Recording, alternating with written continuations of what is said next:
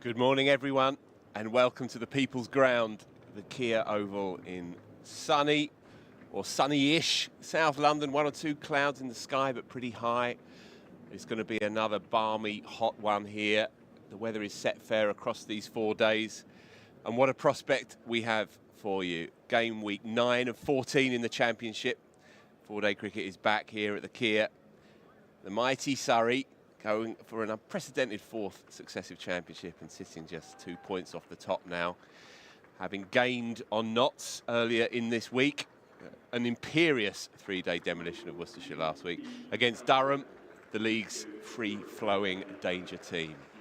So without further ado, just a few minutes out from the first ball. We've already had the bell. Players are congregating on the outfield. Run through the teams. So Surrey up front. Rory Burns, Dom Sibley, of course, a lethal opening partnership. Ryan Patel coming into form nicely at first drop. Sam Curran, Dan Lawrence, Will Jacks, what a middle order that is. Josh Blake in for Ben Folkes, who is on paternity leave, just coming in for his 2nd red ball first-class game. Jordan Clark, Tom Laws, Matt Fisher, Dan Worrell, a 4-strong right-arm seam attack. And so Durham, who have been threatening this year, simmering away in the middle order, but just 28 points shy of Surrey. So a good win here against the head, and they will be right back in the mix come the business end. Alex Lees skippering, of course. He won the toss, and Durham will bowl first.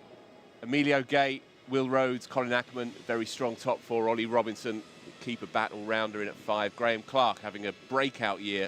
Jimmy Neesham and the bowlers. Matthew Potts featuring as well here, so he's been given dispensation from England to get involved in this one. He needs a few overs in his legs.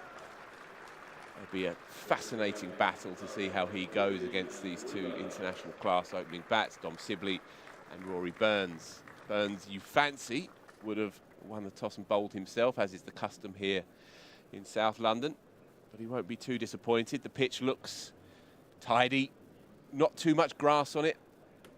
Looks like a good batting track. The overhead conditions are, I guess you'd say, slightly close, a bit muggy, a bit balmy.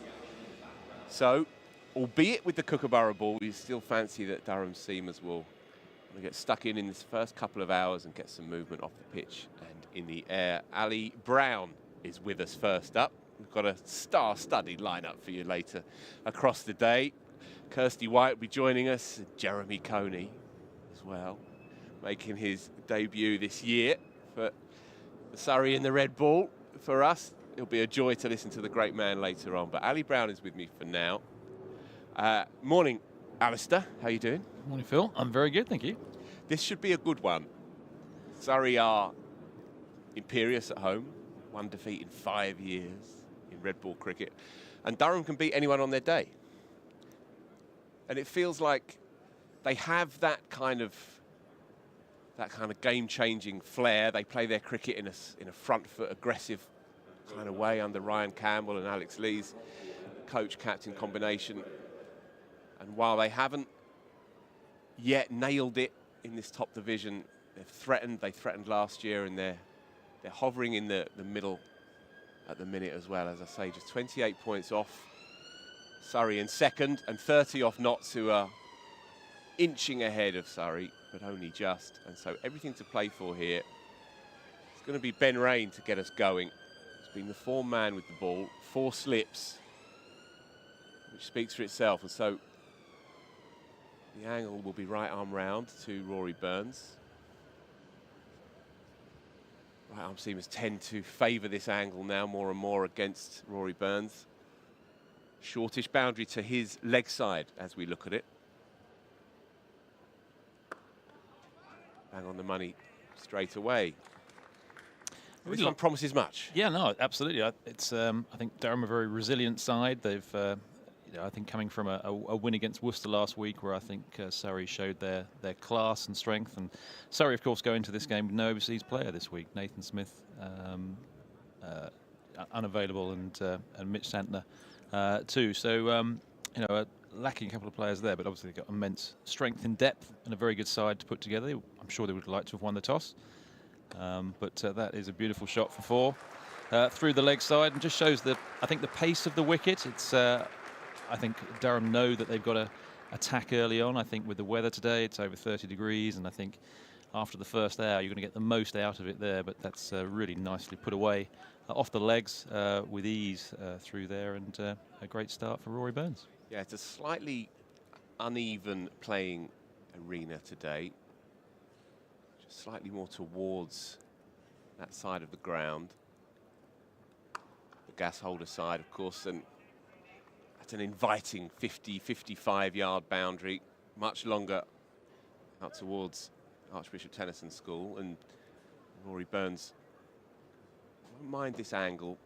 Anything into the pads, anything straight, as we know, he's as good as anyone through mid-wicket and square leg.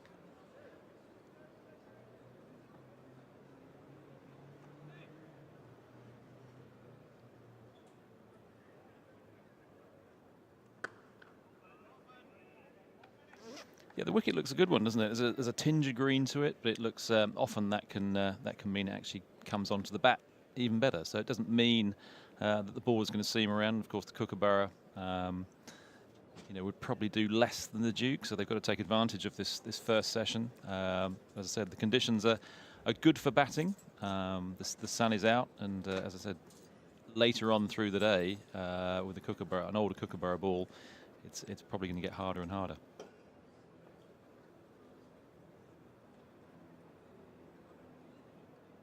Beats him. That's the movement that Ben Raine will be looking for.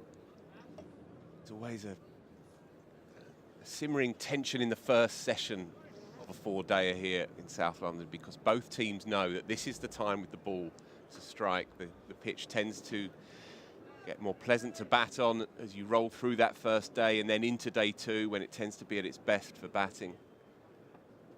These are the moments. You only get small windows as well as a visiting team against this side. Push down the ground, longish half volley. Rory Burns eases into the off drive, no mid-off, just a wide-ish mid-off extra cover, and so easy pickings, couple of boundaries to get Rory Burns going here. 8 for no loss inside the first over. Just lent on that, didn't he? I mean, just a great shot. There's going to be plenty of value for your shots here. There's gaps in extra cover. I really like the way that Durham, they've got a very tight 4 there for the slips. I mean, sometimes you tend to just split them out a little bit wider, but they're very tight there, looking for the edge, and they know they've got to get something early on. But as I said, if they overpitch, then I think they will be punished. But Ben Raine actually came for a trial here a number of years ago when I was second 11 coach. He played a few games. He came more as a batter who bowled, but is probably a bowler who bats these days. But yeah, came for a trial. He was at Durham, then he got released by Durham, and then he went back to Durham. So he's been very successful up there. Sorry, is it success to you? Absolutely not. I mean, I feel I think at the time, or most times, I think Surrey are looking for players with international pedigree, and I think Ben probably wouldn't quite fit the international side of things, but he's certainly been an absolute stalwart for Durham, and he's been very good for them. Indeed, and he has done this year as well, far and away the most effective wicket taker in Durham's side. This is his 8th Red Ball game of the year, 29 wickets at 27, and a few useful lower order runs as well. A real titan of the county game is Ben Raine. Matthew Potts then from the pavilion end. Edge straight through the gap, and that will run away.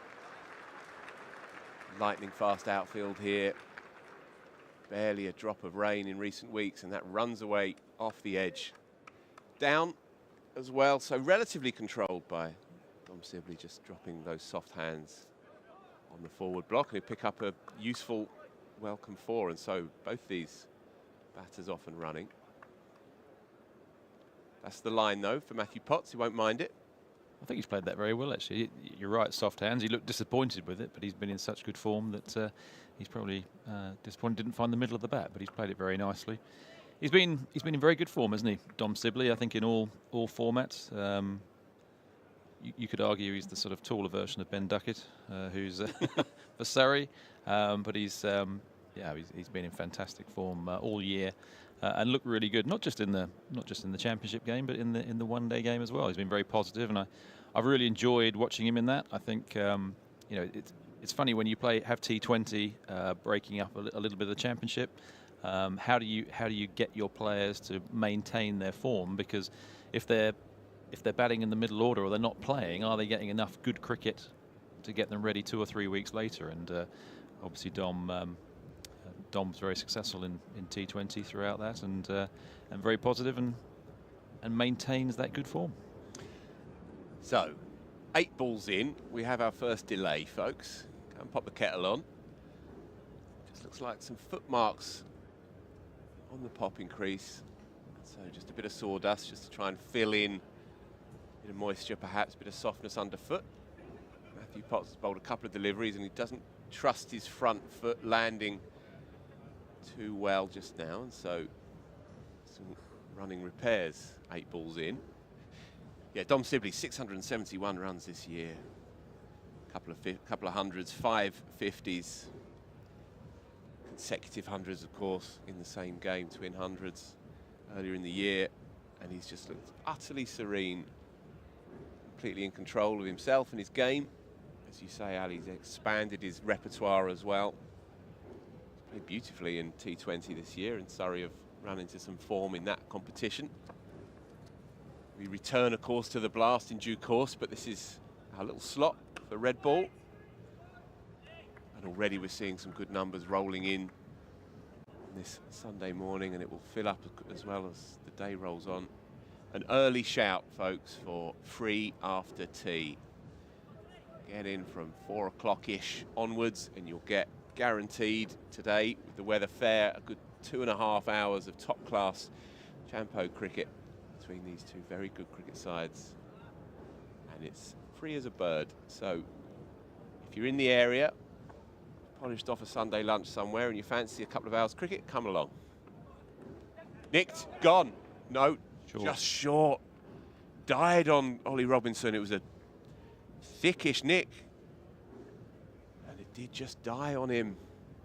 Played again with soft hands, and yeah, it's just probably landed a yard in front of him, but surprising though, those normally tend to carry perhaps just the effect of the roller initially.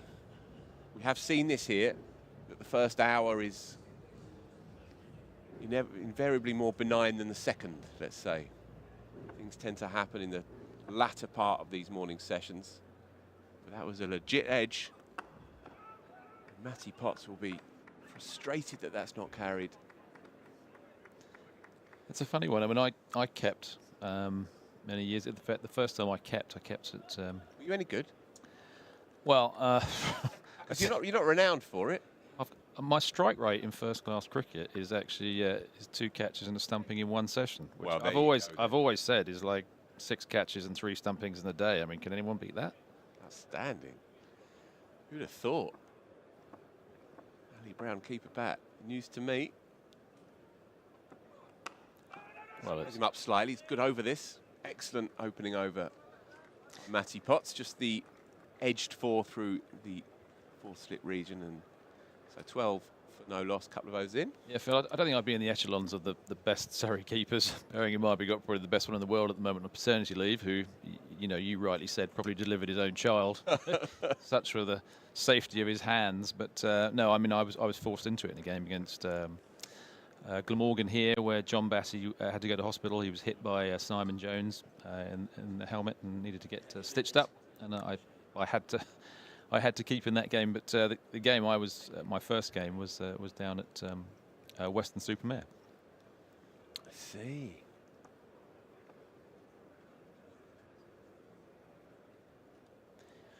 And we had some quite useful Pakistani trialist called Waqar Yunus, and he ran in this one-day game, and I was keeping. And funnily enough, fielding at cover point was some other batsman who went on to do quite well for England, Alex Stewart. And anyway, the bottom line was this ball came through, and it came through on the bounce like that. And I turned to Stewie and I said, "What do I do?" He said, "Just just go up a bit.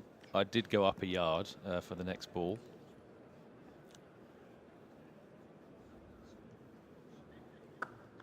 And I used to wear a chain with a cross on it. Not because my nickname is the Lord. I mean, I kind of, I used to go to church when I was younger, and that mark, the next ball that Whacker bowled with me a yard further forward, I think I trapped it on my chest, my neck. I didn't give away a bye, but I had a bruise and a cross mark just under my breastbone. But so that was, I haven't always taken advice from Stewie about keeping, but but the thing is, when you have a wicket, you want to get forward. You want to get as far forward as you can, and we used to in the slips here when Martin Bicknell was bowling on slower wickets. There's nothing worse than getting a nick and then it not carrying, and so we'd kind of go up sometimes suicidally. We feel we're really close, and of course if someone then flashes the blade and it comes quickly, you're kind of, you're doing well to catch those, but you're better off. You need to get up and give yourself a chance to take those catches. Found his line now, Ben Rain. Just a murmur of movement away from the left-hander. Now you're seeing third slips in helmets now. Joe Root's a specialist as well. He likes to put himself in there when there's nothing carrying at all, in the kamikaze position. Well, that's just, is that just because nowadays we have a health and safety officer, and I was brought up without helmets for many years, so I didn't wear a helmet until I was 16. But of course now, helmets are definitely in the game and certainly should be.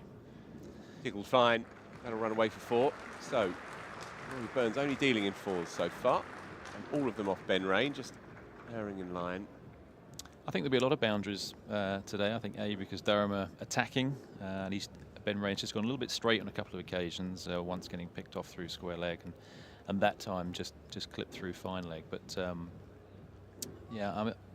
attacking a good area, but there's little margin for error, you'd say, at this point.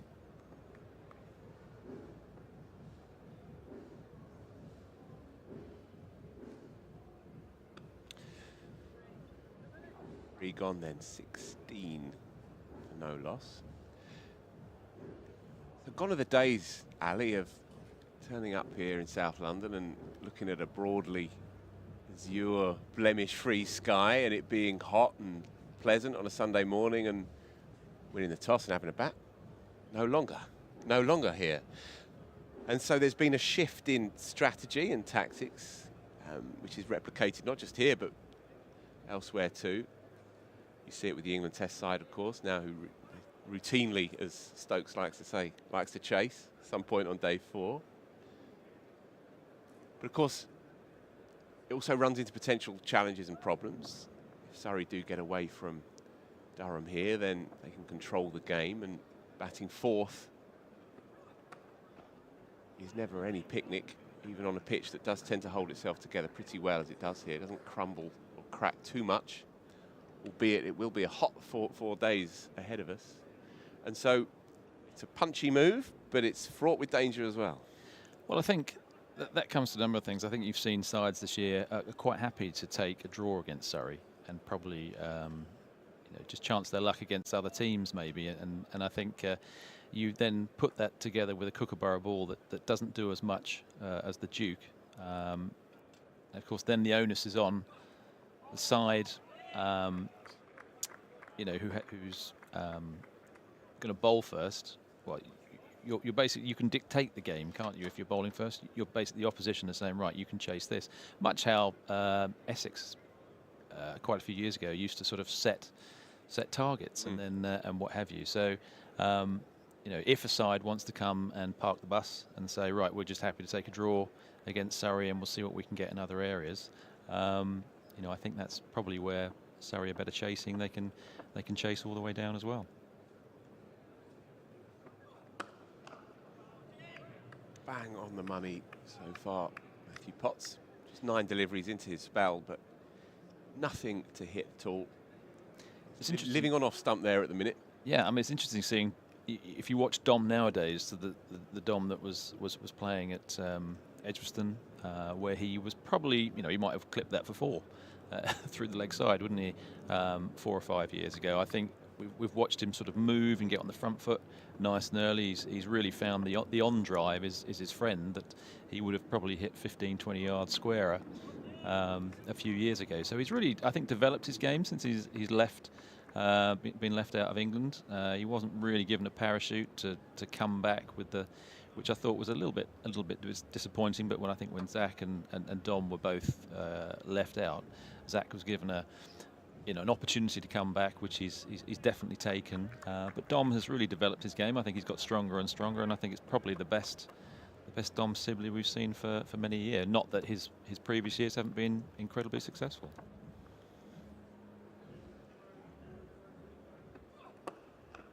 There is that favoured area. Settling for a single.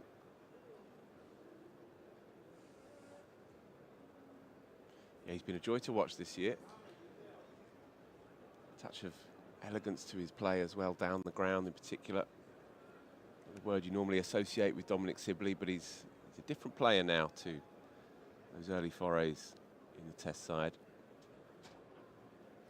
Yeah, I think England's lost to Surrey's gain, and as I said, in all cricket, he's been a real mainstay, very unselfish cricketer, positive, and you just see sort of the next 10 years for Dom being part of a successful Surrey side and squad who could do anything certainly in the next 5 years and potentially longer. A bit more sawdust then down on the bowler's marks, and Matthew Potts trying to get his footing here. Going around the wicket immediately to Rory Burns. County bowlers have seen too much of Rory Burns from right arm over. He lines them up so beautifully. So this is a more challenging angle. Decent carry. So 4 done and 17 for no loss. Rory Burns, 3 boundary falls already from Ben Rain. Dom Sibley just that one tickled edge through the cordon that ran away for 4. Quiet start. Both teams just sounding each other out here. Full of subplots, of course. Alex Lees, Emilio Gay, 2 fabulous left-handed openers as well to look forward to later on in the piece. And a couple of brothers as well. Jordan and Graham coming up against one another in the middle orders. So that'll be a laugh to watch that. Graham Clark's batted beautifully this year. Jordan Clark, as we know, is a legend around these parts with the ball. There is that punch down the ground. Alex Lees tidies up at mid-on, so no run.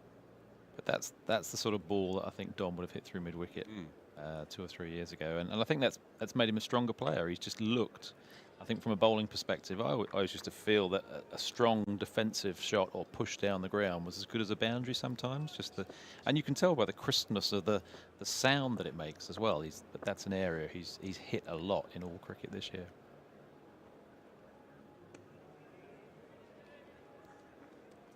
Intentful leave as well. The full stride out, the power leave.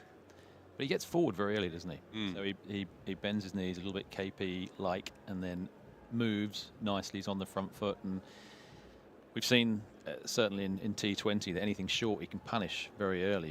He is nice and early on that front foot, and also allows him to get that head forward to play strongly down the ground or leave.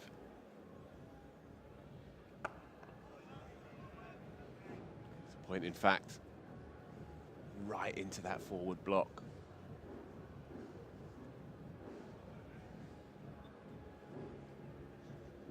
So Sundays at the Kia Oval. I don't know if you can hear it on your screens, but there's always an accompaniment from the gospel choir below us here in the JM Finn stand end every Sunday afternoon. They accompany us through the day. Beautiful sound, joyous to hear it emanating back up into the commentary box There's a rhythm to the whole day here on a Sunday. It's a high energy floor, isn't it? It's one floor down, and they're all incredibly happy. Yeah, it is an amazing atmosphere, actually. I mean, going back a few years when the West Indies used to play here, you used to have a lot of the music at the front of the ground, which was quite special. And of course, you know, you're getting music and songs and everything on a Sunday, which is really good. Shot, Dominic Sibley. Won't go for 4.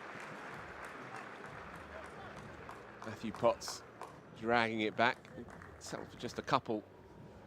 Ominous signs. Playing effortlessly down the ground. Such a swagger to that shot as well, Ali. Just took it from outside off stump past Rory Burns, bisecting him and the stumps. I like that though. It's only gone for 2, but it's more. It's not too expansive. It's a good solid shot, which is what you want at this stage of the game. Ben Rain just putting his length back that final delivery and jarring the bottom hand of Dom Sibley, but no danger. 19 for no loss. 5 overs in. Sad news came through overnight. Wayne Larkins, the former England, Northants and Durham batter, has died aged 71. One of the most popular figures on the circuit. Played 13 test matches. Famously hit the winning runs at Sabina Park to get England to victory. First time, I think, 22 years that they'd won a game in the West Indies, and he was part of Gooch's team, Gooch's touring party back in 1990. 25 ODIs as well for England, and was part of the side that reached the 1979 World Cup final. He made 716 appearances for Northants and hit 60 centuries as well. One of the finest players in county cricket in the 80s, and one of the most popular figures on the circuit as well, by all accounts. And of course, finished up with Durham. He was one of that early cohort led by Surrey, Beefy Botham and Dean Jones, David Graveney, Simon Hughes. Good rogues gallery of county cricket and legends as well of the international scene, and Ned Larkins was one of them, and so he's a much loved figure around the game, and especially in those early years when Durham were making their way as the 18th county back in '92. You played against him much? Yeah, no, I got to play against Wayne in '92. I mean, that was my first soiree of Durham, which is great. I mean, I was very excited to play that game because I grew up idolising Viv and Both, and that was my first opportunity to be on the same park as Ian. And you know, it was a great game. I mean, I remember it vividly because most times you play a side, and you'd be expecting at lunchtime around about a score of 100 for 2 or 100 for 3 would be an average.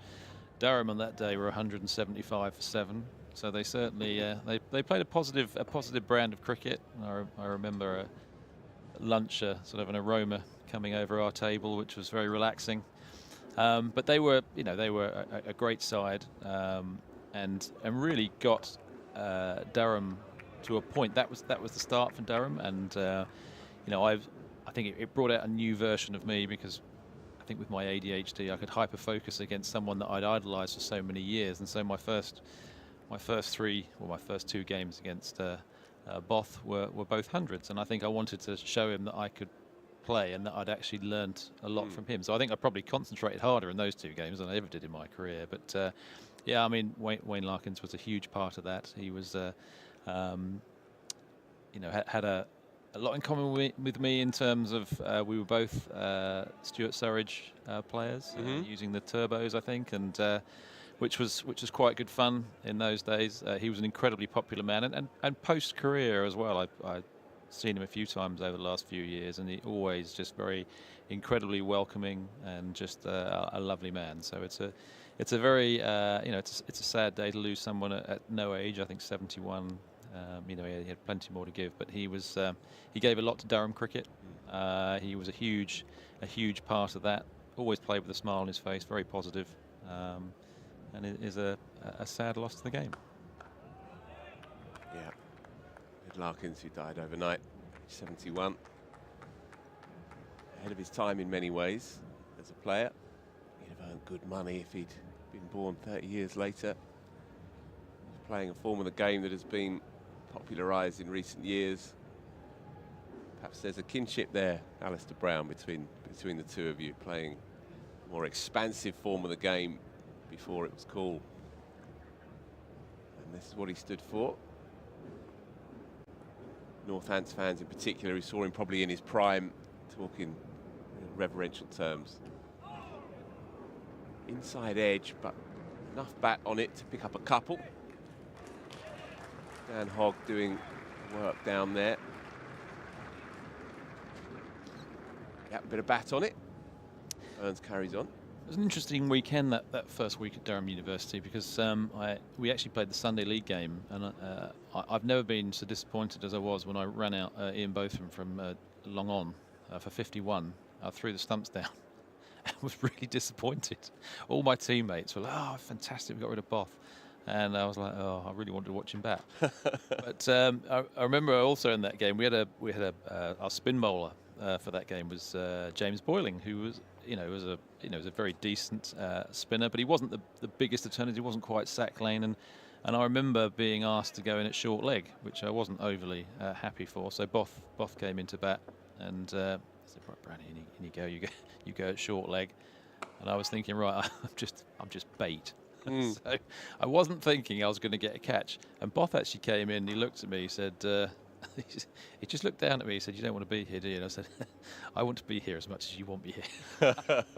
And I was delighted when he actually got caught deep in wicket. He went for the sweep slog. He may well have tried to take me out, but he missed and got caught deep at wicket. At that point, I was like, "Oh, thank heavens for that." But yeah, you have to fight another day. I loved being short legged to a few bowlers. I don't think I really enjoyed it quite so much in that game. Wacker Yunus was always a good player to go short leg to. That was quite good fun. Tony Gray, these sort of bowlers where you've got players on the back foot. But yeah, when you had someone who really wanted to put the ball through you, as Both probably did, that wasn't much fun. On the leg side, Ben Rain just bearing in line.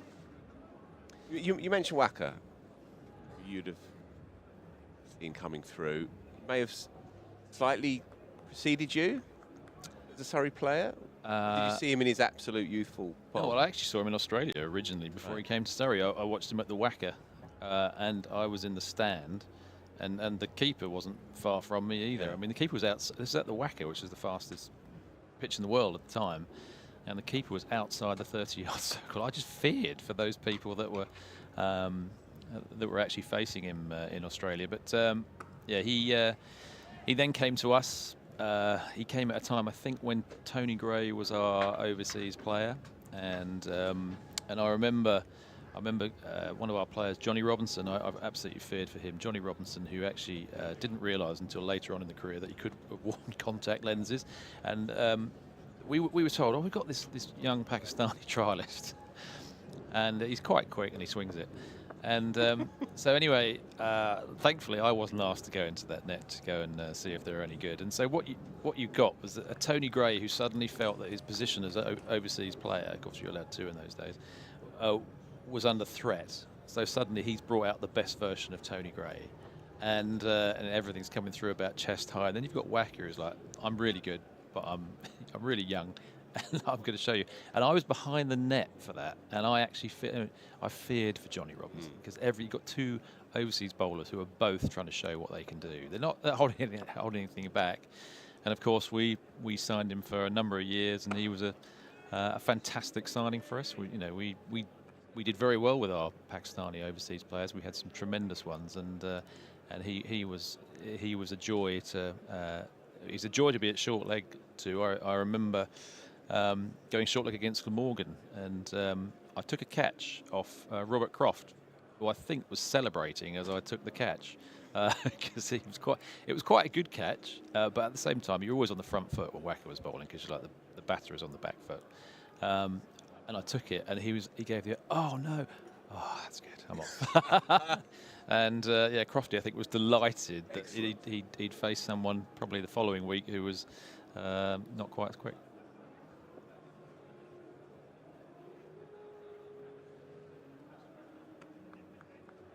A quiet start for Ben Rain. Not looked overly threatening yet, not created too much in the way of chances. Just that one chance earlier in the piece, Matthew Potts inducing Sibley to prod outside the eye line, and a healthy edge, but just drops on the half volley to Ollie Robinson behind the stumps. People are flooding through the doors. We're hopeful of getting a good 5,000 or 6,000 through today.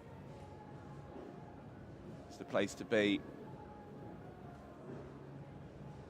You just wonder if this may be the day that Surrey, forced to have first go, forced to bat first, they may just enjoy themselves today with a lethal middle order come as well.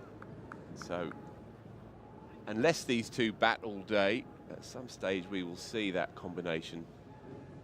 Patel at 3, and then Dan Lawrence at 5, Sam Curran carded at 4, Will Jacks at 6. Curran, Lawrence, Jacks at his box office. So do get through the turnstiles later on if you possibly can. It's going to be a good one. And it's hot as well. So make sure you slap it on if you do come through. Going to push around 28.9 degrees and scorcher tomorrow as well. And on Tuesday, getting into the early 30s. So this could be a tough game for both sides, stamina-wise. The Kookaburra ball, not quite as lively as the Dukes. Well, it's only going to get easier, isn't it, for the batting side? I think if Surrey were to be even 35 for none after the first day, I think they'd be very happy with that. I think it's a really good base to be able to go from, and a great drive from Rory Burns for 4 through extra cover there. I think Surrey would be very happy with their position at the moment. I think what's important is you don't lose a couple of wickets in the first 40 minutes, and they've looked pretty good. As I said, it's for the fielding side, it's going to get harder and harder. 30 degrees, they're going to be taking a lot of water on board, and if the ball's not doing too much, then they're going to, that sort of motivation is going to go a little bit. So, and as you rightly said, Surrey have a fantastic middle order to hopefully take advantage of that. Yeah, so spin is going to play a part here, and it's been a seam-heavy story in recent years, and indeed this year too here in South London, and yet I feel with the overheads that slow bowlers are going to have to play more of a hand here than we've grown accustomed to, and that means Dan Lawrence and Will Jacks with orthodox off breaks, Surrey, and George Drissel as well, the Durham off spinner. Perhaps it'll be more of a containing job initially. It's going to be a game of strenuous efforts, and these teams are going to have to dig deep to get a result from this one. Surrey have looked relatively comfortable this morning up until now. Burns in particular has looked in good nick.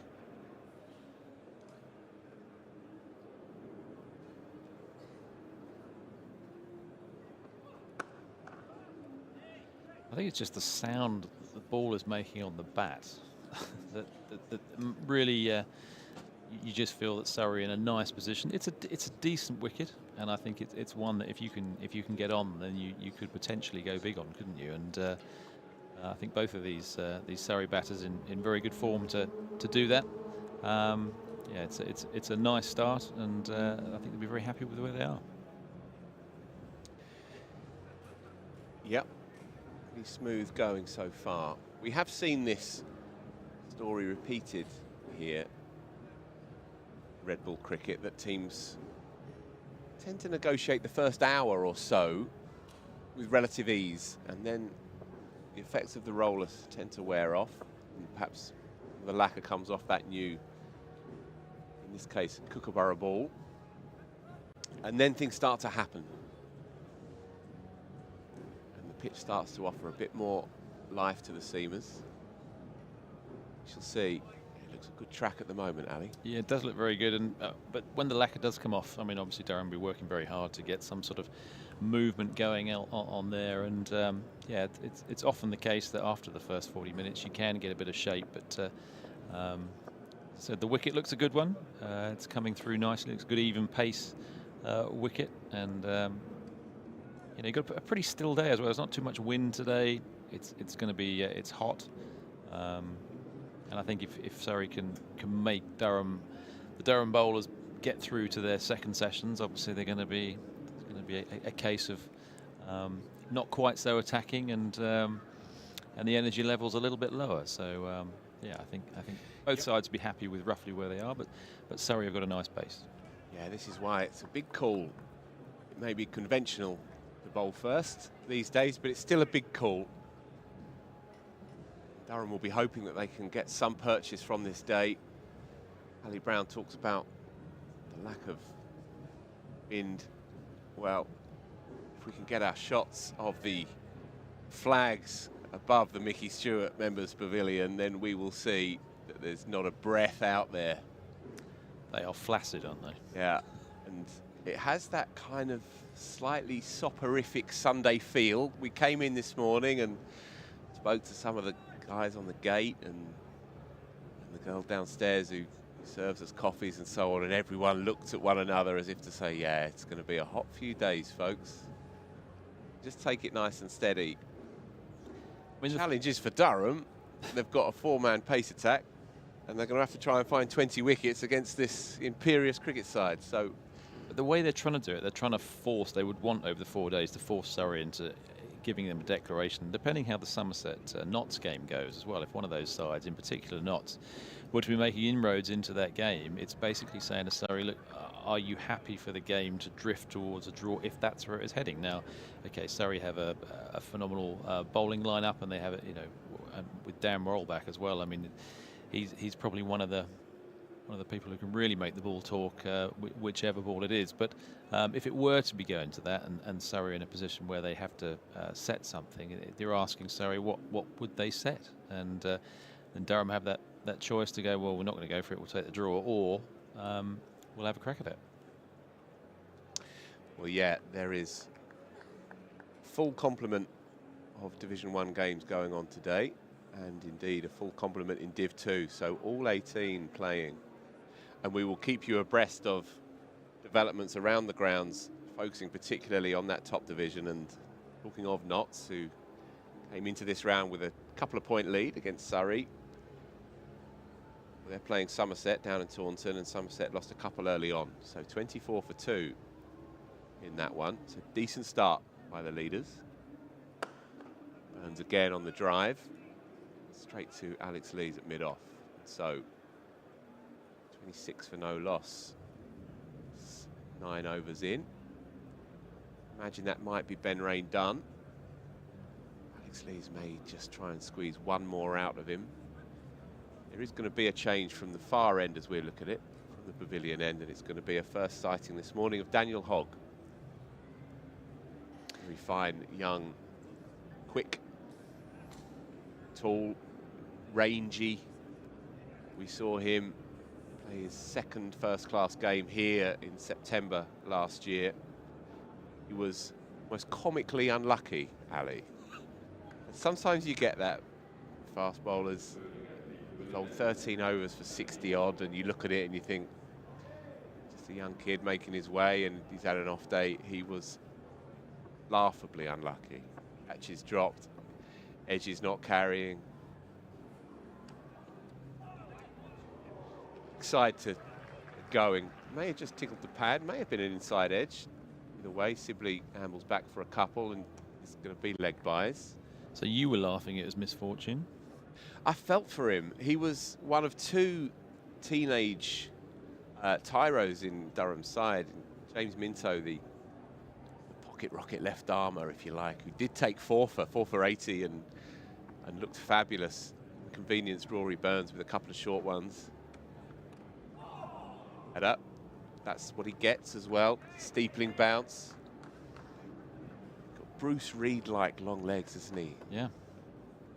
I mean, that was a very good ball. Asked probably more than any other has this morning, and you know, in a good area. That was quite close.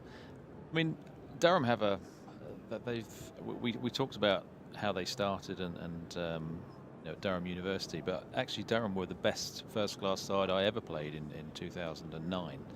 Had a very, very good bowling attack and a pretty decent batting attack actually. And I don't think I mean, I remember playing at Notts in that game, and we lost to them that year, and we kind of got bullied a bit by them at Trent Bridge. And they were very good. So you had Harmison, Clayton.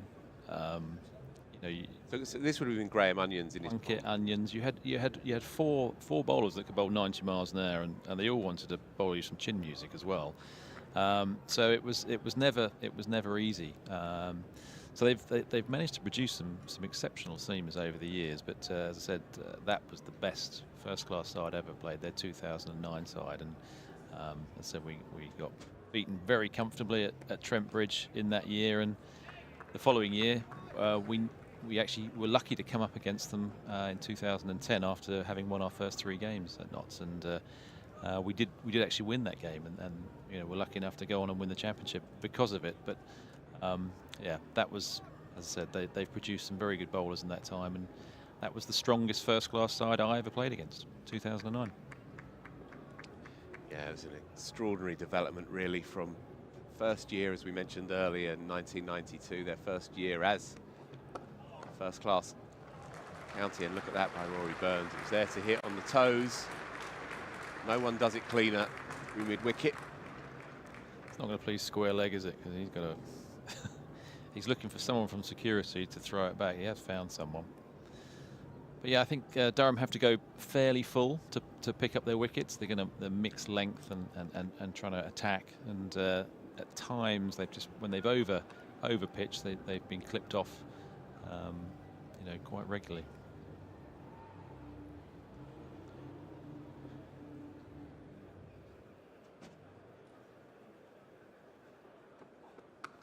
Up for 4. And on either side now. Some good order. Yeah, I think, you know, just overcompensating. They had plenty of time to play that cut shot and played it with ease, really. Just overpitched the previous ball, and that time short and wide. I think you'd be expecting Rory Burns to put that away for 4 10 times out of 10, I'd say. But yeah, good start for Surrey, and as I said, 37. Now they've really just stepped on the gas a little bit, which is great. Yeah, it took Durham just 16 years from their bow as a first-class county, the 18th, to their first championship pennant. And as Ali Brown says, they were an imperious cricket team during that time. Their first in 08. Picked up a second one as well in 2011, and then a third in 5 years in 2013. What wasn't fun about 2009 was that Steve Harmison was left out of the England side, so we had Mitch Clayton, who opened the bowling at Trent Bridge, but knew he was only going to have one spell. And then after lunch, we got a fairly frustrated Steve Harmison, and that was no fun either. So yeah, but they had some exceptionally. That's a great shot by Dom Sibley, clipping off the legs for 4 there. But they had some exceptionally good quicks, but they also had in Davies and Thorpe, they had a couple of very good medium pacers who were very skillful with the ball as well. So, and they mixed it well, where they'd have a Davies or Thorpe at one end, and then somebody wanted to hit you on the chin at the other at quite excessive pace. So you were camped on the back foot at one end, and you're lunging on the front foot at the other.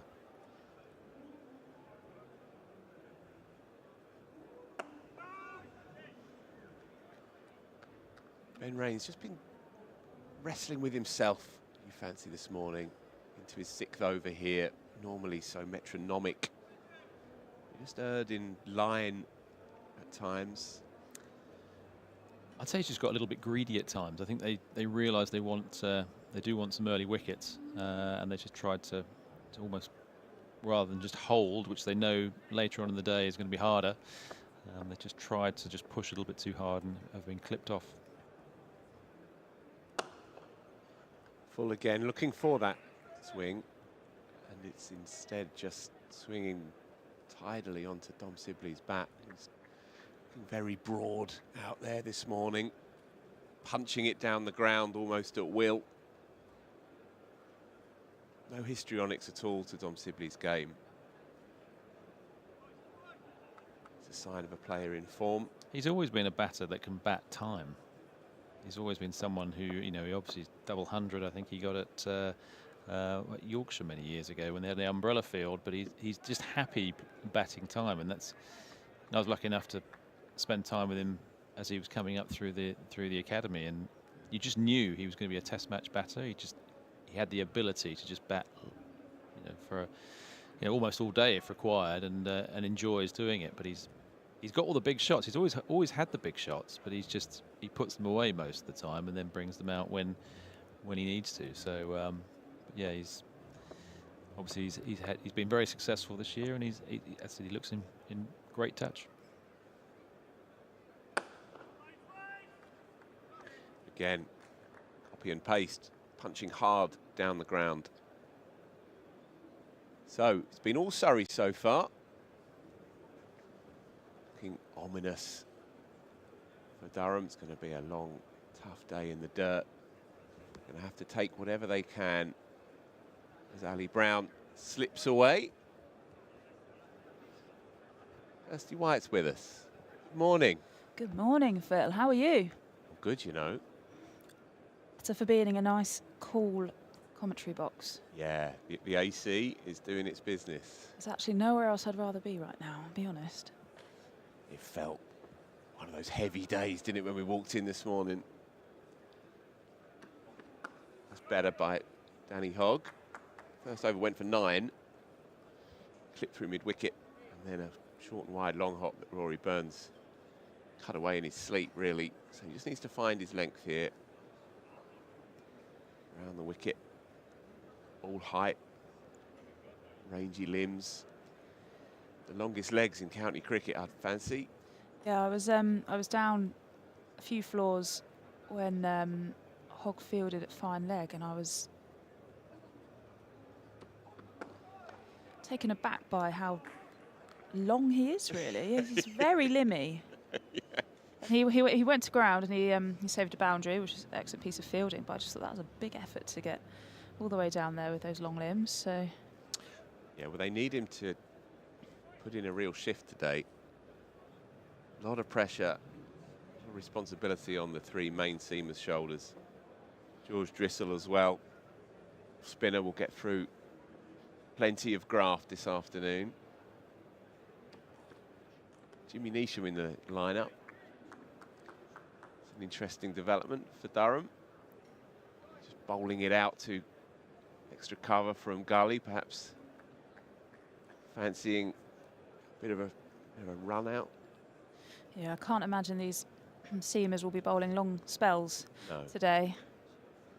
Heavily reliant on the spinners to get through some overs, particularly as well. I would definitely not like to be a fast bowler on a day like today for the next 4 days.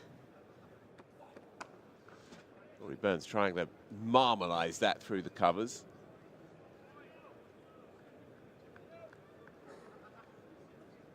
Sign of how well he's seeing it and how confident he's feeling to try and take Daniel Hogg on here. Yeah, and equally with the weather as well, the batters will be thinking, actually, if we can just pick up boundaries and not have to run and rotate the strike, our platform to bat all day becomes a little bit easier.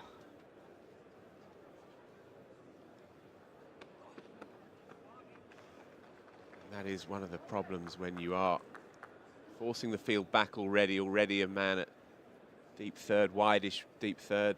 So there's an easy single there, just behind square. Just drop your bat on it. Very little movement off the pitch or in the air. Yeah, I was observing the slip cordon as well, and they are very, very tight. not even an arm's length, really, I don't think, away from each other, but they're not far back, suggesting there's not a huge amount of carry either in this day one wicket.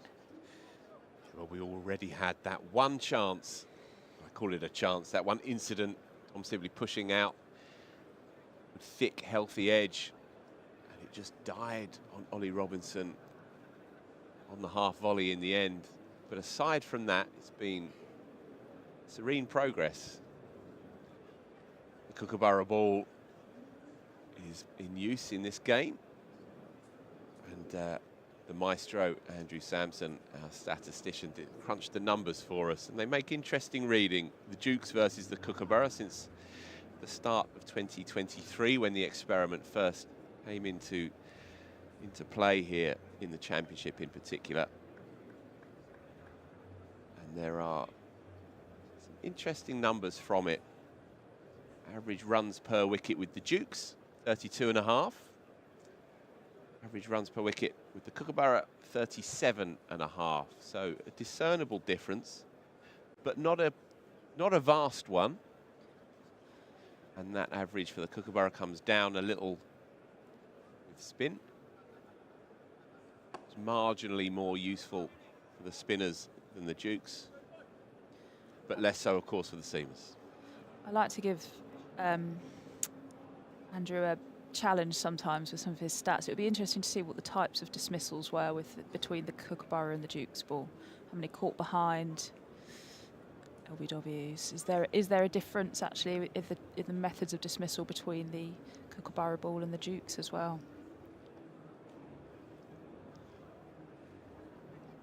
Well, he's with us remotely today, so he'll be tuned in, beavering away.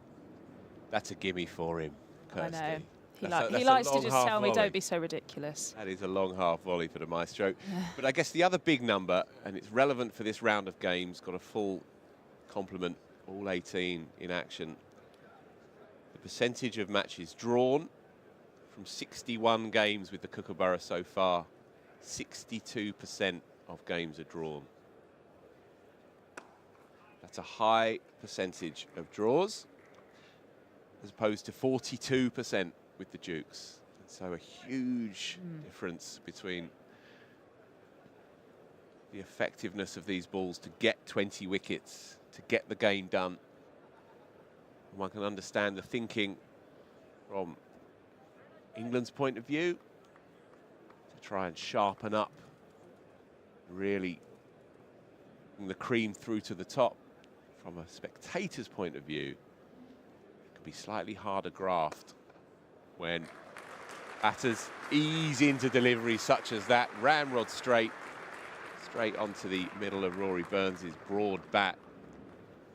7 boundary fours already this morning, and every one of them entirely authoritative and with no little style as well through the onside. It's bread and butter, that, for Rory Burns, isn't it? And with a ball that's not swinging, it's a fairly risk-free shot for him, particularly early in the innings still.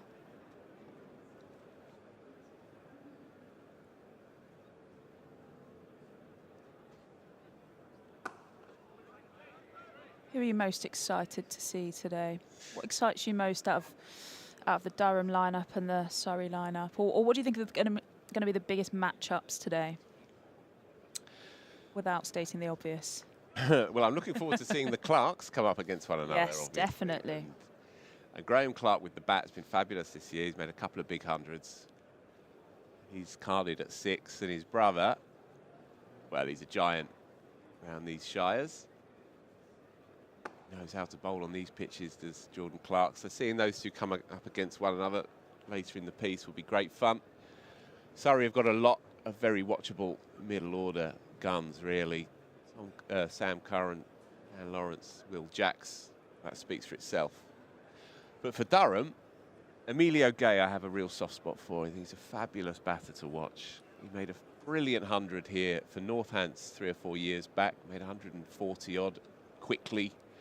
So he's got form here in South London, and he's simmered as Durham's big signing. ahead of this year. He's had some good days and some tough days. Picked up a pair early in the year. He's peeled off a couple of tons as well. And if he gets going, a few more stylish and watchable players in the county game than Emilio Gate. It's better by Danny Hogg. That's where he needs to live, right there on off stump. Yeah, length just dragged ever so slightly back, probably hitting length there. Whereas probably over pitching a little bit in his first 2 overs, searching for some swing. That's just not there, is it? It's just not there. It's just not there, and you can look. I think you can look all you want, but it's definitely not there. And I don't think you can rely on any form of cloud coverage to provide any swing today. You're just going to have to hit your line and length. See if you can bore the batters to death. Although I'm not sure Dom Sibley is a man you can bore to death with the bat. Yeah. Bat all day, for 4 days if needed. This is it, he is inscrutable really. As I was saying to Ali just now, there's no fuss, no histrionics with him.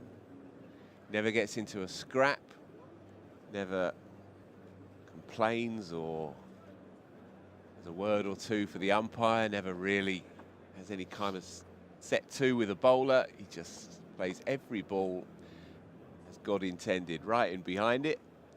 And if it's too wide, he'll let it go by, and if it's in the pads, then he'll pick him off. Thank you very much. And you're right, he has a natural rhythm for batting, doesn't he? Some players get impatient, their concentration errs and drifts, or they play the occasion rather than the ball, but Dom Sibley is not that player. No, he certainly could deliver a masterclass on going up through the gears. And that's the threat he poses as well. That's a beauty. And that has climbed off a length as well.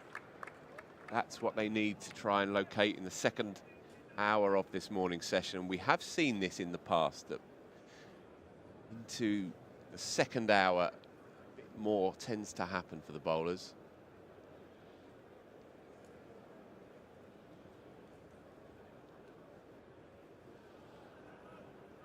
Yeah, much better over this from Hogg. Genuine miss from Lawrence.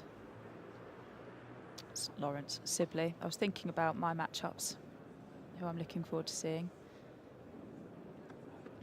Yeah, good to see Dan Lawrence back in the fold. Obviously, it's quite a lot of this season 2 injury. Yanked aside by the looks of it in an earlier 4-dayer. Batted on manfully, and then we didn't see him for the best part of 6 weeks after that. But he's now back, fit, firing. And what a joy he is in full flow. So, promise of that gun middle order of Curran, Lawrence and Jacks is to come. Maybe I'm looking tomorrow. for At this rate, maybe tomorrow. That would be the dream for Surrey, wouldn't it? And Josh Blake as well. A word on Josh Blake in at 7. It's his second first-class game in as keeper. Ben Folkes is on paternity leave, and so Josh Blake gets the nod. And what a great story he carries part of the youth teams here in the academy. Let go initially, was working for the Surrey Foundation, doing some coaching, helping out on some chance to shine sessions and so on. Surrey had a bit of an injury crisis in the 2s. They needed a keeper. He was called up. Sutton CC's keeper, Josh Blake. And the rest is history. He's now ensconced as Surrey's reserve keeper and very fine young player. And he gets the nod today. So, Matthew Potts, change of end. 4 overs for 11. It's accurate, challenging, be it in rather benign conditions. See if he can get a bit more purchase from the Vauxhall end. He's choosing to stay over the wicket to Rory Burns initially. 3 slips and a backward point. No fieldsman down on the boundary, and so with the natural angle running across the left-hander, no slips and backward point will be in play, but anything that beats them, and that will run away for 4.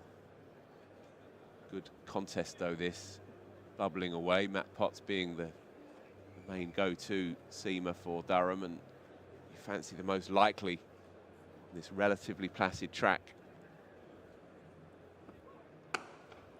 Burns on the drive.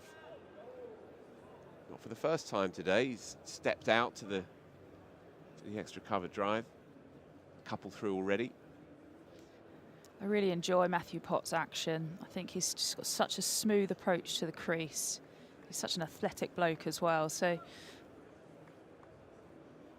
watching him run in and his stride through the crease, obviously he carries a fair bit of pace behind him as well. He looks strong as well, doesn't he? Looks like he's very strong. Built up a little, searching for that extra yard. And again, Burns on the drive. Very well balanced this morning. Standing tall into the drive and not falling over to clip those deliveries off his pads as well. Yeah, he's looked excellent so far. So now just moving Emilio Gay out to deep square on the pull. So a man now at long leg and deep square. So 2 men out on the boundary. Short-ish boundary out that way to the left-hander, no more than 50, 55 yards.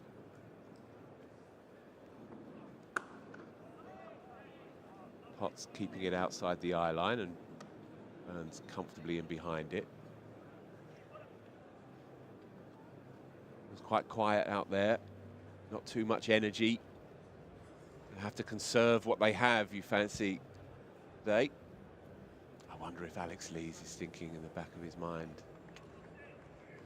He had to make the decision to bowl first because this is the direction of travel, but you have to then suck it up, don't you, as a skipper, and own the decision, even when it looks flat and easy. It's very well fielded there, backward point, saving a boundary. George Clark putting in the dive. Those hard-used wickets. Elbows will certainly not be thanking him for it, but he does have a long-sleeve shirt on. Just one saving grace, I suppose. This outfield will be incredibly dry, incredibly hard. In fact, I think the best place to field is probably where long leg is at the moment. If you're going to have to go to ground and put your body on the line.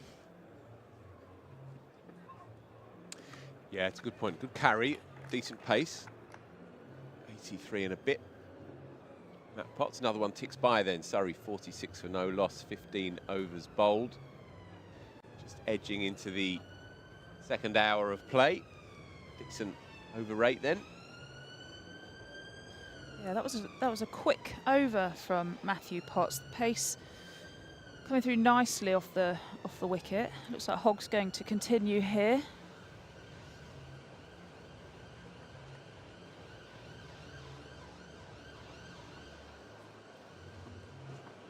Soundtrack to South London edges past us. Daniel Hogg, 2 wide. Most legitimate wide, but umpire happy to let that one drift past, but just needs to focus on that length. He's much better in his 3rd over. It's going to be back well because Kirstie, okay. he went for 9 in his first, just a single in his next 2. No great pace, but awkward angles. It's going to be a real test of fitness for every player here today. And it will be. That one is also left alone by the umpire. They're in generous mood today. Rather toppled as well in his follow-through. Every player's going to have a role to play here, yeah. That's a great tumble, though. It is, and the umpire can summon the energy to get those arms up. Michael Burns. It's a hot day. Perhaps he's not put any deodorant on. This is it. So, he said, just recalibrate here, does Danny Hogg. Again, another one 2 wide. Dom Sibley will watch that go by all day long. Doesn't want to expend too much energy throwing it outside the off stump 2 wide, especially in this first crucial couple of hours. Nor throwing himself down the wicket. Yeah. There's been 1 or 2 issues with the foot marks from that end. We saw some sawdust come out earlier. than likely just striving for that extra half a yard.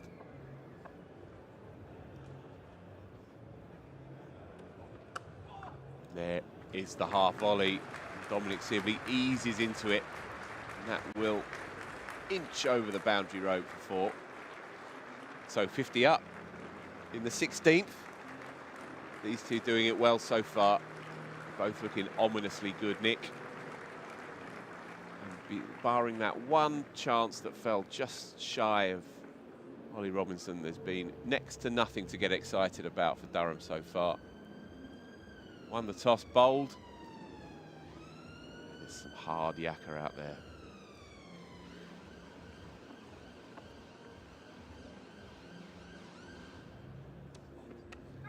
Ooh.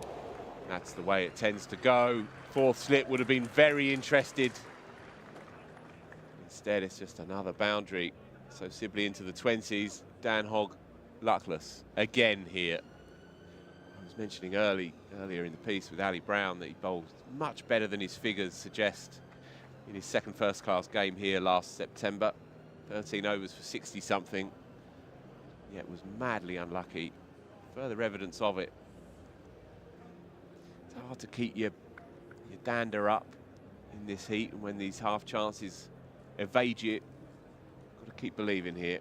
And that's the first bit of width, really, that Sibley's kind of gone after as well.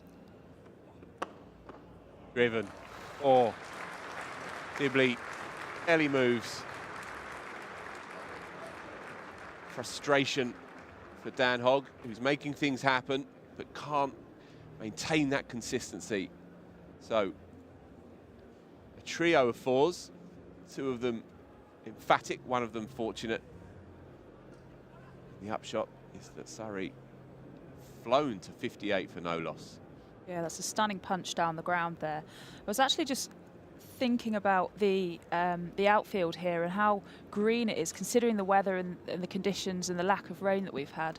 I was watching the women's T20 yesterday at Trent Bridge, and the outfield there is almost brown in patches. So credit to Lee and his grounds team for keeping this luscious green outfield going. Joined in the hot seat here with Cam Ponsonby. Welcome. Hello, Kirstie. Hello. How are you doing? I'm good. I am good. It's a stunning day here at the Kia Oval. Surrey going well at 58 for no loss. Matthew Potts to Rory Burns. That's 4 more. 4 boundaries in a row for Surrey. And they are flying along at the moment. There's a healthy crowd in. A bubble, a murmur going around the Kia Oval. Yeah, hiding in the shade. So the Mickey Stewart Members Pavilion is shaded at the moment, so that's pretty full. And under the SSE Energy Solutions stand, most people are huddling at the back to try and find a bit of shade. Being sun safe today, very wise. Way and a miss. Burns just looking to force the ball down that deep third area. Potts has been bowling quick, and he's bowled well from this end. Just holding his line there. It's almost beat Burns for pace, actually, that. He's just tried to dab that down through the vacant third man area, but beaten on the outside edge by Matthew Potts.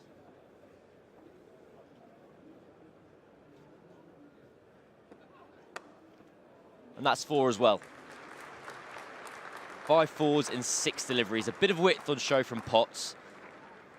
And Surrey, well, Durham would have been frustrated at their lack of wicket an over and a half ago. At least at that point, they're keeping it tight. Now, with 20 runs added to the scoreboard in the best part of 3 minutes, this morning is very quickly becoming Surrey's and only Surrey's.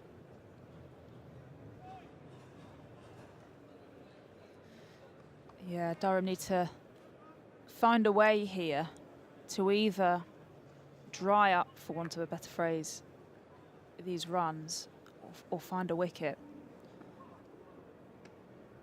Could be the difference that we're seeing with the Kookaburra ball. I saw Phil Walker on commentary before me had the statistics about kind of the difference between the kind of wicket taking and averages of the Kookaburra versus the Duke's ball. But we have seen at the Kia Oval, the pattern of play has been win, toss, bowl. And the best time to bowl has been this first morning, where there's a little bit of moisture in the pitch, there's a bit of movement available. And you try and nip out a few wickets. Durham so far unsuccessful in that quest. Yes, and any moisture in the pitch in this heat today will certainly not have taken long to dissipate. So striking early, really important. You can have a look through the wicket here. It looks fairly green actually on your screen. From the comms box, it doesn't look as green, but we have seen it change colour very quickly as the days have gone by. What do you think, Cam?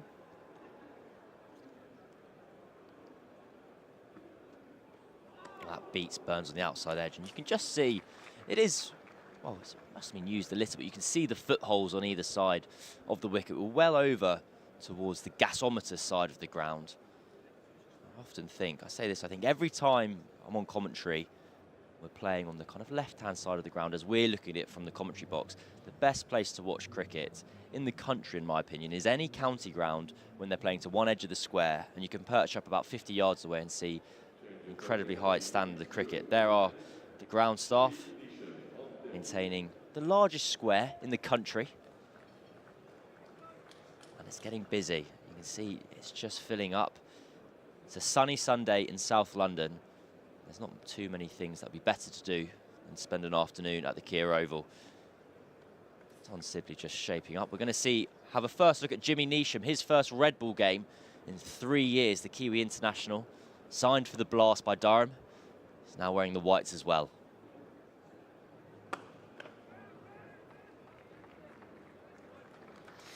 Yeah, I've been looking forward to seeing Jimmy Neesham, particularly actually when you have the likes of Sam Curran, Dan Lawrence, Will Jacks at the crease. I think that's going to be an excellent match up there to see how they go up against each other. But yeah, very excited when I saw Jimmy Neesham's name on the team sheet today.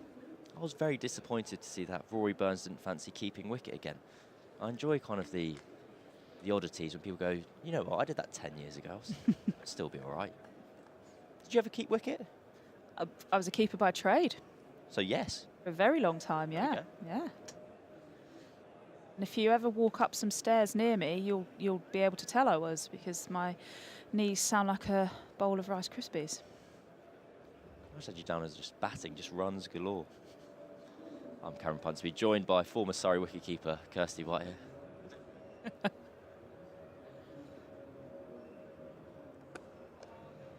Just turned into the leg side, but Burns there for a dot ball.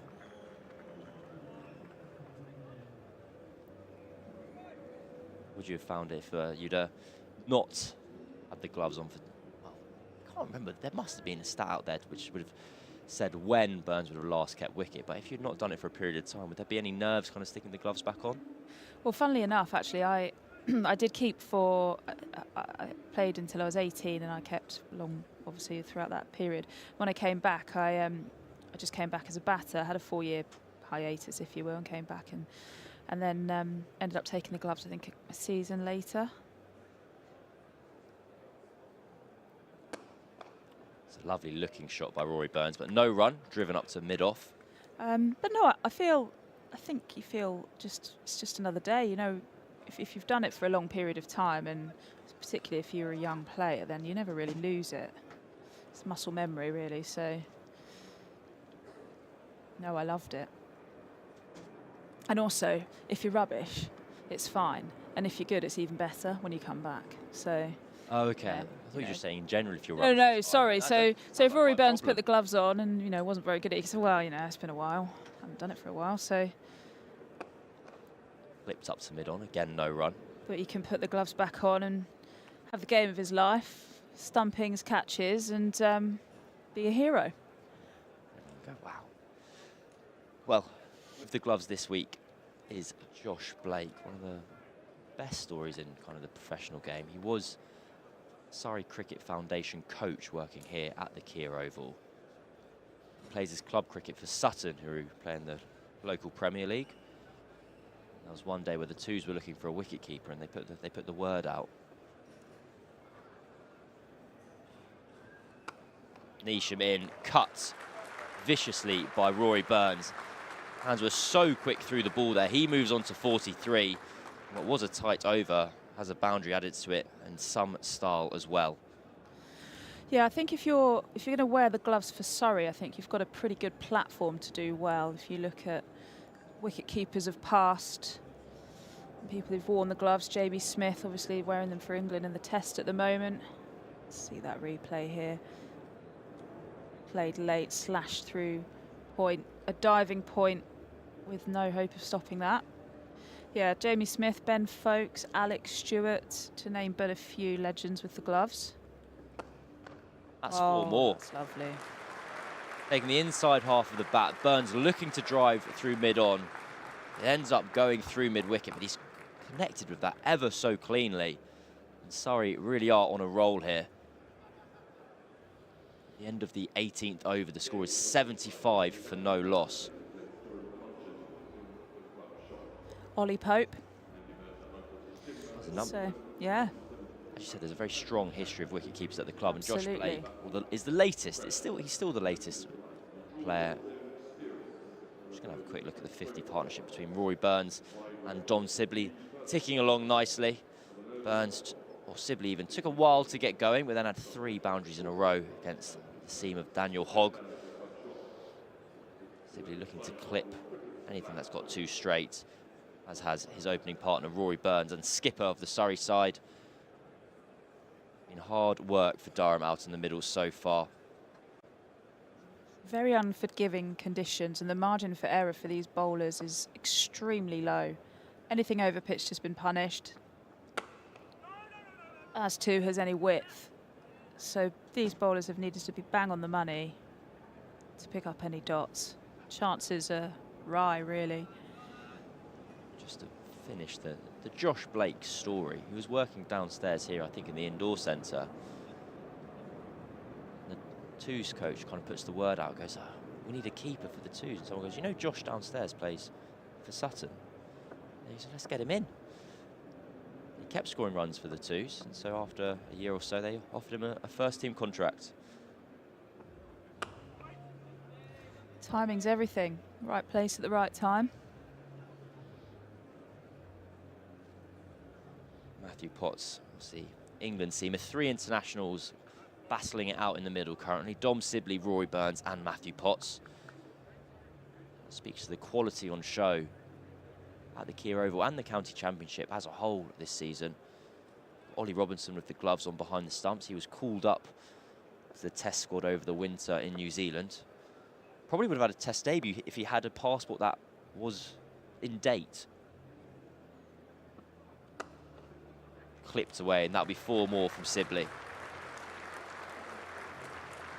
Runs really are flowing here at the moment. There doesn't seem to be too much that Durham can do about it. Yeah, that's that line just straying ever so slightly. Can't afford to bowl too straight to either of these 2 batters at the crease. Anything through that mid-wicket region to Rory Burns and Dom Sibley is a gift, really. So a little bit of a teapot from Matthew Potts. That was an accidental pun, but I'll take it. I was wondering if you're going to like go for the full pun. I was excited.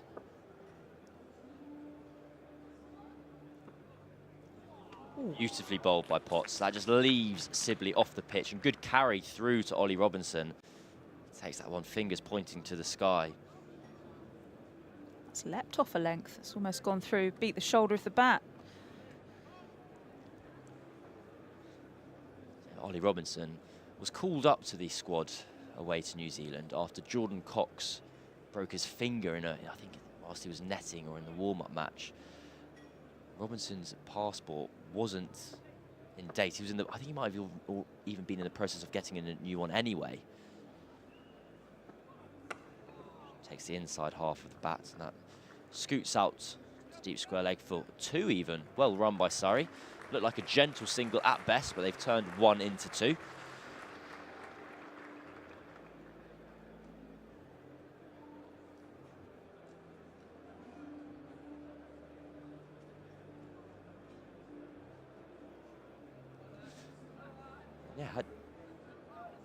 There are two types of people in this world, and I think I fall on the other side of that, whereas if my passport was anywhere near being out of date, which for me would be about a year,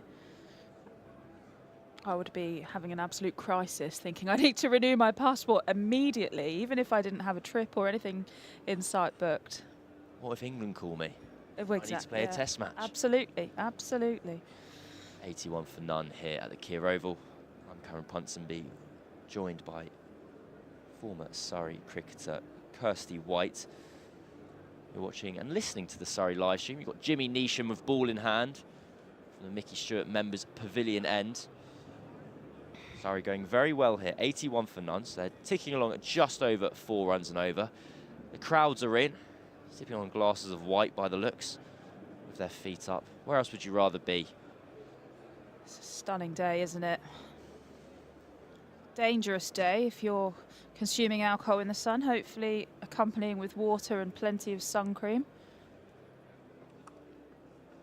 That's a lovely touch from Rory Burns. Again, a little bit of width from Durham. And Burns just glides that down to deep third, and it's a half century for the Surrey captain. He's a run machine at the Kia Oval and all across the country. It all seems so easy for Surrey's left-handed captain so far. Yeah, beautifully played half century from Rory Burns. Majority of runs being accumulated from boundaries, which I'm sure, given the temperature outside, he'll be very thankful for. Current run rate at the moment is 4.43. It's driven over the head of Jimmy Neesham. It was kind of launched into the ground, bounced over the bowler. Yeah, that for me is a sign of just how well Rory Burns is seeing the ball. He's timing it. He's hitting and striking so hard under his eyes that he's drilling that defence that's leaping back over the head of the bowler. Those are good signs for Rory Burns. So I was just talking about that run rate, the ball before. I'm sure Durham will probably be looking and thinking, we probably need to get a bit of control over this because this day could get away from us very, very quickly. And if they're approaching lunch, having not taken a wicket with over 150 on the board, those are worrying signs from a Durham perspective.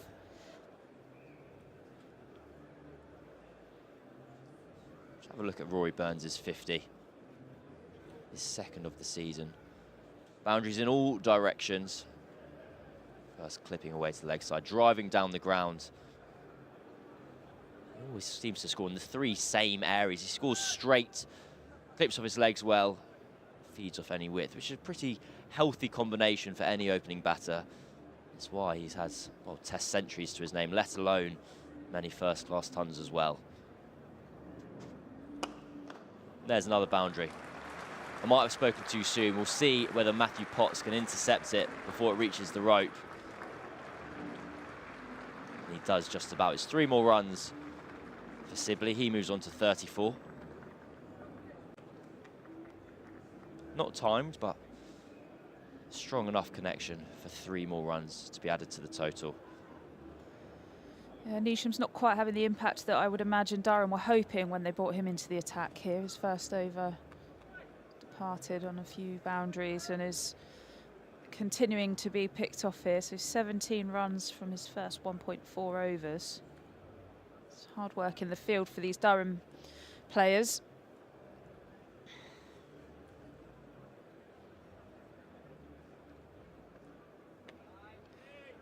What could Durham look to change if they were trying to just put the brakes on the innings a little bit? Would it be as simple as we've seen now on this side, the cover point fielder hitting the boundary? Would there could be a change of tactics with the ball in hand?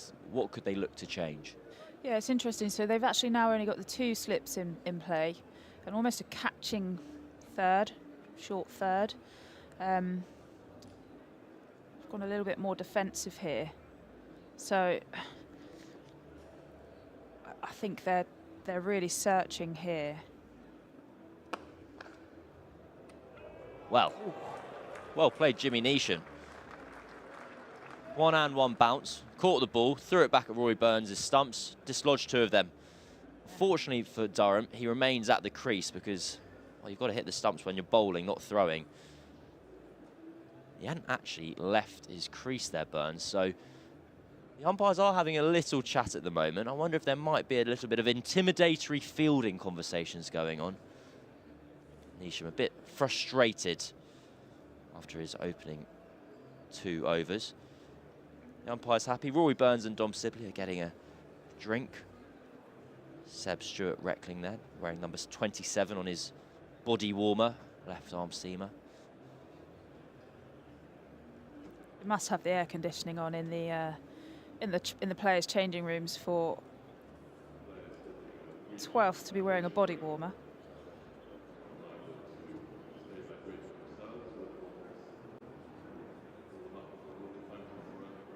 Potts continuing from the Vauxhall end. A little bit of a conflab between Alex Lees, Matthew Potts.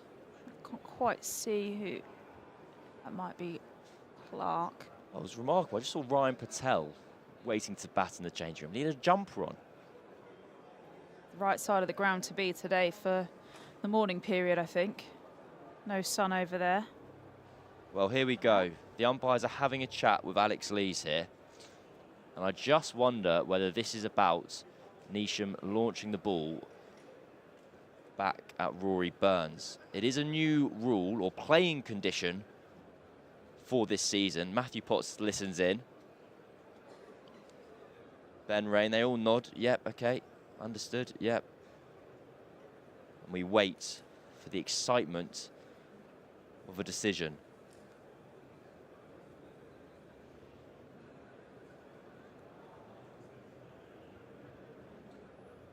Signals too. I think we're all just carrying on. I think the world is continuing. Here is that replay.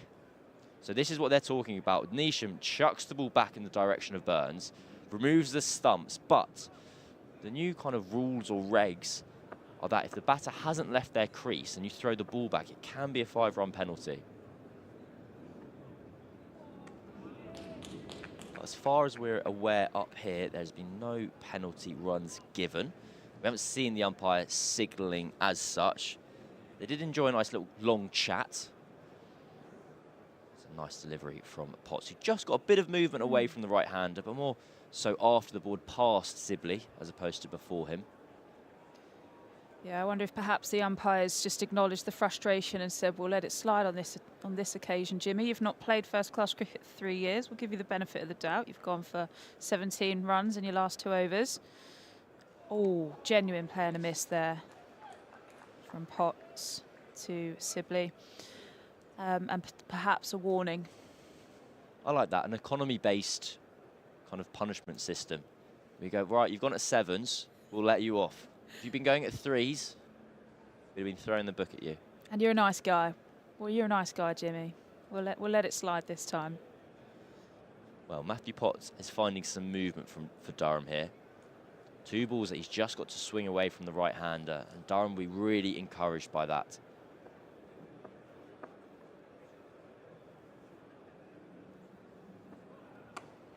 It's clipped into the leg side for 1 run, down to fine leg. Graham Clark doing the fielding. Had a very fun group chat situation happen between a friend of mine and Graham Clark. And it is absolutely suitable for Surrey live stream broadcast. I don't know if many group chats are. So my friend and colleague, Nick Friend of the Cricketer, was setting up a WhatsApp chat for his club side, North Middlesex's 3rd v 4th pre-season intra-club friendly. Burns pushes it into the leg side and they'll pick up 1 run. And one of the lads who plays for North Middlesex 4th 11 is called Graham Clark. And the Graham Clark that Nick Friend added to the 3s v 4s North Middlesex intra-club WhatsApp chat was Durham's Graham Clark. And so everyone played their role perfectly. Graham messaged Nick and went, thanks very much for the selection. Unfortunately not available. I'm hoping to play against Hampshire. And he turned up. So There we go. All's well that ends well. Matthew Potts with ball in hand here. He's bowling to Dominic Sibley. Take a quick single to Emilio Gay at mid-on. This is nice. Burns and Sibley have rotated the strike really well, actually, the last few deliveries. Just going to show that actually we're still going to run you ragged in the field if you're not going to offer us a boundary. Maybe that was an idea that Durham were thinking, we'll see if we can just starve Surrey of some boundaries and make sure they have to work for some runs here. Surrey are obliging, but doesn't really aid the run rate here for Durham. Well, playing a miss, the third of the over from Surrey, but Potts goes without reward. After 21 overs, it is 92 for none, and we're going to have a change in the commentary box. Kirstie White is going to make way. I'm going to be joined for the first time this season. What a moment of excitement and jubilation by the great Jeremy Coney. Jeremy, welcome to the Surrey live stream. How are you? I'm well, thank you. Travelled from Kettering this morning. Goodness me. Got rather overdressed, I would say. Put the jacket. Oh, okay. The New Zealand mistake, you see. And I hope I go. I'm normally a radio man, as you well know, Cam, and so I hope I don't talk too much on this. It'll be quite difficult for a man of such advanced ears. Well, luckily, everyone likes to hear all the words you have to say, Jeremy. So you could never speak too much. My name's Cameron Ponsonby. I'm joined by former New Zealand all-rounder, broadcaster extraordinaire, Jeremy Coney. Here at the Kia Oval, it's Surrey versus Durham. Surrey 92 for no loss, and Jimmy Neesham is bowling to Dominic Sibley. Tucks that off his hip for one run. We've reached what seems to be the second phase of the morning, haven't we? Where the wickets haven't fallen, cordon has now been reduced to one slip in a gully, field is a bit more spread, and getting to that phase of the match where you start to say, what sorts of things do we do as a bowling attack after putting the opposition in? And they're on the cusp of 100 virtually without loss. There's been little movement, whether in the air or when it strikes the pitch.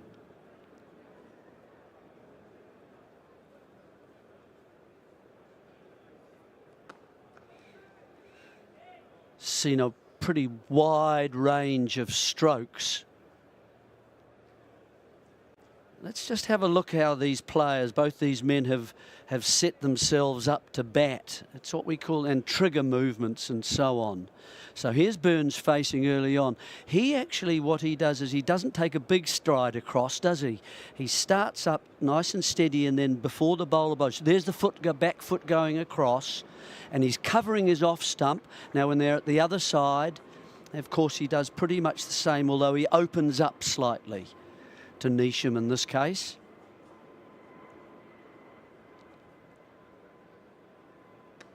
That's edged, well fielded in the gully region. Really quick down to his right-hand side. So I think he sets up quite nicely. It's just a small movement across and then onto the front foot. It's down to his left, I believe that's George Drissel. I apologise to whoever that fielder is. If it wasn't George Drissel, and if it was George Drissel, I congratulate him on a fine bit of work. Just in case. Just in case. You always want to be safe in this job. Never sorry.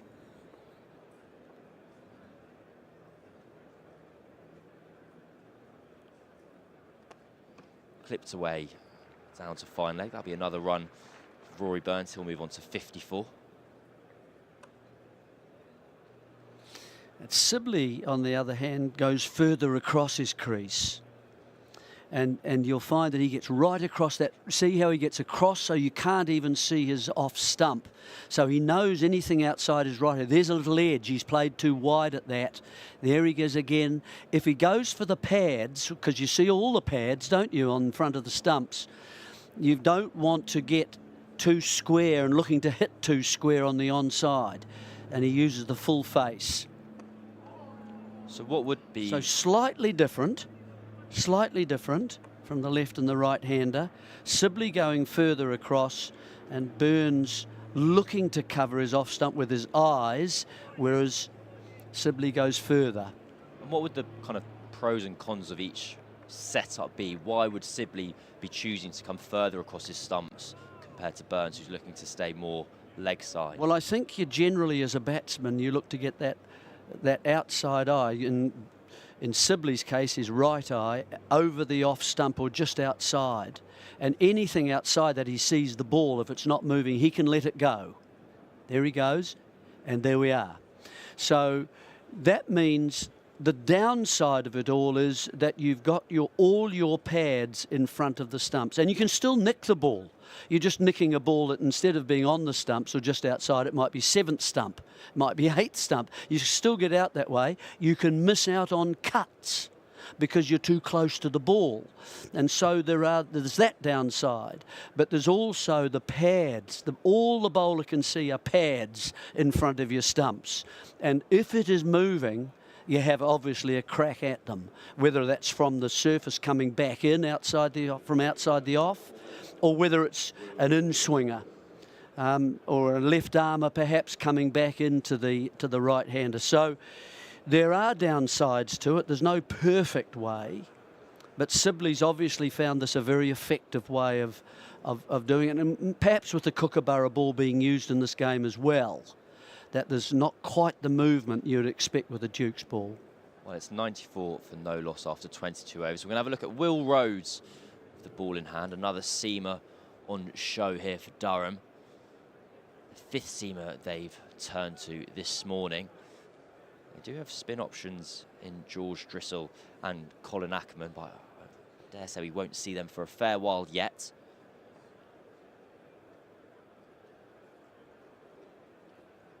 He starts with a loosen it down the leg side onto a 5-4 field. He's got 1 slip and 1 gully in place, and kind of standard field elsewhere. What would the emotions be within the Durham camp at the moment? If you're the captain, you've said we'll have a bowl, please. It's cracking flags. It's 94 for no loss. At what point does the kind of fear and the panic stations kick in? No, I don't think they come in quite yet. Although obviously you'd have liked a wicket or two by now after 20 odd overs. Full, and that's driven up to mid-on for no run. I think you're thinking things like alter the field, which we've already spoken about. They're starting to do that in a more defensive way. You still want to keep catches in. Always keep your catches in if you can. They just might alter positions. It might be a short cover, and it might be someone beside the pitch and so on. So there are options there. But 1 is alter the field. 2, perhaps change the bowler. That's an obvious one as well. Perhaps you could ask your bowlers to use the crease a little bit more, change their pace a little bit more, perhaps some slower deliveries, and have that man in sort of catching for the missed time drive or the gully for a wider opportunity to go past the off stump and get an edge that way. There are a number of things you can do, so I don't think it's panic stations. You mentioned varying pace then. Varying pace is something we almost exclusively associate with spin bowlers. They're varying from 50 to, say, 58 miles an hour. Is that something you ever utilised as a seam bowler? You deliberately look to not necessarily bowl a slower ball as a change-up, but look to be bowling at 80 to 90% on any given delivery? I think you should be able to do that. I think you'd expect as a pro to, if you're training all the time, and I mean, it pays the bills. You're not after sensational bowling. Full again from Rhodes. It's no run.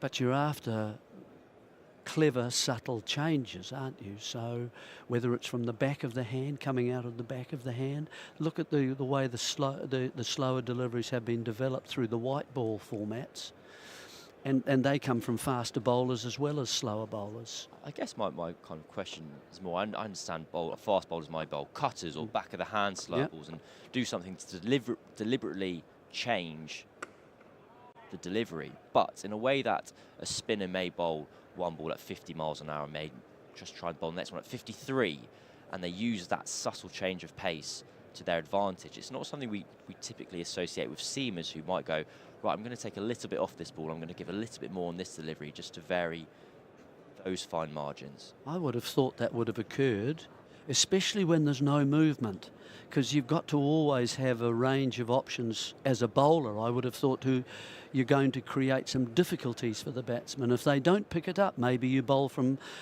you know, a foot longer.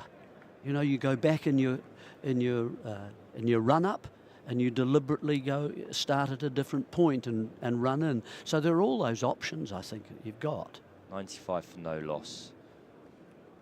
That's a bottom edge through to Ollie Robinson. Things haven't been falling Durham's way so far. Surrey 5 runs away from an opening century stand. See here, a bit of width, a bit of shortness of length, and Burns, well, on most given days, he would have been backing himself to cut that away for 4. It sneaks through to Ollie Robinson for no run on this occasion.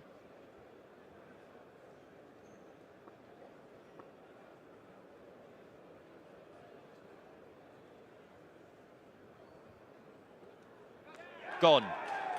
Durham have their breakthrough, and it's Jimmy Neesham in his first Red Bull game in 3 years makes the breakthrough. Burns just looking to force that down to deep third, gets an outside edge, and Durham, after a lot of hard work this morning, finally have some reward. Yeah, and Rory Burns the man to go, 55. He'll be disappointed, I think, with this. Was it a guide or a firm cut? Yeah, it was not really. He's looking to run that slightly, or even almost just open the face to get it square, maybe for a single. So he's batted aggressively, and he's got his side away to a good start. But I think a bit of disappointment as he wanders off there. There's a chance to get a really big score, and he's now, you know, a new man coming in with about 20 minutes to go to lunch.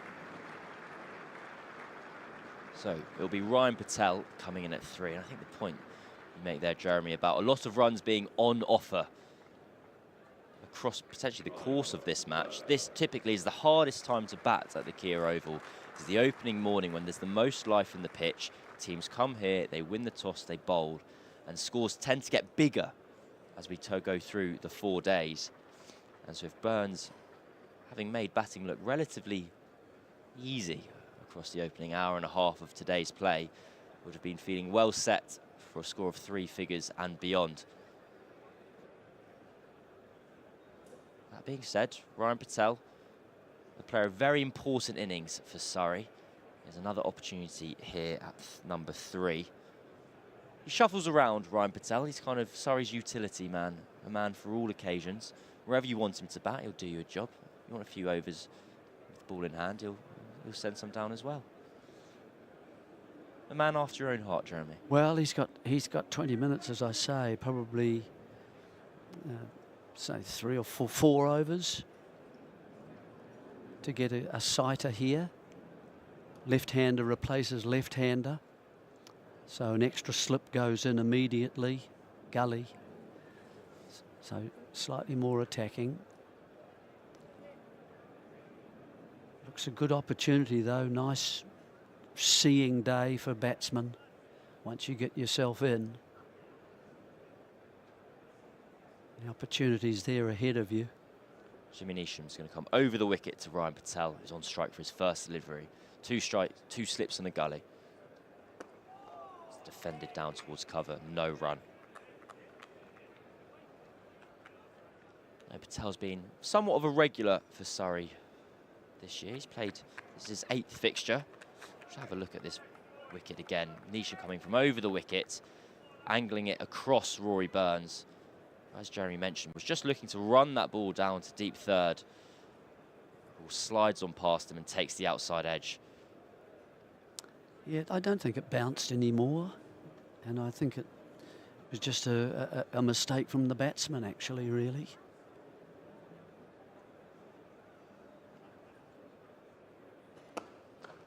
That's a lovely cricket shot. stable base from Ryan Patel. Well, so there's been some very fine fielding out in the deep. It looks like the fielder's done himself a mischief as well. He's staying down on the floor. It's Matthew Potts there who dived potentially into the advertising hoardings. Looks like the right leg, is it? The ankle, maybe. He looks as if he's He's protecting it a little bit there. Just placing his hand on his right hip as well. He had to turn and chase, didn't he? So Potts sprinting after the ball. He does scoop it back in, and he's thundered his right foot into that advertising boarding. Let's hope he's okay, because that looked painful. So he's just receiving some medical treatment. His captain, Alex Leaves, tending to him as well. Well, this would be a blow for Durham, wouldn't it, to lose one of your key bowlers in the first session after putting the opposition in, and they're 100 virtually for 1. That would be a real issue for Durham if Potts goes down. He's been one of the form bowlers of the domestic game over the last several years now, hence why his England call-ups and England recognition came. He's not looking very comfortable, Matthew Potts. He's grimacing in pain, and well, I think the best course of action, at least in the short term, will be to get Potts off the pitch, get some treatment over lunch, and then see where they land. He is walking, which is good to see. One hopes it's almost an impact injury, that the pain of the collision is kind of the overwhelming issue. He is walking gingerly, but he is walking.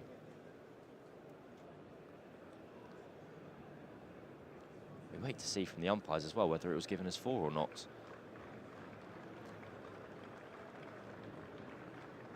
Did very well to get there, didn't he? But he wanted to get on the right side of the ball. You could see him change his angle so he could use the right hand to prevent it going to the boundary. And there's momentum just carried him over the rope and into the advertising hoarding there. We'll see it's been put down as 2 runs, so Patel's first scoring shot brings him a couple. It's the second time this morning that Potts has stopped the ball. Well, you see there, he's swung around to the other side of the ball, the right-hand side of the ball, so when he does dive, he can scoop it back with his right hand, as Jeremy Coney mentioned. Nisham to Patel. It's another fine drive, but this time just up to mid-off, and it is no run. Looks one of those surfaces that's not coming on quite so much, so you can actually stand up. And length doesn't matter quite so much as a batsman once you get in. So you can hit through the ball, but you can get on top of the bounce and punch the ball hard. So that makes it, again, pretty difficult for the bowlers. That change of pace is important. Those short covers come into play.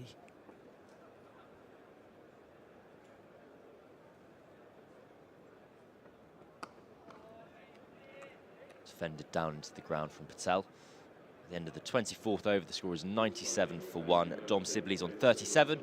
Ryan Patel, new to the crease, is on 2.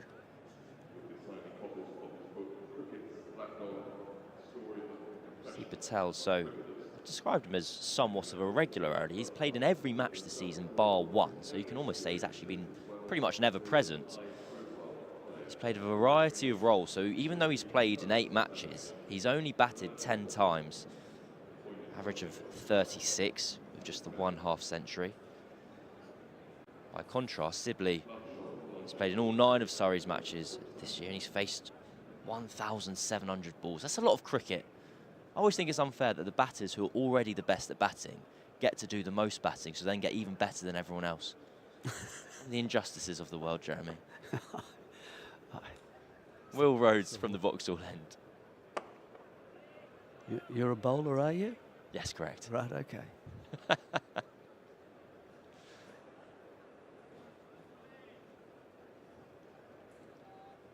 Will Rhodes himself, the 5th seamer in this Durham attack. He's a little bit more than a part-time bowler. He's got a fine first-class record, average of 36 with the ball, but he doesn't bowl that regularly. Almost bowls every other innings he plays in.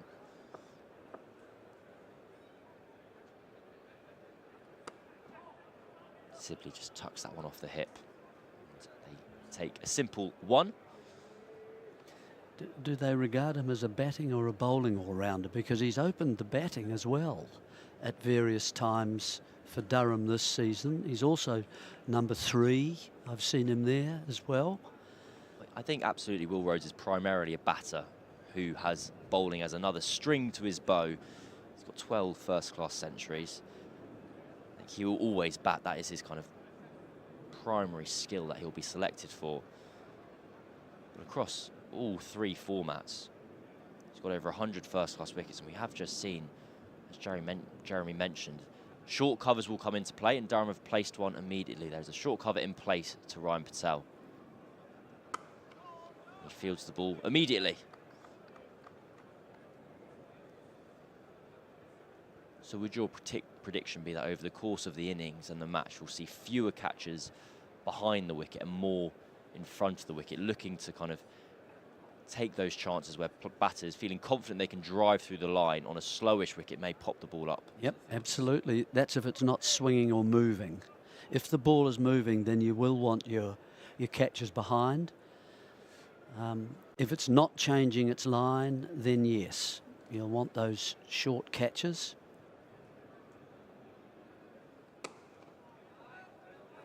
Emilio Garrett, short cover in the action again. The other thing it creates, of course, is when you've got other cover fielders around, it creates a different, you've got to get it past the short cover before you can think about a run. So judging singles, for example, between a square cover and making sure it doesn't go to the short cover can become a little bit more difficult. Left alone by Ryan Patel. It's been a tidy start so far from Rhodes, who hasn't quite had his line perfect at all times, but he's conceded just the 2 runs from his opening 11 deliveries. We've also seen a slight field change in that mid-wicket has dropped out to the boundary, so they now have 2 fielders on that leg side boundary. That's just to contain the run rate a little bit, because at Rhodes' pace, I'd be surprised if he chucks a short ball in. Well, that's a wild delivery, but it's a dot ball. After 25 overs, the score is a 98 for 1.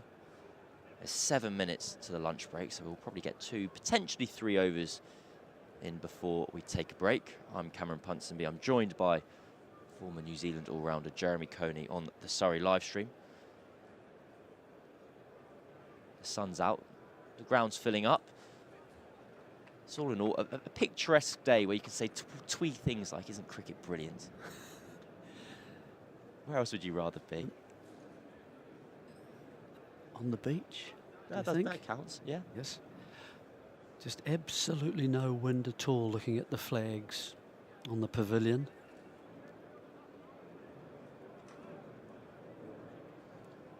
So Jimmy Neesham is now going to have a bowl at Dom Sibley. And for the most part, he's been bowling to the left-handers of Surrey. So 1 slip in the gully in place. Sounded like it's just taken a bit of thigh pad on the way through. Ben Rain does the fielding. Surrey scamper back for 2. We wait for the umpire's signal. It is a leg by. It is also Surrey's 100. Bring it up in the 26th over. Run rate of just a tick under 4 and over. Dom Sibley's been there throughout. He's on 38 off 69. Ryan Patel new to the crease on 2 off 8. There's a short mid-wicket in catching at this stage too, definitely in play. The way that Sibley likes to attack. Wow, short from Neesham. The first time we've really seen a short ball of any menace in the last 45 minutes or so. I think Gully's in play as well for Sibley, as a wideish ball from Neesham might encourage a drive.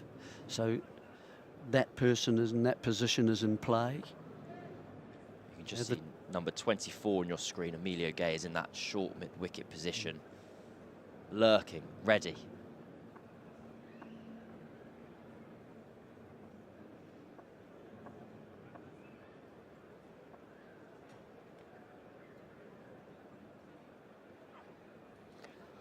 think from someone like Neesham, you're going to see a lot more variation. He'll bowl shorter lengths, he'll bowl fuller lengths, he'll bowl wide ones. He basically has become a white ball player in the New Zealand context now, and so he's accustomed to changing things quite a lot, and that might just help on this sort of surface. It could also go the other way and give batsmen lots of runs.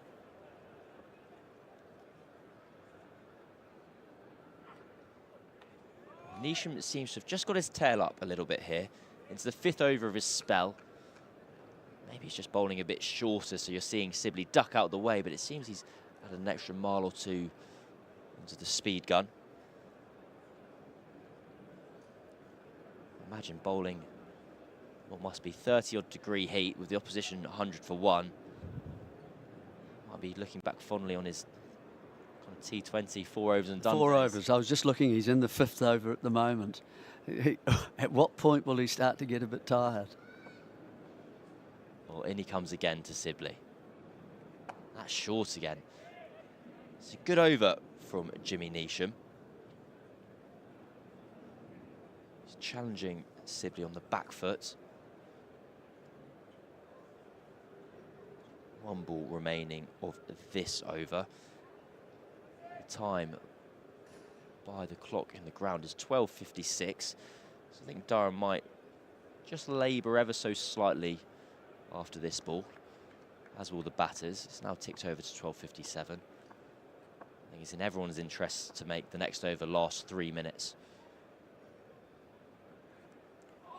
Well, maybe it's not in Durham's interest, because Neesham is finding a bit of movement, and a very fine over comes to an end. A number of short pitch deliveries, forcing Dom Sibley back, and a full ball that's just nipped away off the seam. 26 overs, the score is 100 for 1. I imagine there'll be 1 more over before the lunch break. Yeah, the short ball seemed to work, didn't it? Just disrupted Sibley's equilibrium, really, of coming forward the way he likes to do. Played it just at one, just a little bit wider outside the off stump as well, a little bit late and beaten. So well done, Neesham.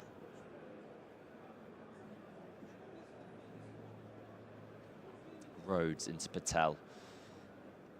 That's cut, beautifully punched even off the back foot. It will just be 1 run out to that cover sweeper. But Patel, poised and powerful, striking that ball off the back foot. Yeah, plenty of cover out there for Rhodes. It was 6-3 offside field. It's the larger side of the ground. And he's got a deep point as well out there. Now with, of course, the right-hander Sibley. Field changes. Just defended into the ground from Sibley. We are a long way over towards the gasometer side of the ground here at the Kia Oval. So the boundary to Sibley's leg side, as we're currently looking at the ground, is massive. It's a big old hit if you want to clear the leg side rope at the moment. The fielder at deep square leg is kind of 5 or 10 yards in off the rope, and you could still think about running 2 to him. Defended up to that short mid-wicket. So we're just going to have another look at Neesham's last over. It was a change of tactics from Durham. They turned to the short ball on a number of occasions. So it just started with a bit of a loosener down the leg side. But then the short balls started coming. Varying his lines. Just making Sibley think about something different to getting forward onto the front foot.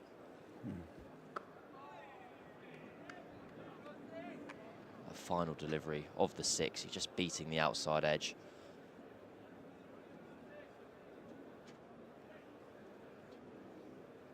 So the race to 1300, otherwise known as 1 o'clock, is complete. It has ticked over to 1, so this will be the final 2 deliveries of the morning session. It's driven back towards Rhodes for a dot ball. See, that's the sort of stroke that you've become accustomed to with Sibley's innings so far, yet of his 38. Coming forward, getting across to that off stump, choosing whether he wants to play it on the offside. Sometimes he can get that very straight on the onside as well if it's full enough. But he looks comfortable doing that. Just disrupted a little last over. And left alone to finish the morning session. Productive one for Surrey. They finish 101 for 1, and a hard-working 2 hours for Durham. Just 1 wicket for them after winning the toss and choosing to bowl. It's a batting day here at the Kia Oval. The sun's out, the crowd's in. It's been, all in all, a very picturesque morning to start this round 9 fixture in the County Championship. Surrey challenging back at the top of the table again. Unbeaten so far this season. How will Durham be feeling as the visitors on this occasion? On the one hand, they've chosen to bowl, so would have hoped for a few more wickets, but I wouldn't say they've bowled particularly badly, even if they've only picked up 1 wicket. No, they'll be feeling that it's going to be a hard day. I think they'll be wanting some quick wickets after the resumption of play. Well, I think we're probably going to go through the routine again. They'll hope that Matthew Potts is fit and available to bowl later, perhaps in the second session. If that's the case, they'll be pleased. And Sibley and Burns opened up, and they had a very fruitful partnership there, really. And Burns, quite surprising when he was dismissed, caught keeper, bowled Neesham, just a ball angled across him, got 55 runs, and Sibley's gone about his work the way that we know he has in the past, and Patel's looked pretty comfortable in his just the short period of time that he's been there. So Surham's 5 seamers on show here. Just the 1 wicket's fall so far. Jimmy Neesham was the bowler to take that wicket. It was of Rory Burns. Will Rhodes with a productive and miserly spell just before lunch. His 3 overs conceded just 3 runs. Aside from that, no reward for Durham seamers, even if Matthew Potts did look dangerous for his none for 28. So here's the match summary so far. It is 101 for 1 at the interval here at Surrey. We'll be back with live commentary of the afternoon session in around 35 minutes, but don't go anywhere, because this lunchtime we have some second glances for you. So see behind the scenes for the last 3 championship games at the Kia Oval with Surrey's brilliant YouTube series Second Glance, and here it is.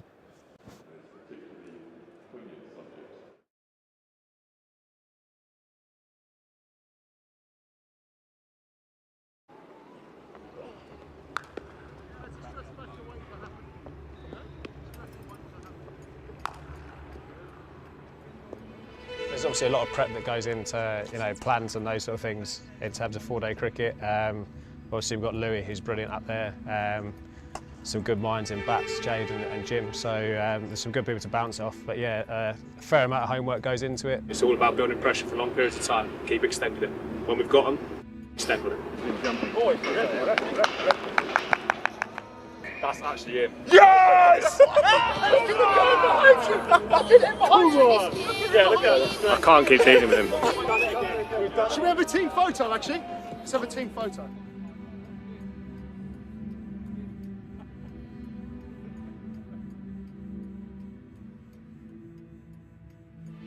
Get up there. Tails. Ed? There you go, you got one. Go well. Thank you. Go well, both guys. Good one, Rory. Cheers. Well, basically I just hoyed it as high as I could and it landed on the head.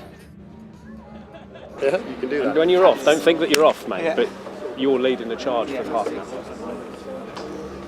And if you see people saying, no, I'm in charge. Yeah. I'm Ryan Patel, I'm in charge. And if you think that you're going to go to a boundary at one stage today, think again. And if they think they can't respect you, go better. Well, after Gus Atkinson struck Sean Dixon on the glove, Somerset made pretty steady progress on that first morning, getting through to lunch without losing a wicket. Surrey bowled well, but they didn't create too many outright chances. And the game really turned after lunch when Surrey completely put a lid on Somerset's run scoring.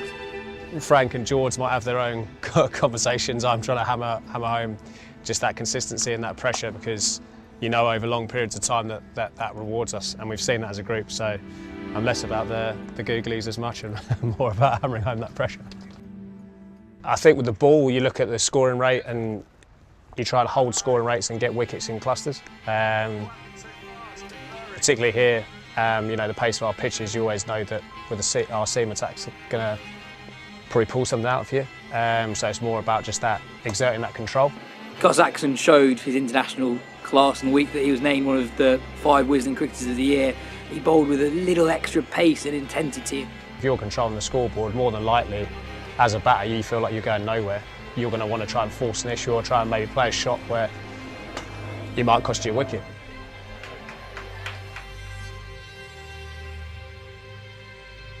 Batters play and miss the ball 6% of the time in first-class cricket. Surrey made Somerset play and miss about 9% of the time on that first day. James Taylor made Somerset batters play and miss 11.5% of the time on that first day.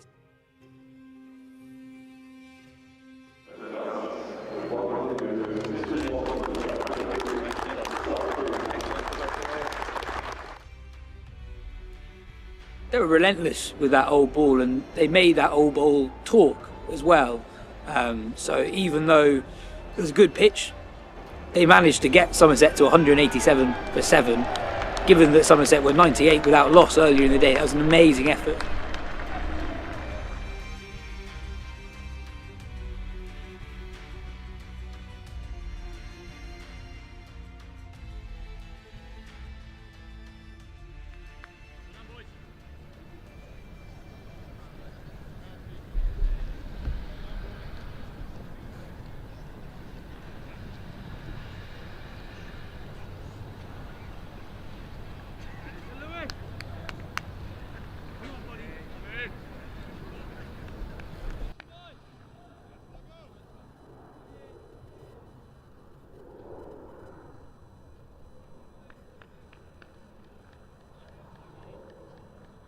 Surrey were able to just keep going at 3.5 runs and over. Dom Sibley batted really patiently, but alongside him, Rory Burns batted at a really brisk rate, and so did Jamie Smith. Jamie Smith was consistently aggressive, and those two in particular, Burns and Smith, ensured that Surrey were always applying pressure on the Somerset bowlers, which wasn't something that Somerset were able to do in the middle session on day one.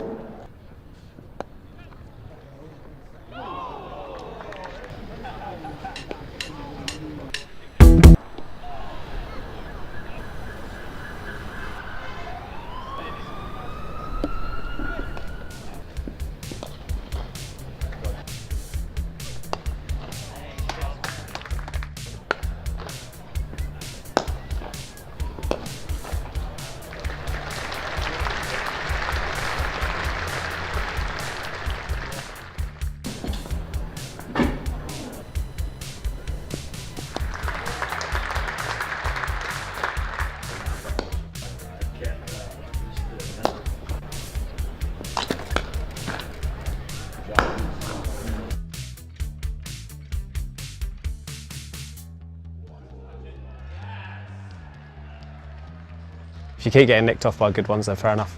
And then with the bat, I think it's more just getting guys in rhythm. Like you see Sibs at the minute, there's a confidence about how he's playing, and getting guys to trust themselves and trusting their process of how they're scoring their runs, and then sticking to it and knowing that what good scores are on certain surfaces, making sure you get some and then trying to force the game with runs in the bank. Dan Lawrence batting at 6. He basically carried on his form from the previous week. 100 at home, eye-catching 100 at home. He batted really well with the tail, saw through a tricky period on the second evening and then went up through the gears on the third morning, getting a half century and making sure that Surrey's lead was a significant one, 83-run lead. Give him a massive day, mate, get into it. Get into it, straight in. Massive day.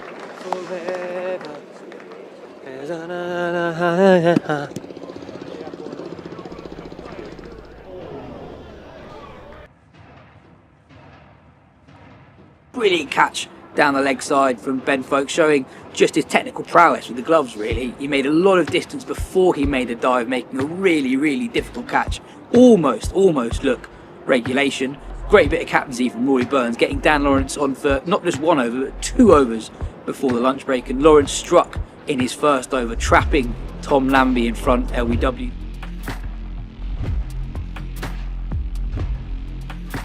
Slight change from Clark after lunch that really got the collapse going, where he brought his length back just a little bit, aimed for the splice of the bat, and you saw that most noticeably in the wicket of Josh Davey, who batted nicely at number 3, the surprise number 3 for Somerset, with a ball that just lifted a little bit, and Davey was a little bit late onto it. And even though he got face of the bat on the ball, the angle of the bat with that extra bounce meant that the ball trickled down onto the stumps.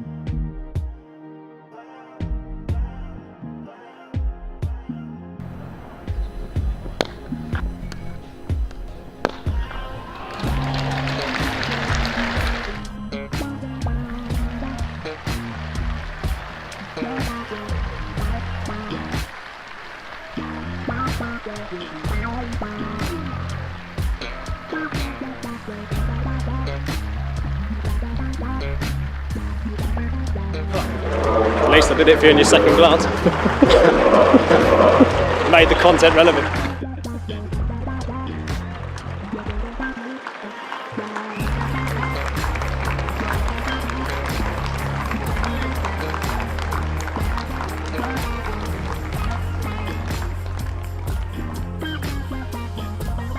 The longer you do something, the more pressure that you can build. You're going to get rewarded down the line. I don't think that really changes regardless of where you play or who you play against. So, yeah, I'm expecting another good game of cricket and hopefully come out on the right side. Bowling again? Depends who wins the toss. No, I think you. What? No, maybe. It's my sort of surface, I reckon. It's green.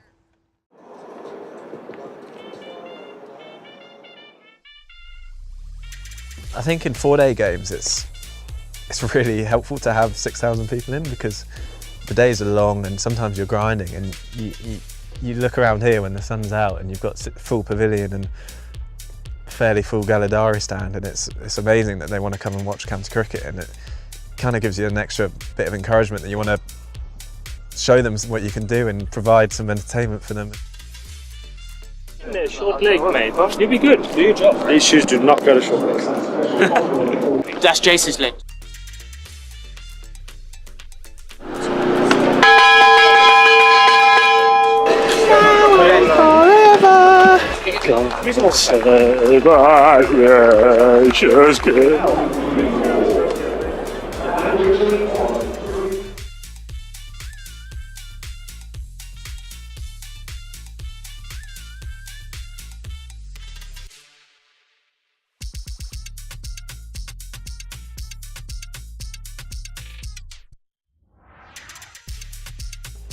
So much, they're so valuable. I mean, Franky's known as my old man, and George is someone that I go to on a regular basis. It's great because he knows my action well now, and he'll notice when my rhythm's not there, and I can go to him with anything and he'd have an answer for you, and he'd be very good about it.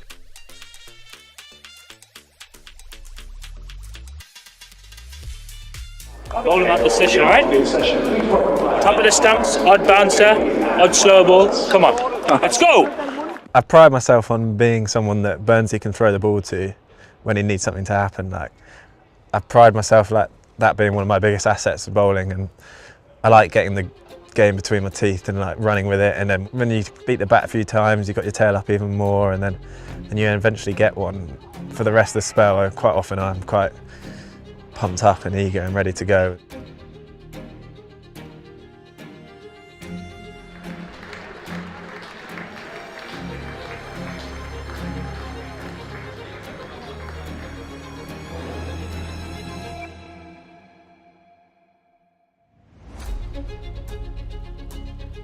Run scoring became quite difficult once the ball lost its hardness, and what Surrey did really well on that first morning in particular was to really restrict the flow of runs from Essex.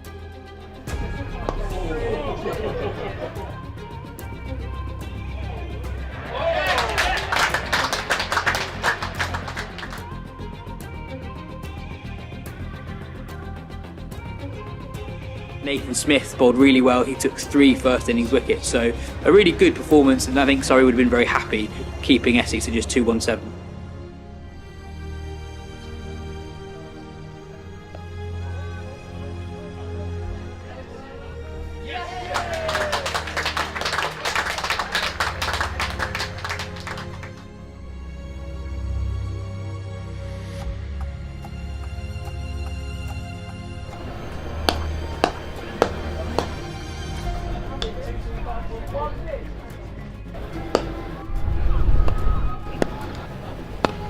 Each person have the way that you want to play. We are never going to second guess that. We know what the outcome is. Let's work through the process to get to that outcome again. So let's keep it simple again. Let's do it as 2 people. Plus the people on the balcony, but the 2 out there. The first 2 innings of the game were quite similar. Both Essex and Surrey got to 88 for 1. 1 point, Surrey were 144 for 7.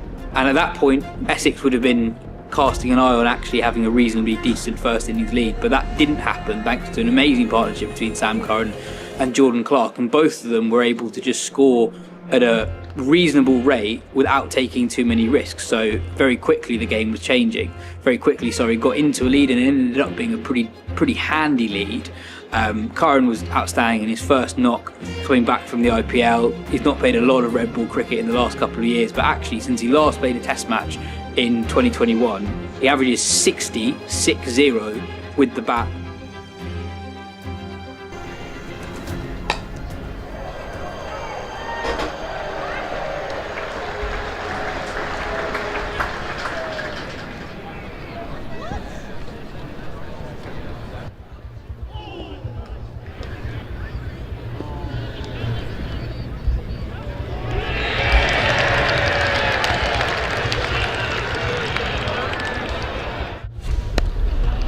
Essex very quickly, although dealing with a first inning deficit, were very quickly on top. Walter was absolutely outstanding.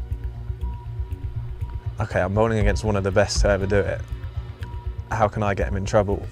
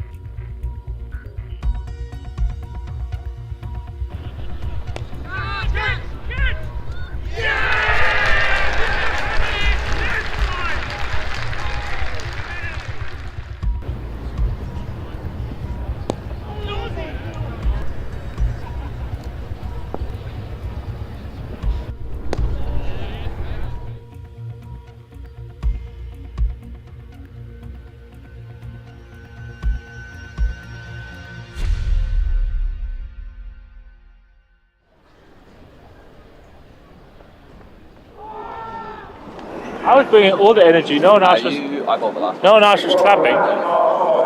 No one was clapping except me.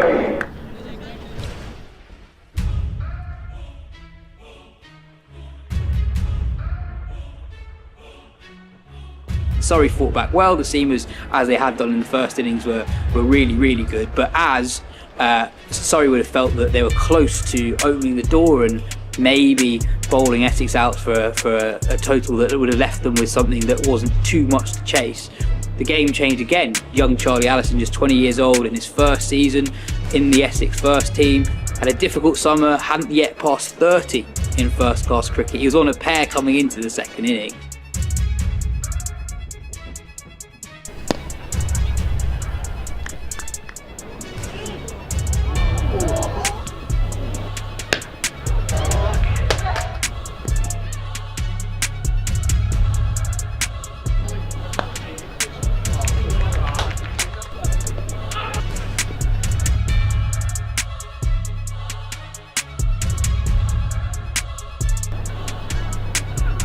what's in front of your nose, lads. Don't look too far ahead.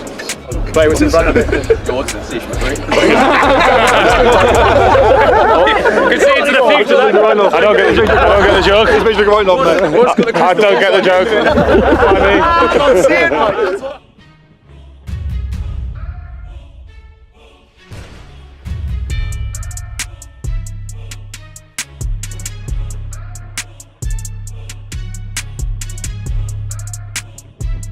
Essex left Surrey needing 418 to win. No one has ever successfully chased 418 in a county championship game at the Kia Oval. So if Surrey were to get there, that would have been a record-breaking chase. That said, it didn't feel like it was necessarily that off the cards. A draw probably wouldn't have been what Surrey were hoping for when the game started on Friday, but Sam Curran, Jordan Clark, Jamie Overton really applied themselves in the final stages of day 4 to ensure that Surrey got the draw. It's raining, it's pouring.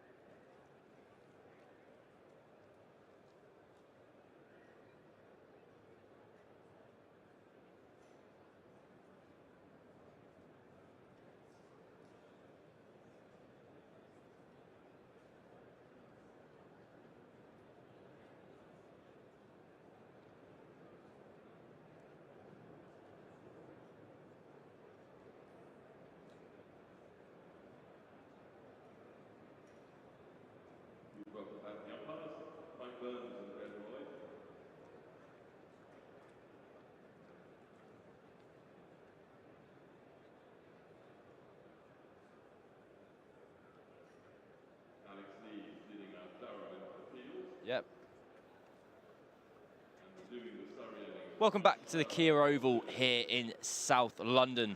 Surrey are 101 for 1 after the morning session. Durham, the visitors, won the toss and elected to bowl, but were rewarded with just 1 wicket in the morning session. Dom Sibley and Ryan Patel resume at the crease. See here Ben Rain running into bowl for Durham, and it was a case of runs galore to begin proceedings for Surrey. Rory Burns and Dom Sibley there, driving and clipping to their heart's content. And they looked well set. It was a surprise when a wicket did eventually fall. It was Rory Burns who went, but not before he reached his half-century. Then he fell to Jimmy Neesham, caught behind Ollie Robinson, doing the necessary behind the stumps. We did have a slight kind of worrying incident where Matthew Potts injured himself, saving this ball from the boundary. You see his head clatters into the advertising boarding. We'll wait to see if he returns after the lunch interval. But for now, I'm Cameron Ponsonby. I'm joined by former Surrey player Kirstie White. We're here at the Kia Oval, walking you through on the Surrey live stream. I think that's a sentence. It works well enough. Kirstie, how's the day shaping up for Surrey this afternoon? Well, I think it's shaping up in Surrey's favour, really. Obviously, the toss won by Durham and obliging with the tradition that seems to have emerged when the toss and bowl first here at the Oval. And I just wonder if Alex Lees is sitting thinking, was this a good decision by me? Fast out the block, Surrey this morning. Run rate at points was at around 4.45, has slowed a little bit now. So I'm sure Durham will be looking to come back and control this half, or this session before tea, picking up a few wickets along the way. Well, if the wickets do continue to be this difficult to take, Durham might think themselves almost taking their medicine first and giving themselves the best chance to take 20 across the day. It's going to be Daniel Hogg to start proceedings. It's a wide ball outside off stump, left alone by Ryan Patel. Daniel Hogg, all 6'7" of him. Young seamer from Lancashire. He's just 20 years old. Didn't make his debut here last year, but he played in a match here at the Kia Oval as a 19-year-old and impressed. His figures didn't do him justice. But he's back, bigger and better than ever. Yeah, what I found interesting about Hogg's delivery so far, well, in the morning session particularly, but even these 2 balls coming out after lunch, is actually, for his height, 6'7", he actually kind of shoots onto the bat. He doesn't get a lot of, well, maybe it's the deck, but he hasn't actually been carrying through as much as deliveries have from the Vauxhall end. He's been obviously rushing the batter. He definitely hits the bat hard. He bowls a heavy ball. That's wide, and Ryan Patel has a real go at that. It's a play and a miss. So encouraging signs for Durham and Hogg so far. In terms of carry, just looking at here again, the keeper takes this low to his left, around shin height still. So all 3 deliveries are not really doing much off of a length. Well, Hogg just getting the ball to shape away from the left-hander. Patel leaves that one alone. He kind of almost comes over the top of his head in his action, so he'd naturally push the ball away from the left-hander into the right-hander. On debut last year, he took 7 wickets in an innings to bowl Durham to a victory over Nottinghamshire. So started well.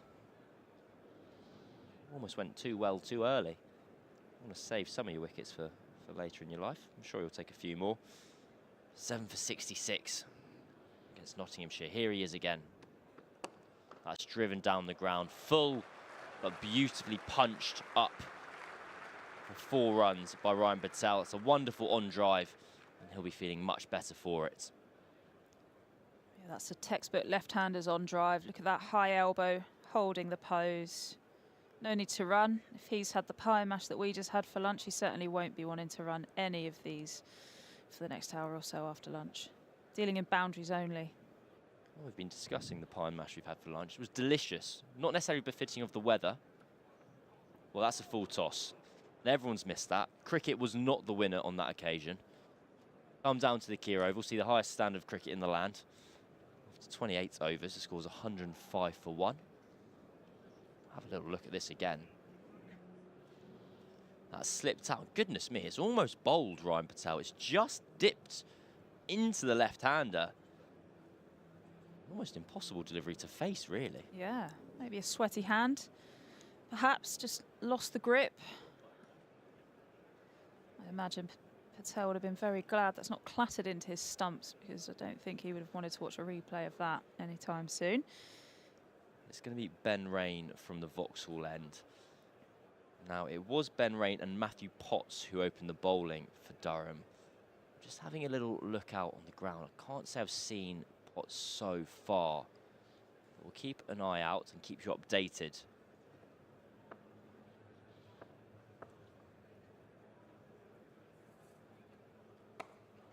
On the money straight away from Rain. Just defended back down the ground by Sibley for no run. So we are peering out to deep square leg to see if that is Matthew Potts in the distance.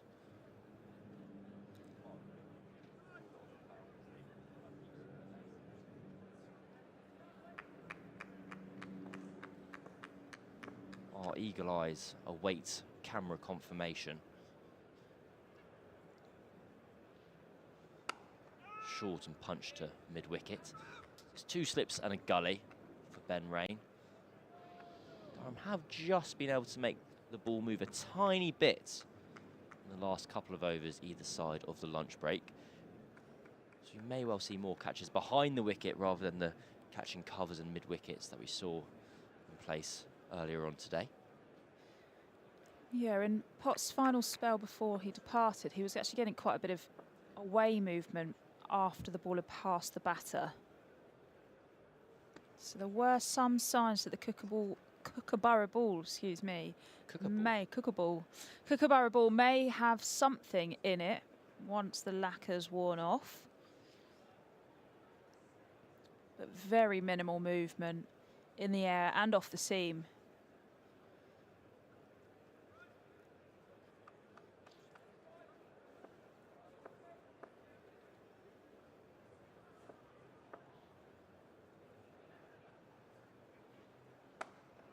Defended again from Sibley. Been very accurate over so far from Ben Rain.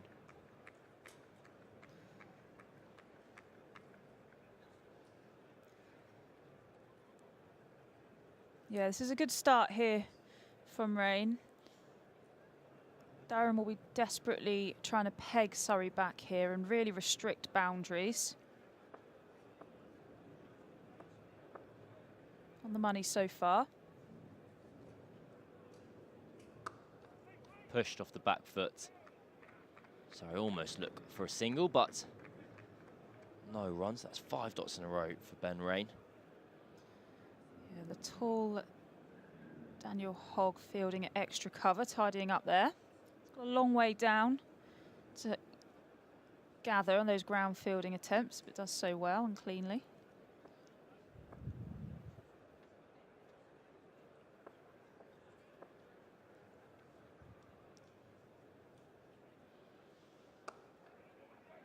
And another dots finish. Maiden over from Ben Rain as his afternoon work gets going. After 29 overs, the score's 105 for 1. Just keeping an eye out on that fielder on the boundaries. I don't think it is Matthew Potts. Just had confirmation that Matthew Potts has not returned to the field of play. So we'll wait for an update from Durham about his condition. We hope he is able to return to this match at some stage, because if, well, for Durham's sake and the neutral's sake, it would be a major loss to lose the England fast bowler from this contest. Clipped down to fine leg. Hogg not quite found his radar in the same way that Ben Rain has. You'll have the right-handed Sibley to bowl out now.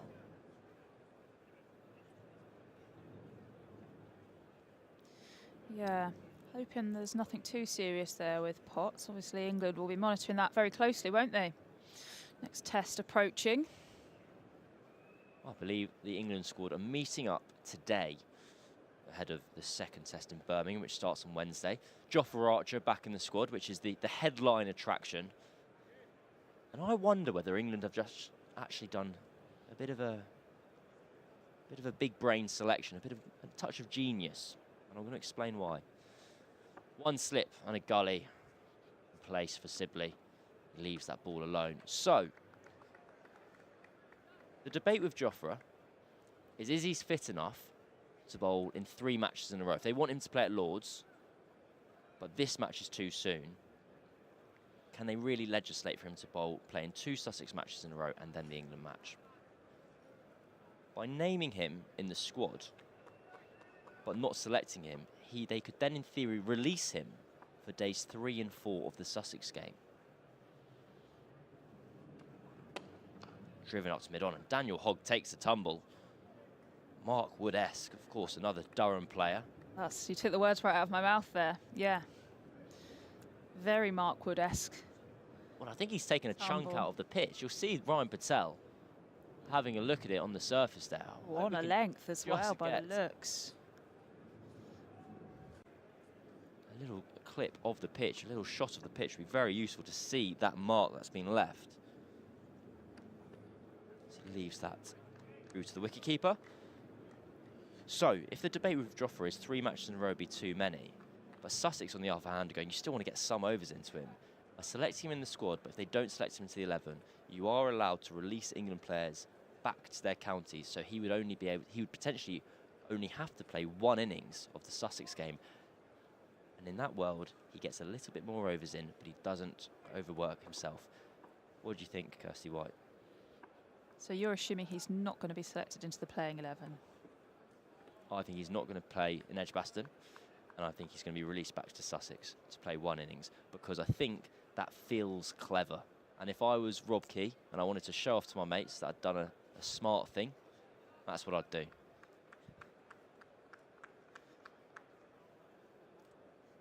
Is that smarter than him playing 3 matches on the bounce for Sussex and having full innings under his belt? What if he breaks himself? That's the fear, that he can't go back to back to back to back.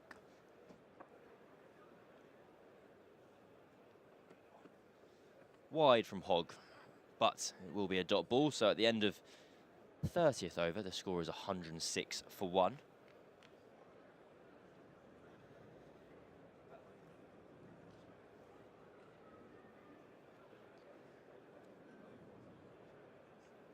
Looks like Rain's coming back into the attack still, continuing from the Vauxhall end. We're just going to see if we can have a look on the wicket at any damage that Hogg might have caused through his Mark Wood-esque tumble. Just saw Ryan Patel picking some kind of flakes off the pitch and chucking them to one side. Hogg is a big man. He can't, it's not his fault if he's taking chunks out. And well, we've also got another problem here where Ben Rain's got a rogue left boot. So I wonder what we're going to see being changed here. Something, a strap's broken. He's only taken 1 off so far, and I'd suggest, my expectation would be, if you're going to change 1, you might as well change both. But it doesn't look like it. Looks like it's his landing foot, isn't it? So there must be something wrong, not feeling right in his landing stride as he hits the crease hard. Well, I'm sure a lot of force goes through that front leg, so it has to be absolutely right. Well, I'm sure that Ben Rain's bowling boots are all of the same brand and make. Lovely bit of screen time for Adidas there. But it's not unusual to chop and change them. He's kept 1 boot on. Well, I wonder if he might be a tad superstitious. Only to do with his right boot? Well, maybe not then. Maybe not. She's not superstitious. But in any case, I think it is those feelings, isn't it? If there's something, he needs to have 100% confidence that he can hit the crease hard with that and land well with that boot. And if he can't do that, then he knows he's got to change it. He's coming round the wicket to Patel. 2 slips and a gully in place. I have another theory. Tucked away into the leg side. That's actually split a gap there. They might be able to come back for 2. Goodness me! 10 out of 10 to Emilio Gay. And a yellow card. The hog. Emilio Gay gets the acrobatics out. Daniel Hogg does his best Roy Keane impression and two-foots him as they both come colliding for this ball. Have a look at this. Big slide tackle. See you later. Referee. Yellow cards all round. That's a dive from Emilio Gay. Simulation. Simulation. No contacts.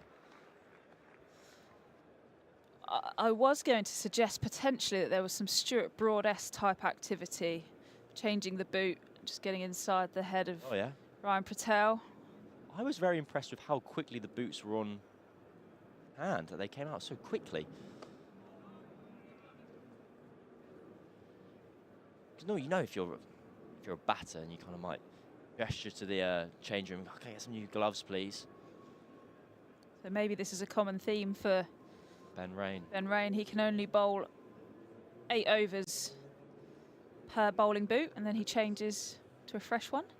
Well, I learnt this listening to Stuart Broad and Josh Butler's new podcast the other day. Stuart Broad would use 3 sets of bowling boots. He'd use one for the morning session, one for the afternoon, and one for the evening. Defended up to mid-off, and that's no run. And the reason being is he was saying they'd compress over the course of a session, so that sponge you'd have would have less given it after a session. So then he'd change the boot, and then by the time he came back the following day, that boot would have uncompressed itself and be ready to go again. Uncompressed? Is that a word? I think it's decompressed, but we won't split hairs. That's fine. Yeah, and, you know, these fast bowlers, every time they strike and land through the crease, they're putting 12 times their body weight through that front leg. Short, very short from Ben Rain. Ryan Patel watches that go past at ease. So if during the course of a session that shoe is slowly compressing and not absorbing as much force, then the impact on that part of his body, particularly bracing that front leg, that front knee through the hip and the back, over time is going to cause some damage to those bowlers. So those 1%ers, very long career, Stuart Broad. End of the over, Surrey 108 for 1. Well, I beg your pardon, I've gone early there. Score at the Oval is so quick. They'd already updated the 8.5th, well, the 8.5th over of Rain's spell. There we go.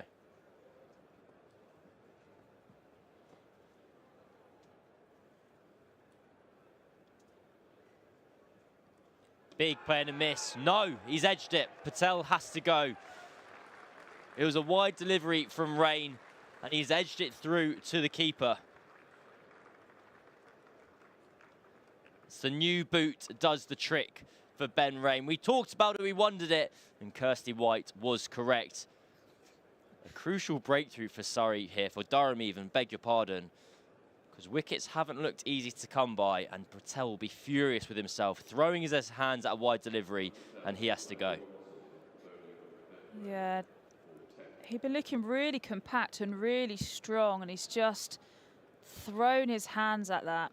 Head hasn't really gone with the shoulder, hasn't led with that elbow, and he's nicked off. Ideal start for Durham after lunch, sending Ryan Patel back to the pavilion. But it also speaks to the lack of carry that you were talking about earlier, because you'll see from this wicket, it's not the traditional kind of nick-off where it's the top edge, as it were. It's an under edge from Patel because the ball hasn't quite got up.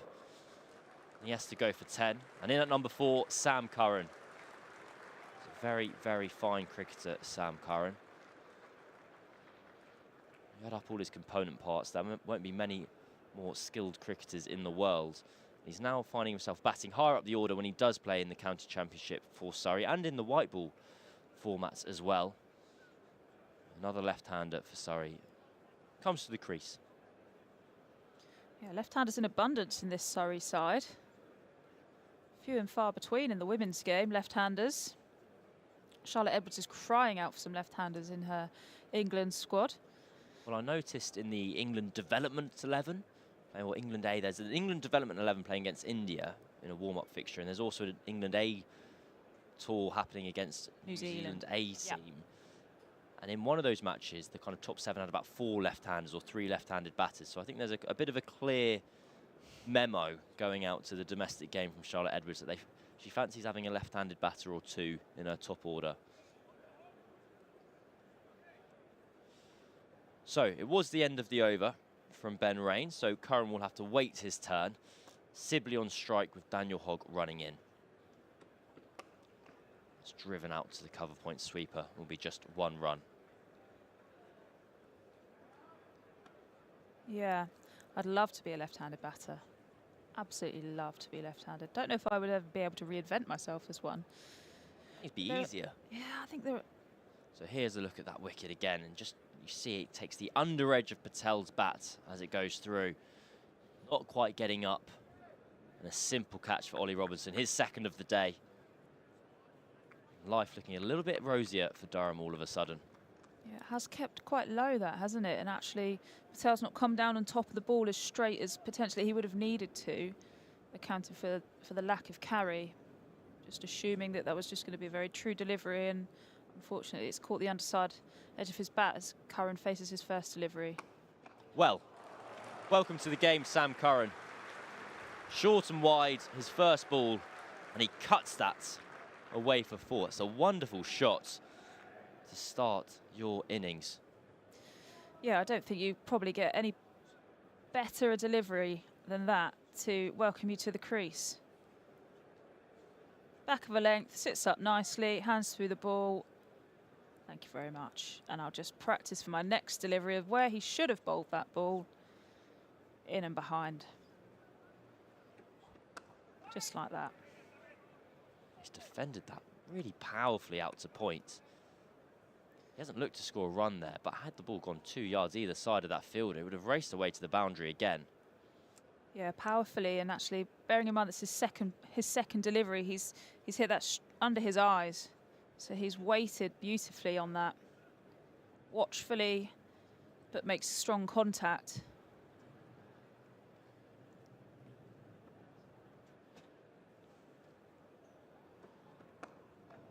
In behind, another delivery there, Sam Curran. Just his 3rd match of the season for Surrey in the county championship. He's already got 2 half-centuries to his name. I must admit, I'm a Sam Curran fan. I find him a very watchable cricketer. Very powerful player, and it's been exciting and enjoyable to see him grow even further. You always associate Sam Curran with being about 19 years old.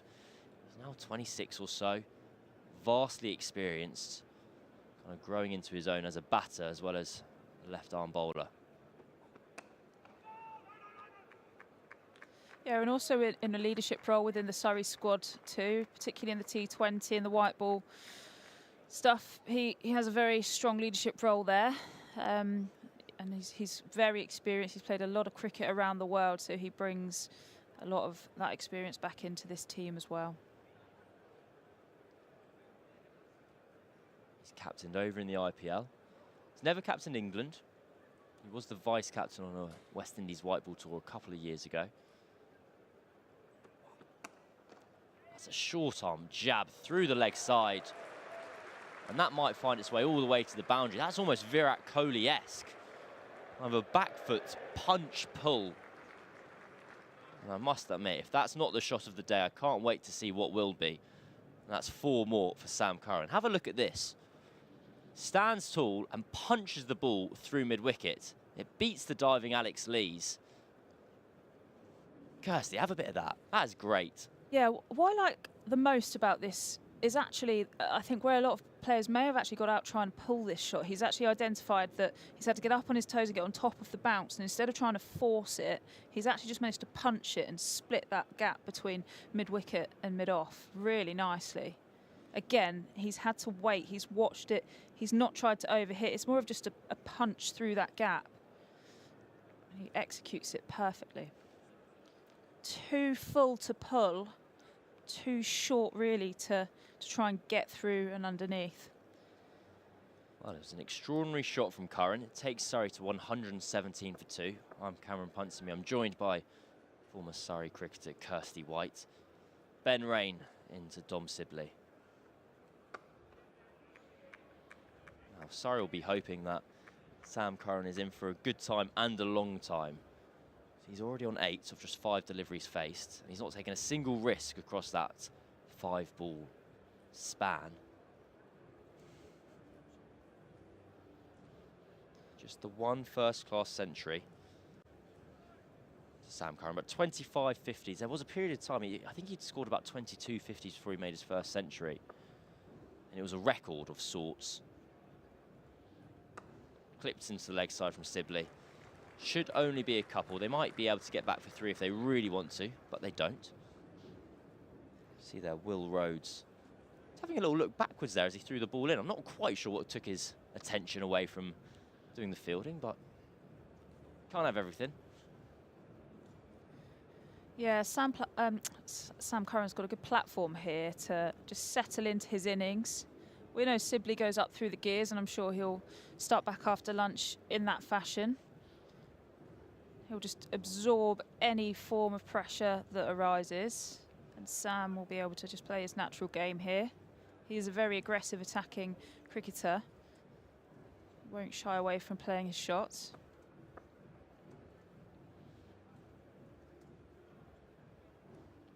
Pulled away behind square, and that will be 4. Ben Rain just going short, and Sibley helping it on its way. Yeah, we saw a period of short balls actually towards lunch, aimed at Sibley. This one just being picked up as it strays down the leg side, a little bit straighter, and it might have challenged Sibley a bit more, but just straying down the leg side, and all Sibley really needs to do is get a little bit of bat on there, and everything behind square is 4 runs. Ben Rain's bowled that at his toes there. It was such a short delivery. He's not quite got the pace of Jimmy Neesham to rush Sibley. He's back on the money there. Yeah, Sibley's actually just having almost a small shuffle towards Rain, just to create that half volley-ish length. Loves the drive, really likes to drive. Extra cover is very tight on this second strip from the wicket that we're playing on here, and there's a deep cover. So Sibley's thinking, if I can get either side of that extra cover fielder, I've got 4 straight down the ground. More runs for Sibley. Tucks it into the leg side again. They pick up another couple. Runs are just flowing pretty freely for Surrey over the last over and a half. They did lose Ryan Patel. The introduction of Sam Curran hasn't seen any stemming of the run flow. Just pulled up some facts and figures. So Sam Curran's only played, well, this is his 11th first-class game in the last 4 years. In 2022, he averaged 75 with the bat for Surrey. He played in 5 matches, and in 6 innings, he made 1 century and 4 half-centuries. More than handy with the bat. Get past that, says Dominic Sibley. Well defended. The score is 125 for 2.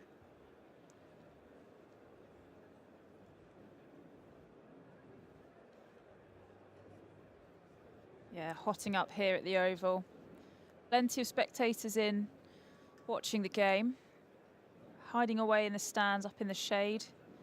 I think people will be chasing the shade today. Not many opting to sit directly in the sun. You can see there, just enjoying some of the shade. Our SSE Energy Solutions stand, and I think this picture is in the JM Finn area. They're getting pretty packed back there.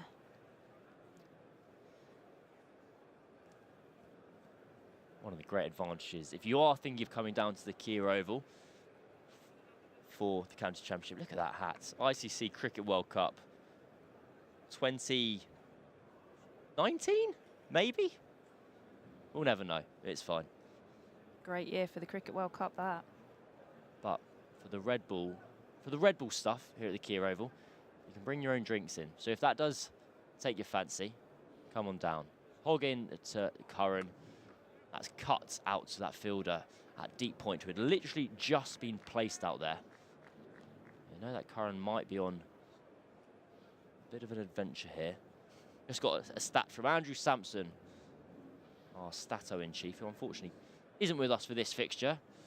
Let us know that since 2022, before today, Sam Curran has 539 runs in 7 matches here at the Kia Oval, with 1 century and 5 50s.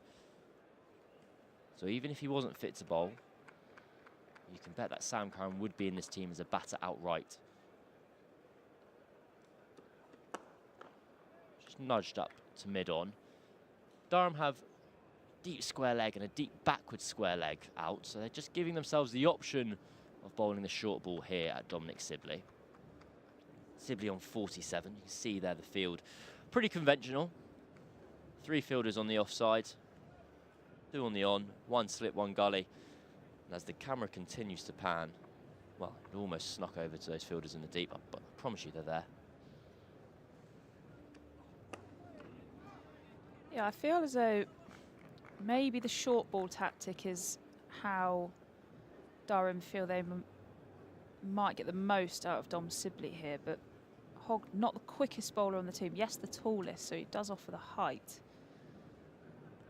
I just get the sense that Durham aren't quite sure how to attack Sibley here, so just opting for the 1 slip and a short third.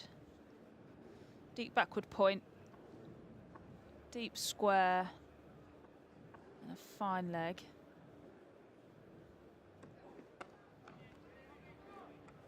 It's interesting, you singled out that fielder at short third. I was almost referring to him as a gully. He is walking in.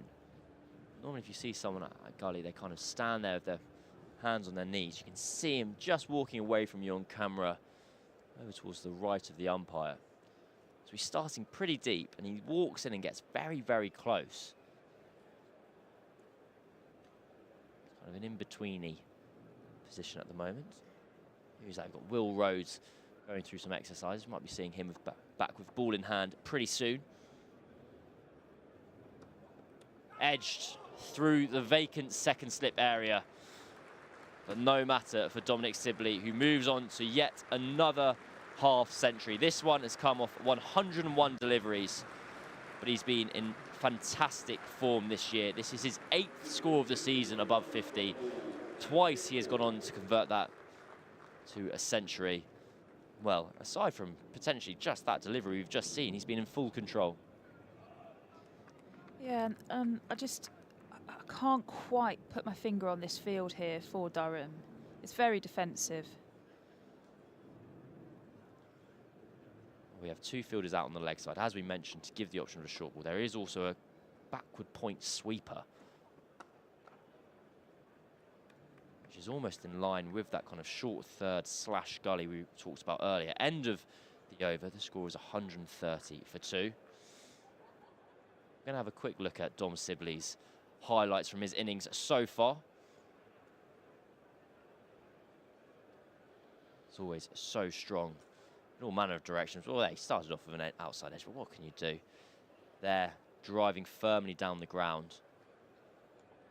He's also clipping off his legs. It's not been the paciest of his innings. The idea of Sibley as this kind of slow coach player is kind of an idea of the past now, really. He's able to accelerate across formats. He's been opening for Surrey in the T20 Blast as well, but today he's kind of gone back into his shell a little bit, striking at exactly 50 currently. Just with the wicket not coming on as quickly as he may like. He's been solid in defence and selective in attack. Well, Will Rhodes is going to have a bowl. He's going to replace Ben Rain at the Vauxhall end. 3 overs for 3 runs before the lunch break. A very similar field this time for Sam Curran. Sweepers out either side of the wicket. There's 1 fielder out on the cover point boundary, 2 out on the leg side. It's clipped into that vacant leg side area. And is this too defensive for you, in your opinion, from Durham, or is this kind of an acknowledgement that they have to settle in and it could be a long day in the field? Well, no, I was just thinking about how they finished the over there, and I said it's a defensive field. It depends how you look at it, because they had a mid-wicket tight and they had an extra cover tight. But the volume of runs and the line that they were bowling and the length that's being bowled. So again, here you see we have the tight extra cover and a tight mid-wicket. Still the 1 slip and a catching gully here for Will Rhodes. Well defended by Dom Sibley. The wicket's not particularly slow. There's just not a huge amount of carry. So he's not he's not driving early. He's not arriving early at the ball. So being caught at mid-wicket and extra cover to me is not a wicket-taking option. But he is very strong through the drive.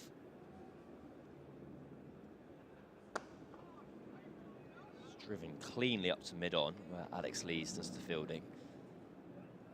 But as has been the case, the margin for error for the bowlers is so low that if they miss their line, runs are so easy to pick up here. We haven't seen many plays and misses this morning. We've seen more bodies on show already. There we go, lads with their tops off, getting a tan. Why not? Factor 50, please. There's going to be some sunburnt faces at work tomorrow, I'm sure.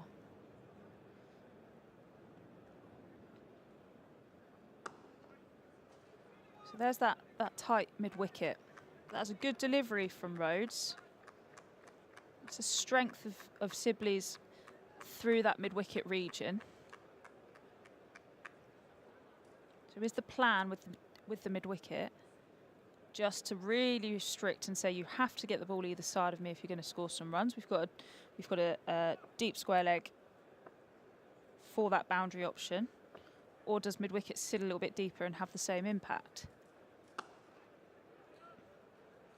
We've seen a lot of bat on ball this morning. And what I mean by that is normally kind of early on in a red ball innings, when the ball is moving around, you'll see batters looking to leave or batters being beaten past their outside edge after movement. Here, Durham have kind of decided they're going to target the stumps and force Sibley to play at every ball. And as you mentioned, that cover and that mid-wicket are very close, very tight. And so if Sibley wants to score his run square of the wicket, he's going to have to change the angle of his bat, take a little bit of a risk. So far, so settled, and Rhodes economical once more. His fourth over goes for just one run. The score's 131 for 2. Yeah, and I suppose, you know, with this Kookaburra ball that we identified very early on was not offering anything in the air or off the pitch. So Durham went to plan B very quickly, attacking the stumps, which obviously then, like we've said, it reduces the margin for error. It makes it very difficult. Obviously, you're keeping the stumps in play, but with the wicket playing the way that it is, if you miss your length, if you miss your line, then you're going to get punished. So naturally, yeah, we have seen a lot more scoring shots as a result of attacking stumps, like you said, Cam. But yeah, it's a lot of bowling at the stumps, but comfortably managed by Surrey batters. Pulls from Curran, and that finds the gap again. It might not have the legs to go to the boundary. Alex Lees is in pursuit, and the ball wins that race. Curran moves on to 14 off just 8 balls. And again, I don't even really feel like he's played a shot in anger. He's responded to a couple of loose-ish deliveries. But he's so quick onto that short ball. That wasn't that short in length either. It was wide of off stump. It meant that Curran could have a free swing of the hands through the line. And he's in the mood. Yeah, I think he actually wrong-footed. I think it's Will Rhodes that was fielding at mid-wicket then. Potentially lost the ball in the seats, as it can so easily be done here at the Kia Oval. The sun is shining really brightly into the stands. It's very easy to lose the ball, even a red ball, in the brightness of the seats. Durham have taken out a second slip. He's gone to mid-wicket. Curran defends to cover. Just these slight shows of aggression from Curran have really seemed to have spooked Durham into action. Immediately they've dropped a sweeper out onto the offside, which previously wasn't in place for Ryan Patel. There's 2 fielders out on the leg side boundary, where previously there was only 1, and now they've lost a catcher as well. So rather than having 2 slips in a gully, there's now 1 slip, 1 gully, and that catching mid-wicket in place again. I think Durham just need to be careful that they're not following the ball.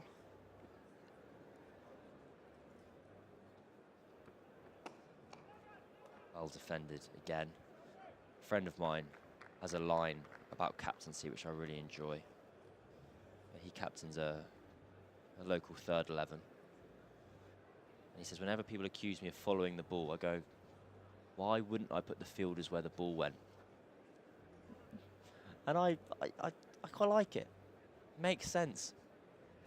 I don't disagree if you're contextually correct, but if you're bowling the wrong length and line to the field that you've set, then why are you changing the field to the plan that you're not trying to execute? Sam Curran. Well, I don't believe in the commentator's curse, so I will say it, but he's looking $1 million so far. Really balanced at the crease. He's been effective when he has attacked. Solid when posed any sort of a question from the Durham attack.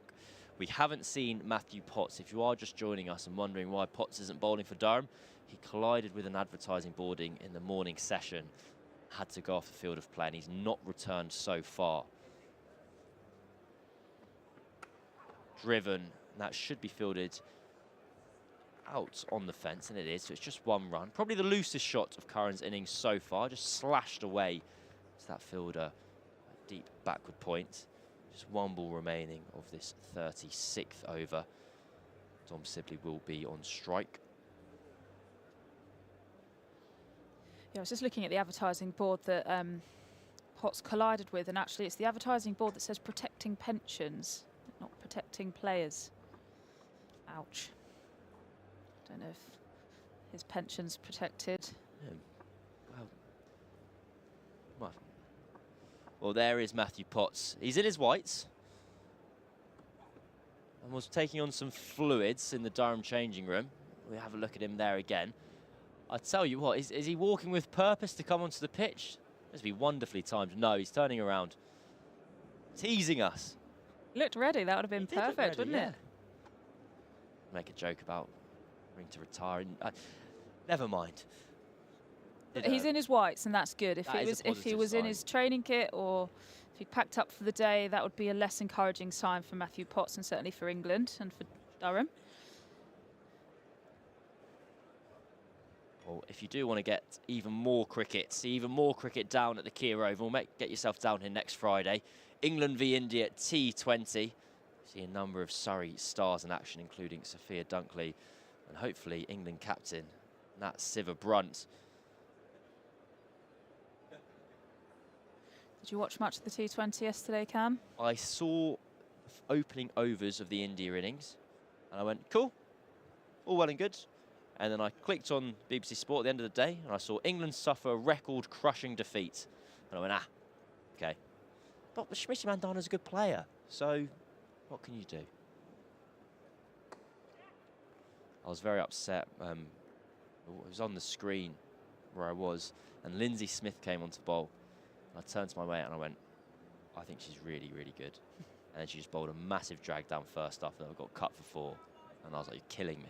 Lindsay, you're absolutely killing me. But it is a fact, she is very good. I just think I find You weren't lying. her and Akil Hussain, they're two very kind of modern bowlers. They almost bowl left arm kind of in-swingers with the new ball, power play in T20 cricket, and then bowl traditional kind of off break as well. Will Rhodes into Dom Sibley. That's beautifully played from Sibley. It's something you might be looking to do more so across this innings. Just leaning on that ball and taking one to the sweeper. Probably means that Rhodes missed his line ever so slightly. He's trying to bowl as straight as possible to force Sibley to hit the ball to those fielders in the ring where you've got mid-on, mid-off, mid-wicket and cover in play. Curran on strike. But again, because of his shows of aggression, there are more fielders on the boundary to him. 3 scattered across the place. Strikes that up to mid-on. So I'll describe that properly. There is a cover point out on the offside. There's a deep mid-wicket, a fine leg on the boundary as well for Sam Curran. So a lot of space for him to take a single. Pretty much anywhere in the leg side. And square of the wicket is vacant on the offside. Yeah, Durham have bowled with a lot more discipline this side of lunch. Number of boundaries scored has dropped significantly. And there is that simple one for Sam Curran, just tucks it off his legs. Yeah, and there is a risk with bowling this straight and keeping that mid-wicket region open that actually you're just allowing Sam Curran just to get really comfortable at the crease. Durham will be more than aware of his talent with the bat, and they do have to balance how much they're willing to give him in terms of being able to nudge and nurdle and feel bat on ball before he opens up.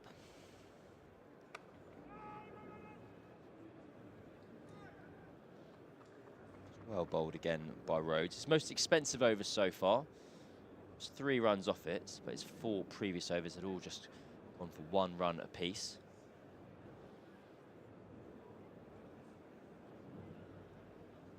Question has to be asked, how are Durham looking to get their wickets at the moment?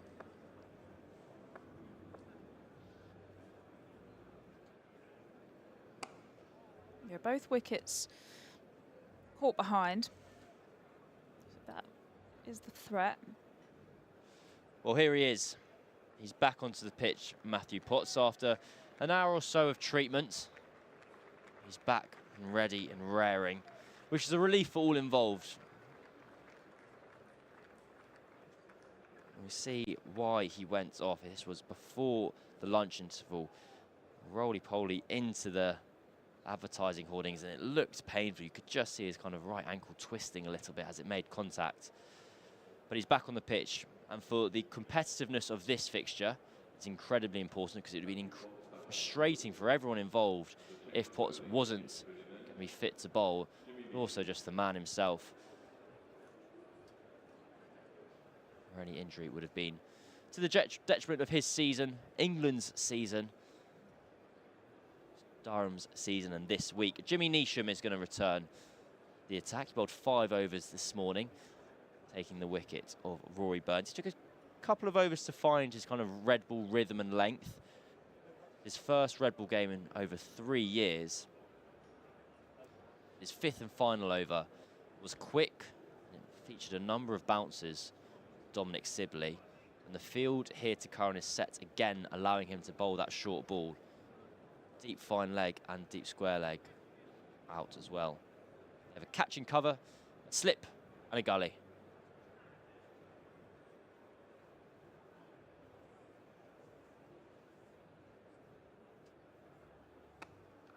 That's cut out to that cover sweeper. He struck that so powerfully. Yeah, that was really nicely timed again from Sam Curran out to backward point.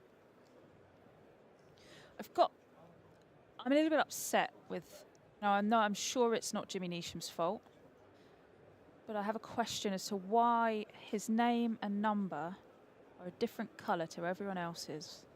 That is frustrating. It's really upsetting me. And you know, it also happened with Mitchell Santner when Surrey went down to Worcestershire.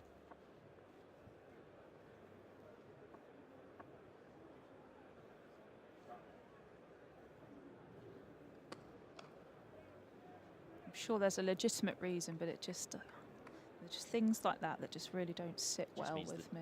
The Durham club shop's kind of out of ink. Potentially, yeah, yeah. So what are we looking at here? We can wait for Neesham. Well, those watching on the stream at home, you'll be able to see as Neesham runs in. It looks like it's a little bit of a lighter blue. Yeah, yeah. Maybe they're they're one-day kits. White, their shirts. Yellow. Is it? The numbers. Yeah, I can't remember what colour the shirt is. I thought it was a yellow and blue shirt, isn't it? All the big topics covered here on the Surrey live stream between me, Cameron Ponsonby, and Kirstie White. Here comes Jimmy Neesham into Sibley. It's well bowled and just skewed off into the leg side. You could hear Jimmy Neesham exclaiming as that ball just caught the inside half of Sibley's bat. Yeah, I was quite surprised actually that they kept Jimmy Neesham on for as long as they did before lunch, because he was very expensive in the grand scheme of things. Back-to-back boundaries. He went for 3 boundaries in a row off of, I think it was his first or second over. He'd gone for 17 off 1.4 overs. But he did pick up the wicket of Rory Burns before lunch.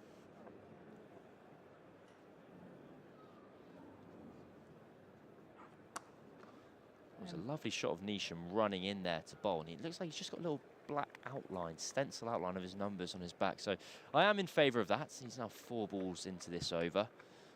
Just 1 run conceded. It's a hot day. You can see the bowlers having to work hard every delivery. Durham have used 5 seamers so far. Ben Rain and Jimmy Neesham, the 2 to pick up wickets. Matthew Potts, Daniel Hogg, and Will Rhodes, otherwise wicketless.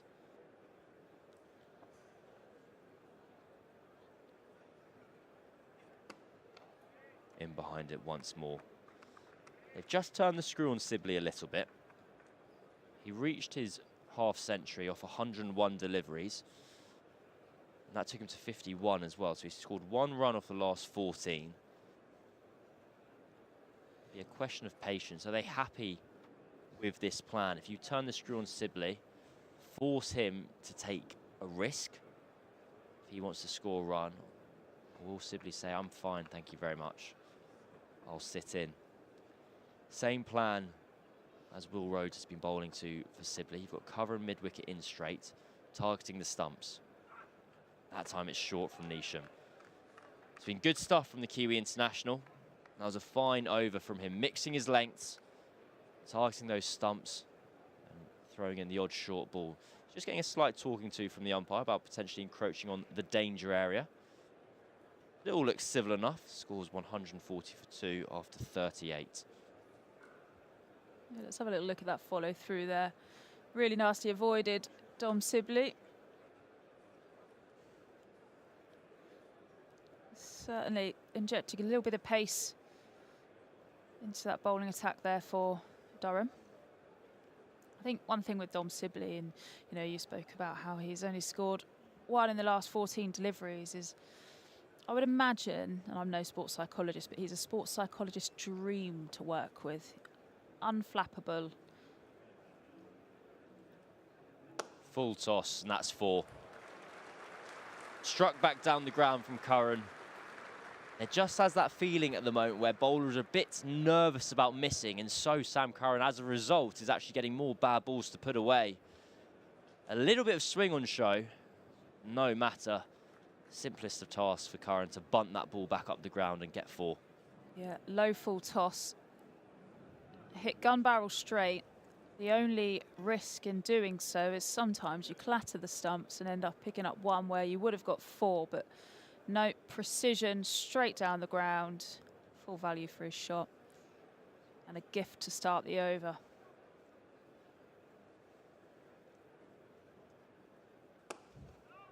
Defended up to mid-off.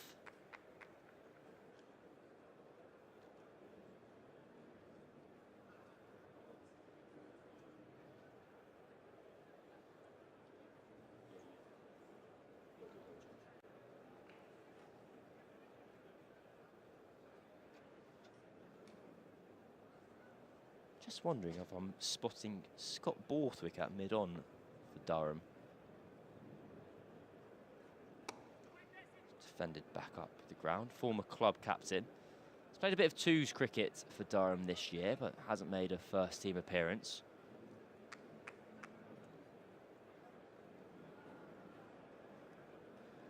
He's now kind of on the books as a player coach, so he is available for selection.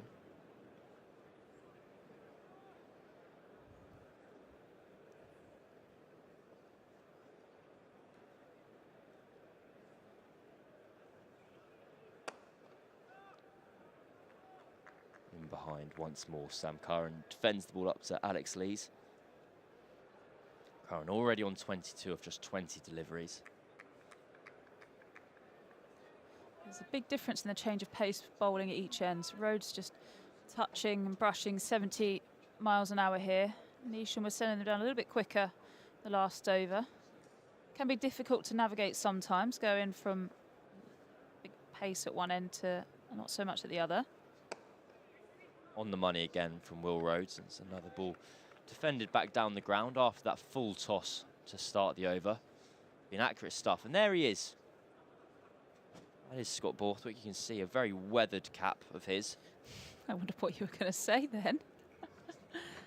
I'm glad you said cap. Yeah. He looks lovely.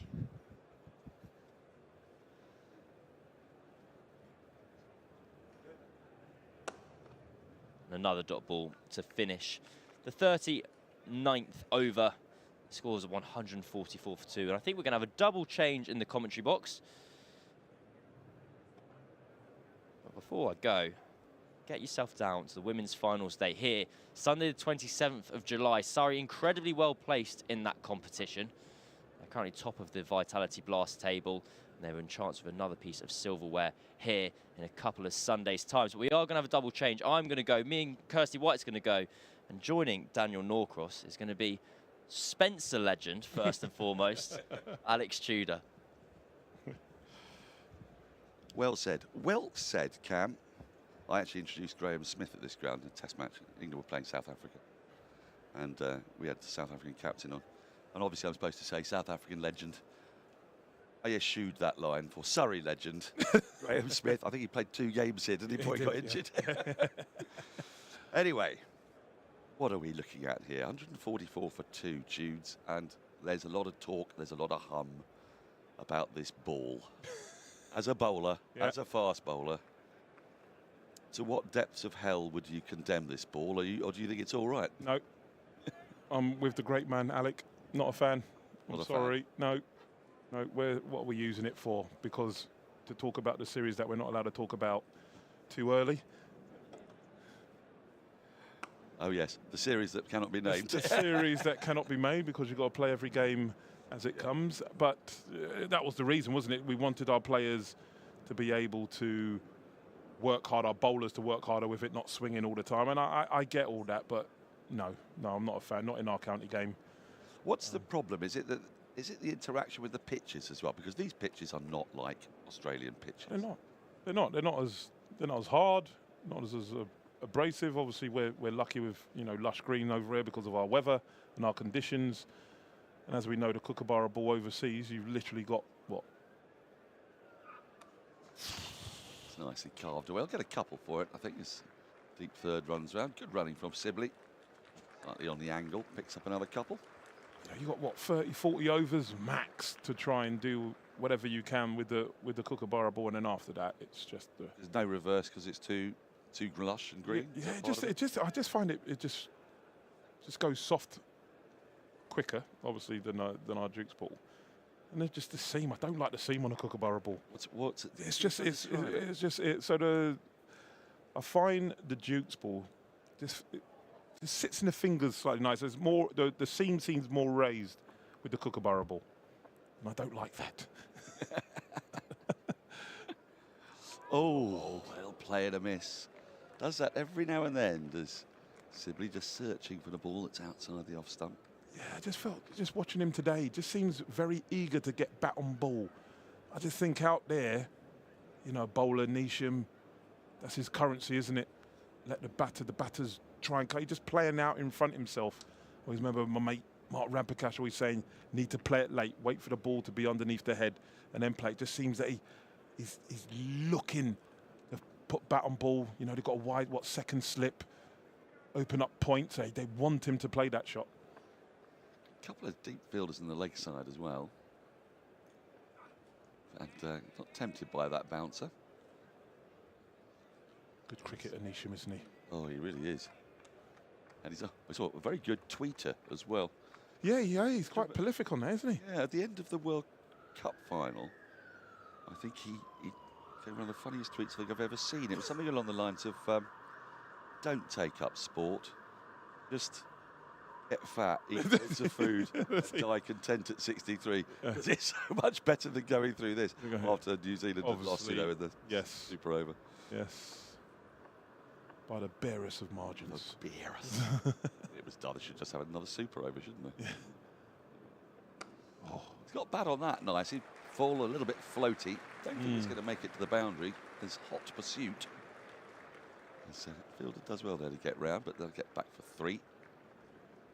Yeah, as you rightly said with that one, the length was good for that shot. It was still wide, still searching, but the length was good. So near enough half volley-ish. Just lent on it. Beautiful shot through the covers. There's no real follow through, is there? It's kind of like just bat on ball and just a punch. Yeah. Just that sort of forward punch. And I always say to the kids, you don't over hit it. Always remember Graham Gooch, power brings problems. Oh, yes. That's what he used to say. Did he say that? Power brings problems, Judes. Sorry, Gray, I love him, honestly. Absolute legend. We had him in here, but he does, yeah, we did, didn't we? Yeah. But he does smile when he hears me do it. He does smile, so that's all right. Do you know, he sorted out a little mystery for me when he came in. Oh? Another couple of runs, been tickled round the corner. End of the over, 150 up for Surrey, 151 for 2.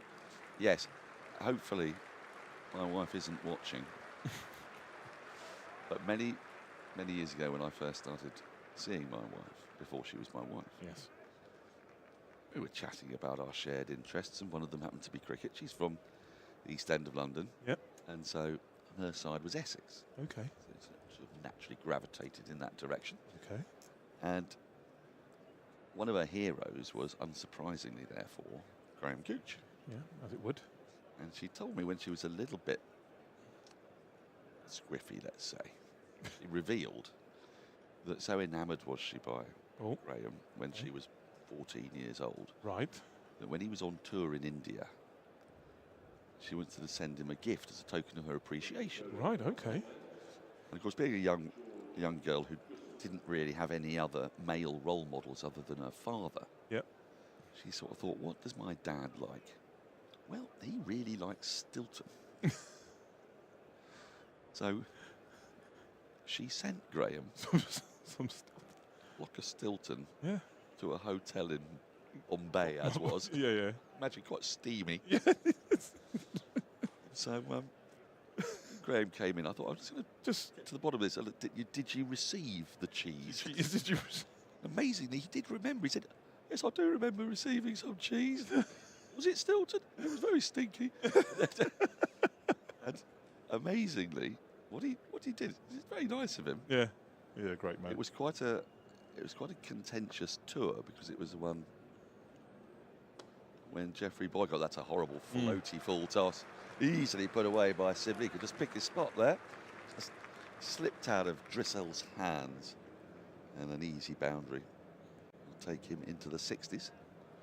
And so he's going along quite nicely at the moment.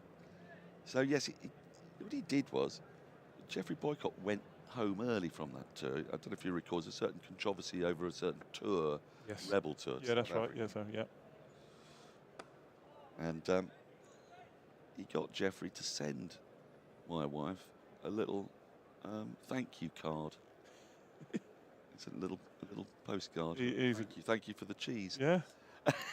he's a good man. Oh. Ball. Relax. We can all fall for that one. Relax. So yes, the mystery was finally solved. There you go. The great man. He remembers everything. Is he one of those? He is. Honestly, I was, as I say, we were, when obviously Graham and I came in, last month, and we talked, on part of Ambassador, that we've been very lucky enough to go on that cruise. And him and Jonathan Agnew, honestly, the stories, Oh, yes. Aggers would be like, Graham, you remember that game at, wherever it would be, some outground in Leicester or whatever, and it was flat. And I'll just turn to Graham and be like, did you get a dumb 100? And he's just, with all the greatness that he's done, sometimes you'd think, he'd be a bit brash, and he's not. He's actually seems quite shy about it. He's like, yeah, Tudes, I did. It was flat, and Aggers thought he could bowl short. I was like, not today, mate, not today. He'd be like 250 odd not out or something like that. Yeah. Just his record. You think back, and what is it, 45,000+ runs? Well, do you know what? If you add up all of his list A runs and his first class runs, he's got more runs in professional cricket than any other human being who's ever lived. More than Jack Hobbs. Wow. Well, that doesn't surprise me. He was at 20-odd thousand list A. See? I would like to know how many past the age of 30, because when he got to 30, something just clicked, and he just from there to when he retired, it was just ridiculous. Every time he batted, he got runs. It was a sort of paradigm for that one, wasn't it? Where we say batters can mature and get 100%. Better over a certain. That's why I always say you shouldn't rubbish anyone, or you shouldn't say their career's over, because you think of the maturity of batters, especially. I think of Alec. Alec was the same. Where do you get the most test runs between 30 to 40? The most test runs. You know, some people just mature and then they sort of know their game, and then they go and they just can go out there and express themselves. Bowlers, spinners. Yeah. You know, all these young spinners. You're not learning to bowl. You're learning to bowl on a job. Someone like young Bashir now and Monty before that. They're bowling on the job. They're learning their art. Swanee had to go around a little bit. He was at Northampton, then he went to Nottingham. And then he learned his craft. So when he came into Test cricket, he was ready. That's been clattered away by Curran, but there is a little bit of cover out there down the deep backward point boundary. Does very well to get round and cut that off. See, that's where the game's changed, Dan. Myself and Bickers, it would have been the size 12, 13 out. Yep. Still got it though, wouldn't you? You'd have still if it had gone over, just like, well, that's just how it is, isn't it? It's like, sorry, bowler. I mean, to be fair, if it was Bickers bowling and I was down, I would have to put my body and soul over it because he didn't like a run scored off him. Honestly, he'd be fuming. Yeah, I can imagine that. I used to miss the seam a little bit because how my wrist was, and he'll get the ball back at the beginning of over, and he'll just, Tudor, look at it. I said, I'm bowling for reverse swing. That was a thing then. It was well, we had Azam Mahmood and stuff, and he was different class. And actually, Ben, God bless him, Ben bowled really well with the reverse swing. I said, I'm bowling for reverse swing. We're all different. You know, you hit the seam and bowl beautiful wave shape. I'd nip off left-handers for fun, and you know, have a bit of a floppy wrist, and if the odd one's right, it ends up being a leg cutter. Just get on with it because we did all right, fella. Wrist, is that's yeah, you hear about Stuart Broad now. He talks about like the wobble seam. I talked to Curtly Ambrose about that donkeys ago. But that's what Curtly said. He said, Tudes, I knew where I was pitching it, but he said just hold the ball soft. So when the ball goes down, it either goes one way or the other. Ah. And he wouldn't necessarily know. No, he wouldn't. I mean, if he, the great man, didn't know where he was going, how was a batter going to know? All he knew is where he was landing it.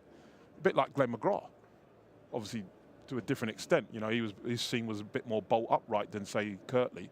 But Curtly used to just bowl with a loose grip, and it just went, he will either duck in it or just say straight or just nip away a little bit.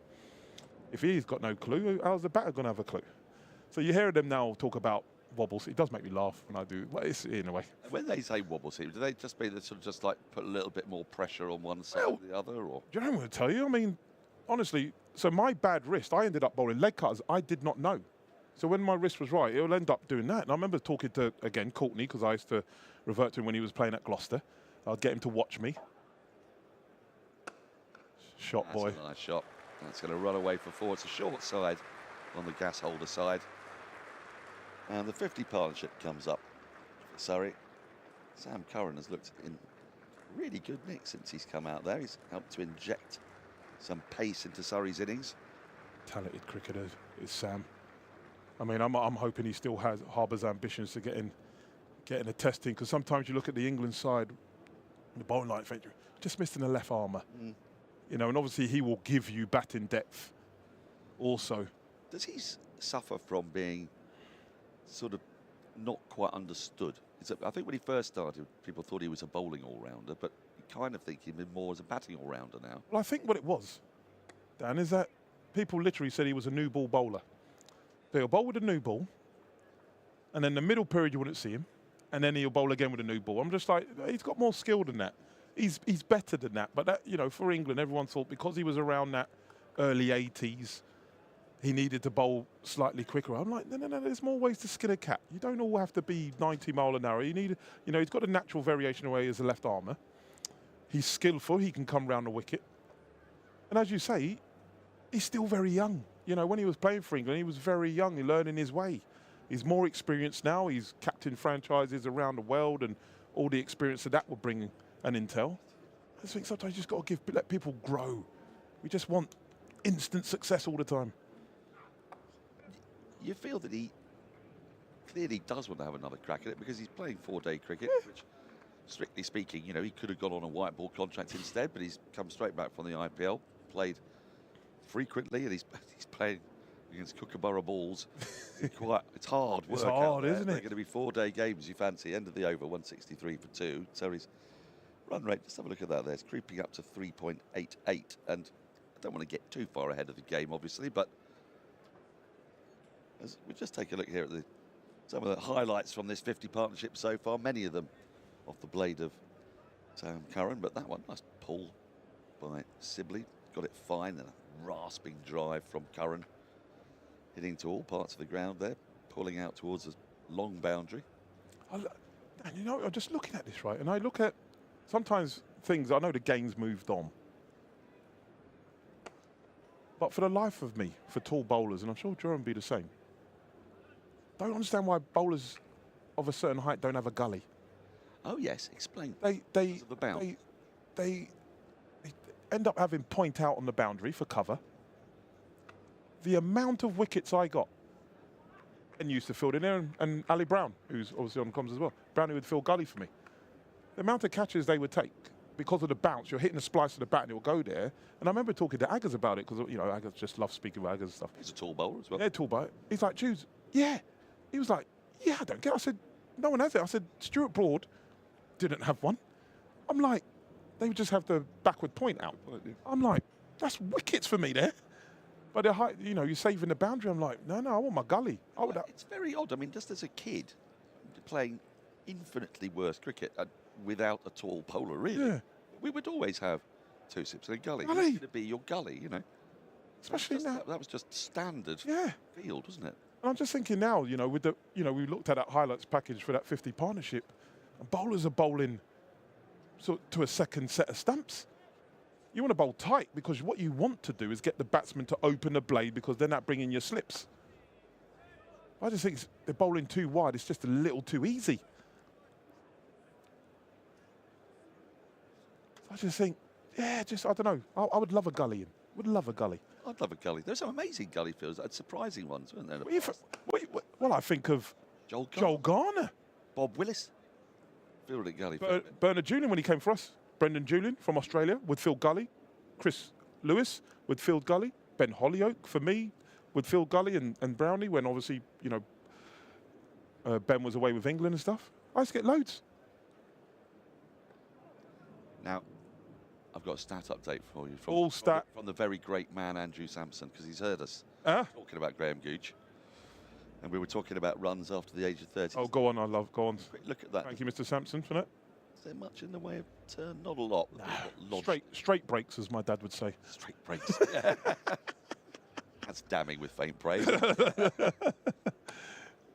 Nicely worked. There's a vacancy now at mid-on, so he just milks the easy single. And that is the end of the over, 165 for 2. Graham Gooch after the age of 30. First class runs after the age of 30. Get your head round this, because I'm struggling to. 29,720 runs. Sorry. A reminder while we've got this on the screen. England against India. T20, Friday the 4th of July. That's very soon. So get down here. Friday. Promises to be an exciting game. That's during the Edgbaston Test. So let's fill out the oval for you and need a comeback after shocking defeat yesterday, wasn't it? Smriti Mandana with 100. Yeah, she's a elegant player, isn't she? Very elegant. Beautiful to watch. Yeah. Saw her debut I can't believe it. It was at Wormsley, you know, in 2014. Oh, what a wicket! What a wicket! The bat on there. And how the game has moved on. You wouldn't think of putting a England v India international. Yeah. No, you wouldn't know. Sorry, Gooch, after the age of 30. First class, 29,720 runs, an average of 56, with 9,400s. 94! After the age of 30. Oh. Wait, there's more. Oh, there's more, folks. Nicely defended. 1 day runs, 14,335 at 45.3, with 3,100s. So he's got 125 professional tons. After the age of 30. Just let that simmer in, ladies and gentlemen. Total number of runs after the age of 30, 44,055. I mean, that is absolutely the amazing thing you'd be able to tell you about every run. Every run, every century, honestly. There's some like that, aren't there? Another one like that, Geoffrey Boycott. I remember working with him once, and he was being asked about who are the more awkward bowlers, and he suddenly got very animated. I think it was a guy called Norman Graham. I've never heard of him. If you think about the bowlers at the time, so again, Jeremy would know because he was around that era. You think of the bowlers that were bowling, uncovered pitches that he was then playing on. I suppose maybe past the age of 30, it would have been a bit more. It would have been a lot more professional. But I just think about overseas, Wazim, Wacker, Ambrose, Walsh, Sylvester Clark, Marshall, Eldine Baptiste. Just think Sir Richard Hadley. I mean, the list goes on, doesn't it? It's amazing, isn't it? You know, Clive Rice. He had 2 of the greatest innings in Test history when he was about 39, 40 at Headingley, 2 years running, 91 and 92. Yeah. The one against the West Indies. West Indies, yeah, it was, yeah. But actually, the one following year. 154, I think, not out. I think you're right. I do know my little history stats. Year, 100 and. Oh, don't do that! Don't do that. I'll just remember that in his car. I remember Marshall and Courtney, and he was just pulling them in front of square and stuff like that. It was amazing. A pitch where no one else could get a run. No. Actually, Ramps was second top scorer with 27. He was. Yeah, baby Ramps. Yeah. And he got 135 the following year, similar pitch against Wacker and Wazzy.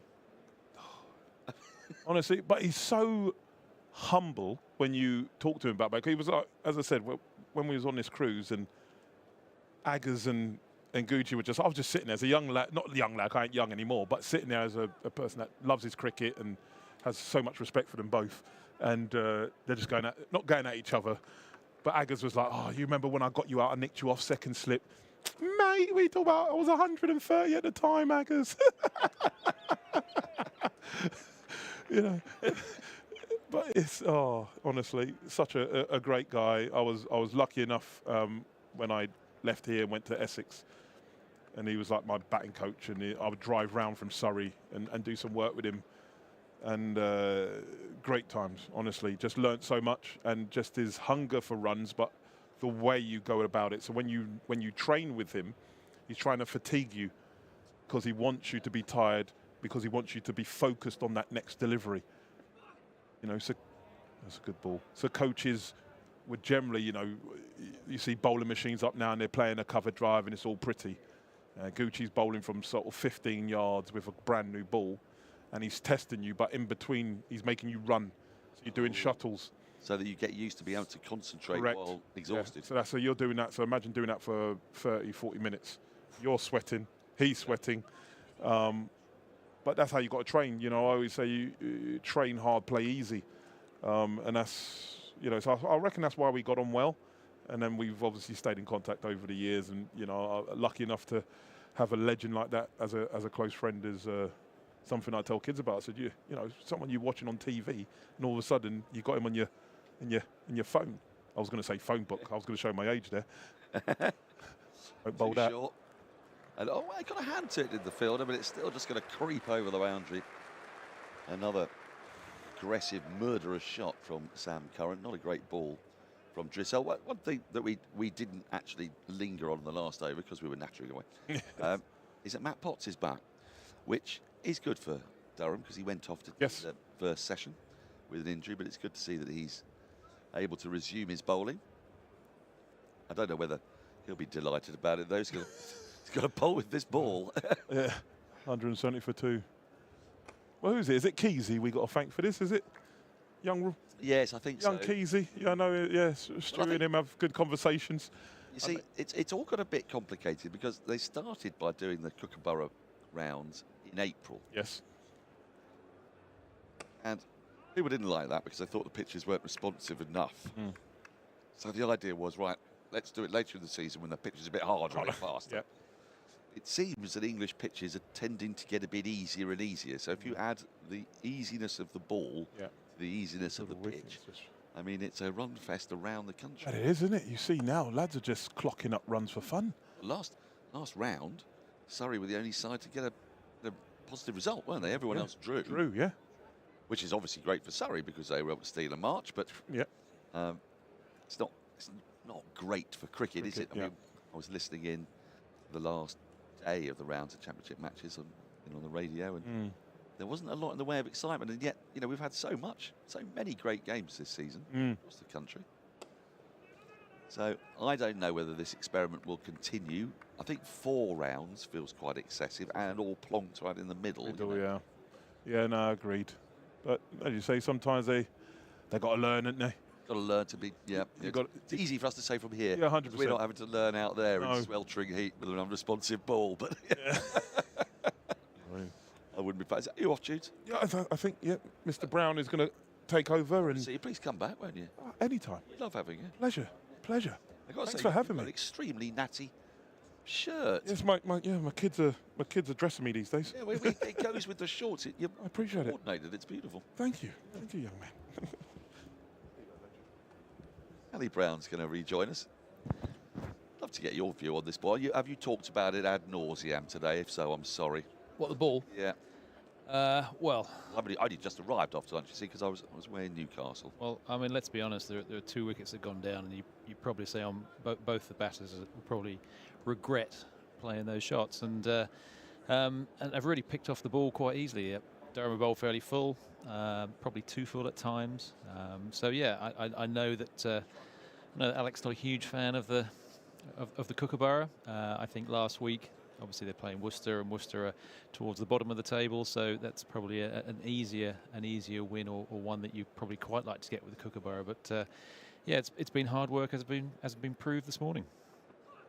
Yes, I mean, where's Surrey? Oh, that's a lovely shot. Oh, he crunched through the covers. Won't bring him 4. Good diving stop on the boundary. So the big fast bowler Hogg. They get back for a couple. I mean, the advantage for Surrey was, of course, it was a round of matches where everyone else drew, so they were able to steal a march and get further away from the teams below them and closer to knots. But I'm just going to check in on the scores today, and I think it's a similar kind of picture. Essex have only lost the 1 wicket after 50 overs. I think Somerset have made a little bit more of a comeback. They were 2 down early. I think they're 3 down for about 140, something like that. Well, I bring sad news. Unfortunately, they've just lost another one. James Rue has gone for 58, but they're 157 for 4. So counting up the wickets that have fallen, I mean, Worcestershire, who we know are struggling against a strong Hampshire side, are 184 for 2. And Warwickshire 184 for 3. So it's a tale of runs in the first division across the country. And I think actually Middlesex were going great guns. They were 183 for 2 against table toppers Leicester. So that's the story of today and of the Kookaburra ball. Oh, and that is pretty much the only way it looks like you can get out on this pitch. I think it's just, if you look at the way that Dom Sibley is batting, he's probably setting in for what he sees as a 130 not out at the end of play. I mean, that would be his design. You can just see the way he's playing. He knows he's got that sort of in his. He can certainly achieve that later. And I think, you know, if you look at Rory Burns, he looked very frustrated when he got out. He looked in fantastic form. He's had so many starts this season, hasn't he? That's the thing. He's got himself in so many times. He made it look quite easy at times, and you could just tell the way he was punching his bat as he went off that he'd given away a potential 100. Left 80 or 90 runs out there. I think, yeah, and some, yeah. Nice aggressive bounce of that from Potts.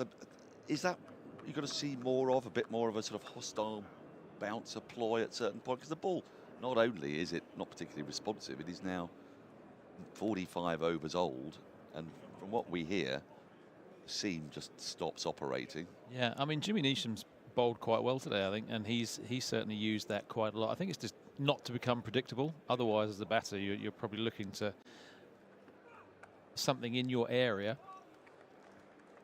to drive, and that's what you're looking for, and then anything short, you'd react on that. But yeah, I think it's good to see the odd short ball in there, because at least the batsman thinks, well, I'm not just going to get everything in my arc that I can potentially score off. So and you're hoping from that the occasional short ball means that the batter is a little bit on the back foot, thinking what might come, or double guessing, and then suddenly gets a full one that might just nick off.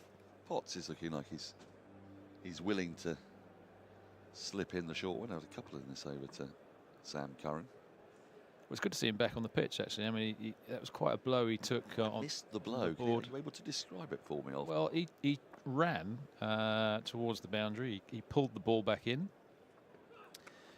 which was a very impressive athletic piece of fielding. But his foot hit the protecting pensions part of the Rothesay board at the far end, and I think he injured himself on his sort of groin or that sort of area because of that. But I thought the ball was still in play. And so I think Ryan Patel is winning the Fair Play Award for only running 2, because there's some people I played with that might have run 6 or 7 if they could have. If it was me, I would have done that. Yep. Well, I think take the runs when you can get them. It was the right thing to do. But it was a brilliant piece of fielding. He was very unlucky to do that. And but yeah, Surrey did the right thing, and it was only a couple. I've just started reading a book about the 1954-55 Ashes tour, one of the very rare occasions England went to Australia and won down under. And interestingly enough, on the first day of that match, Dennis Compton got an injury, in a similar kind of way, running around the boundary, dived for the ball. Now picket fences had no rope, so the fence was the boundary. That's been clattered away by Curran. That'll be 4. Again, a little bit too short from Drissel. He has a habit of doing that once or twice and over, which relieves the pressure, and Curran's going to latch onto that. As we see it again, there was width. It wasn't that short, but he's not a very tall man, Sam Curran. He's able to just shift his weight back, pick his spot, really. And anyway, so the ridiculous to think, but the fence was the boundary. And he got his finger stuck inside the picket fence as he was running. Pretty disastrously. Broke 2 fingers. Oh, it's another crunching drive from Curran. The second boundary in the over. Slightly overcompensating, going a little bit fuller after dragging the previous one down. And Curran is now on the threshold of another half-century.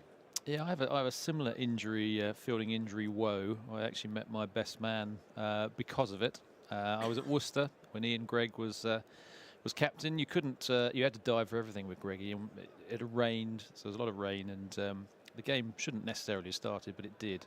The ball went past me. I dived for a ball at Worcester, and I hit concrete under the advertising boards. I split my elbow open, which went through 2 shirts, and I had 5 stitches in my elbow. Oh, that's not nice.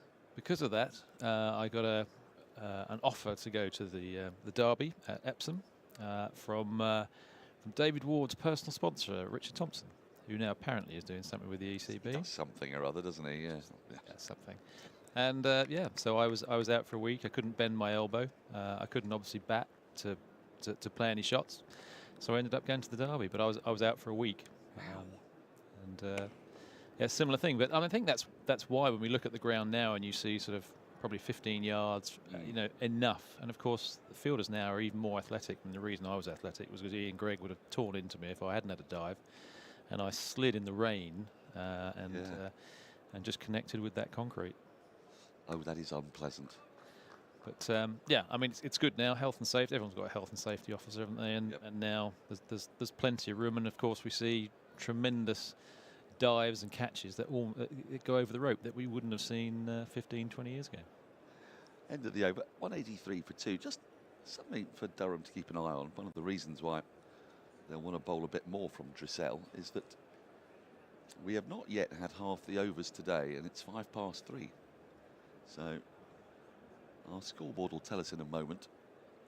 We've got a reminder to the crowd on there at the moment, telling them to stay hydrated. But when the main scoreboard comes up, there will be something that will tell us whether they are. Well, they must surely be behind. I mean, I know there's been that obviously injury breaks. So you think because it says stay hydrated because it's hot, get some water on board for the crowd, that should have for the Durham fielders. Yes. Hurry up, get a move on. I think it possibly should. Let's have a look. Well, scoreboard saying -1, which feels a trifle generous given that we're an hour and a half after tea and we're not yet halfway through the number of overs. So my maths doesn't make that work particularly, but there are all sorts of reasons. There we go, -1 on the over rate. I don't think Surrey will have that problem. I quite like the fact they've got 2, you know, fairly decent spinners with also the ability to, with Sam Curran to bowl over the wicket to create a bit of rough, which could come into the game, which could be quite interesting.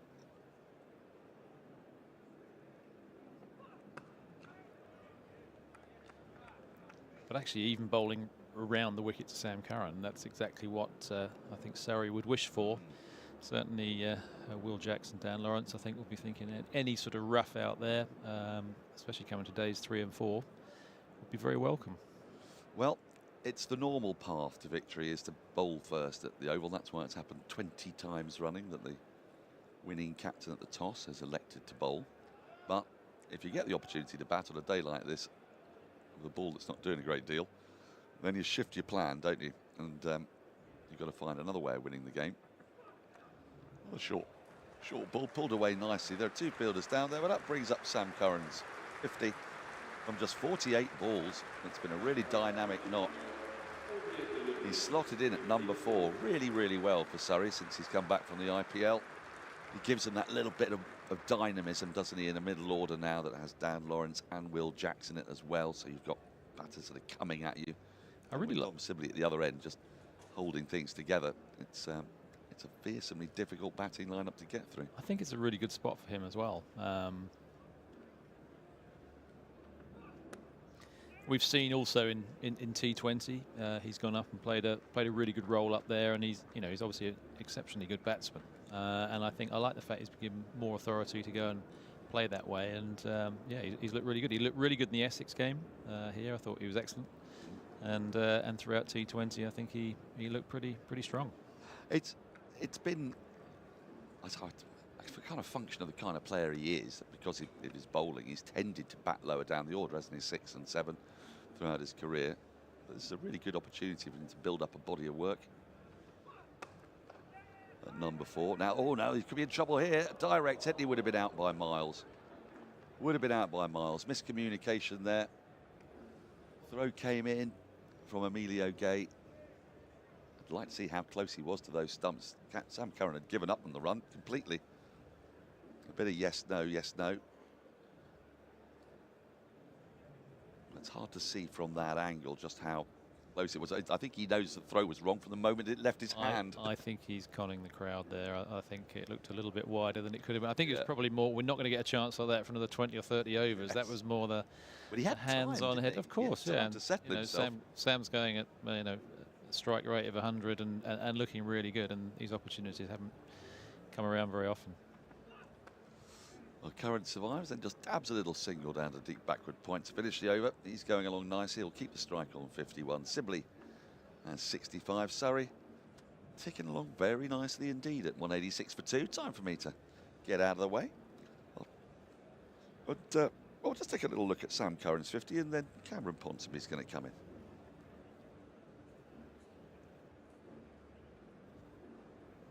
Thank you, Daniel. Well, it's a pleasure to talk over the top of these Sam Curran highlights. This was the shot of the day for me.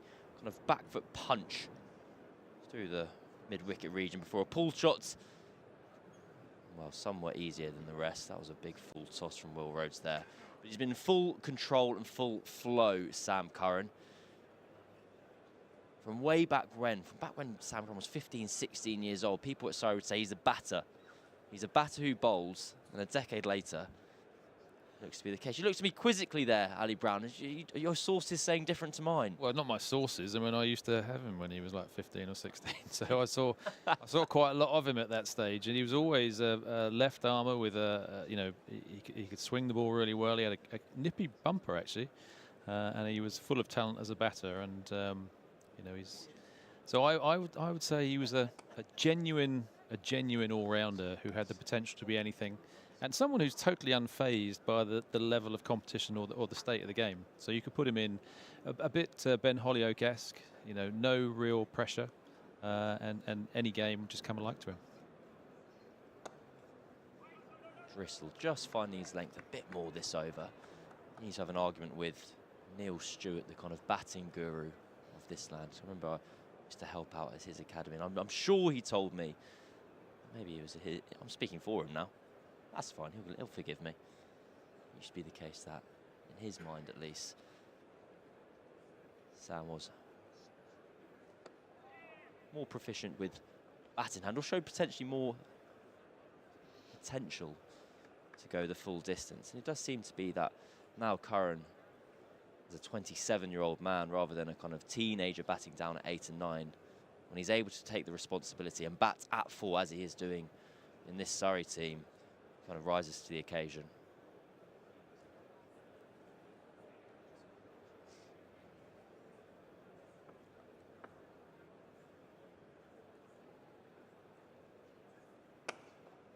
It's driven up the ground. They should just be one. I would say that Sam had a very good sort of mentor in Tom. who helped him all the way. If you'd have seen him as he came through his late teens and his early 20s, especially in one-day games, Tom would always be at mid-off when he bowled. And so if players went hard at him, Tom would always give him advice. Yeah, he took a lot of experience from his brother. That's a crucial hand from Drissel there, because that was destined for the boundary from Curran. Curran's taken a fancy to George Drissel. I'm Curran Ponsonby. I'm joined by former Surrey and England cricketer Ali Brown. Here in the commentary box, we'll have a little look at this again. Really firmly struck from Curran. Drissel, part self-preservation, part run preservation. Does the business. There's a dot finish, an economical over. Just 2 runs off it, and we're going to have a drink. Scores 188 for 2 after 49 overs. Question I wanted to ask you, Ali, about that missed run-out chance from Emilio Gay. We just have a quick look at the match summary. There's the batting and bowling figures for you. Surrey on 188 for 2. Sibley unbeaten on 66 of 143 balls. Curran playing a different game at the moment. He's on 52 at the best part of run a ball. And those 2 wickets for Durham coming courtesy of Ben Rain and Jimmy Neesham. Emilio Gay had that run-out opportunity. And I never quite know where the line between when a missed run-out chance blurs into kind of the dropped catch territory, where you walk off at the end of the pitch, at the end of the day, and you go, God, we've put our chance to stay down today, lads. That's a shame. It never seems to be. If you miss a run-out, you're almost kind of guilt-free at times. I think it's guilt-free if you've got 1 stump to aim at. Yeah. I think if you've got 3 stumps to aim at and you haven't had many opportunities in the day, you're probably... I mean, he had a little bit more time than... you know, you often want to get the ball out of your hands as quickly as possible. But I think at times, I mean, Sam was running down on the left-hand side of the pitch. He was actually on the grass on the next strip. So he couldn't really break as quickly as he'd like. And you do have a bit more time. So I would say, you know, I wouldn't say that's a dropped catch opportunity. I think it's just it's an opportunity, and in a game like today when you're playing with a kookaburra ball on a good wicket with 30 degrees out there, and once you get in, it's all good for the batter. I think he'll regret that he didn't get a little bit closer than that. And it looked from the replay as if he was, you know, a foot or 2 wide. You kind of, but there's, you know, it's that happy medium between I've got to get the ball out of my hand, but you take an extra split second just to aim at the stumps and give yourself that chance. And of course, Sam had given it up for all love or money, but thankfully he's still there and going along at a right lick. We'll see how much Curran punishes Durham for that missed opportunity. You, of course, are you still the record holder for List A? No. I think I held that for 20 years, but I was beaten. You beat it? Oh, I don't even know. The word. I think. I don't want to mention their name. No, I don't. I think a lot of people think that I got a retainer or something every year. You know, every year you had it, you know, you get some sort of levy, but that's not the case. I mean, I was lucky to have it for as long as I have, and quite frankly, you know, records are there to be beaten, aren't they? So, you know, I don't think Sir Roger Bannister, when he did the 4-minute mile, thought, oh, that's it, that'll do. No one will beat that. Run faster than that. It's complete, guys. We don't need to try anymore. No, I know. Just need reminding, Ali Brown made 268 here at the Oval in a one-day game. Were you put down early in that innings at all? Was there any? No, I was dropped on 47. That counts as early. Out of 268, that counts. By the keeper, but he was diving to where first slip used to be. Okay. And that was the only chance, actually. Presumably first slip had to vacate that area because he'd been smashing it. Yeah, well, the wicket was a very good one. we only won by 9 runs. Potts into Sibley. It's a beautifully played single out to sweeper at deep cover points. And Sam Curran back on strike. So Matthew Potts fit again to bowl. He's midway through this spell. He'd have a pretty nasty collision with the advertising boarding in the morning session, which meant he was off the pitch for, well, including the lunch break, an hour and a half or so. But he's back and bowling, which is a relief for everyone. It's a hot day. You can see Tom Sibley just wiping the sweat off him there in shots. 3 fielders out on the boundary. Deep square leg, fine leg. cover point out on the offside. 2 catches in place for Durham. Slip in the gully. Durham won the toss and chose to bowl. Well, they're taking their medicine at the moment. And that second catcher at gully's been told to drop off to a more of a backward point.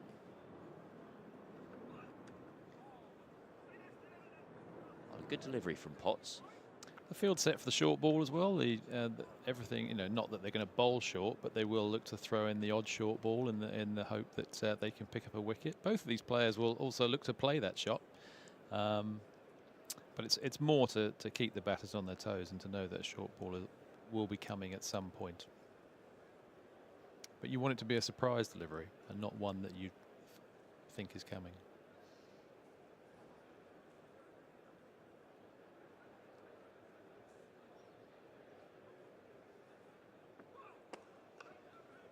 That's kind of tight mid-wicket in the game again.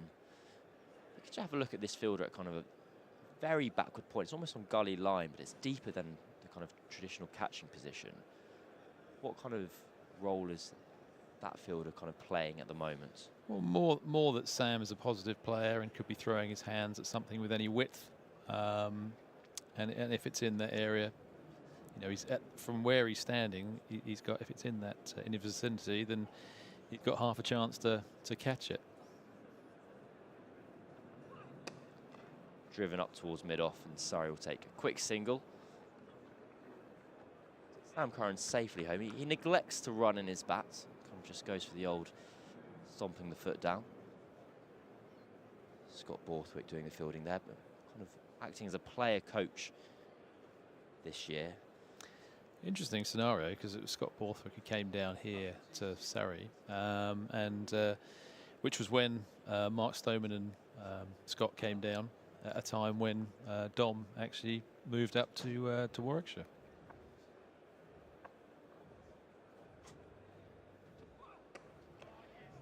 Borthwick not actually in. Well, let me double check that. I've all of a sudden doubted myself. Check the scorecard, but he hasn't played for the first team this year so far. Few twos games to his name. No, as I suspected, not in the 11. But part of the downside to his role as the kind of player coach is on a scorching hot day like today, to keep everyone else fresh, he's doing a lot of fielding in the sun.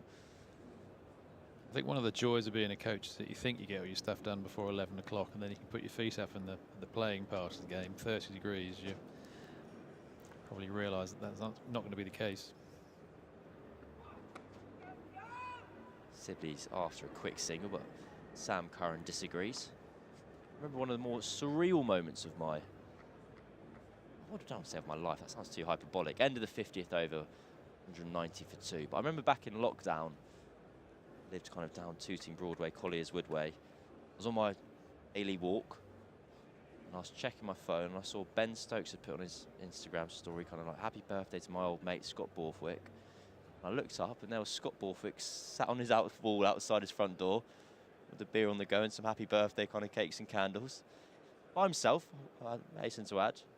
Well, that was strange. A beer on his own with cakes and candles. I think there was, I'm trying to remember what the rules were. I don't want to get anyone in trouble. It all seemed very pleasant. There we go. Scott Borthwick had a birthday once. That's the moral of that story. Curran onto the back foot, forces it into the offside. Just picks up gentle single.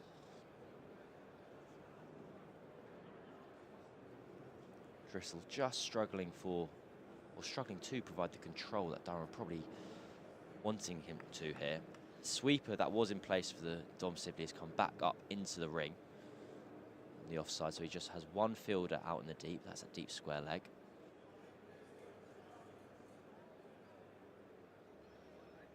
Yeah, from a batting perspective, I think you like where this is going at the moment.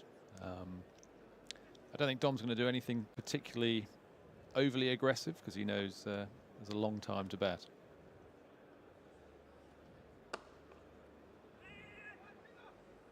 They've rushed through for a single. It's taken the hand of Driscoll on the way through. Saves the 4. He's bowled a couple of full tosses, hasn't he? And I think Durham they've bowled very full, haven't they, today? There's a lot of those balls have gone straight back down the ground. probably just want to bring their length back a bit and try and be a little bit more patient, I think.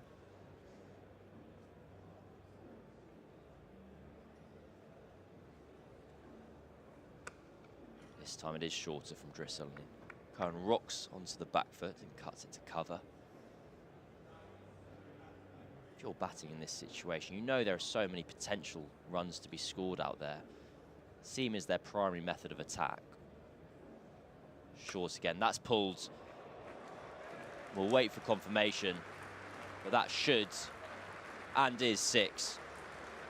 The 10 rows back is 6 these days, and I mean, I feel he's he's waiting for a poor ball, and that's been just, put away. And there's been too much.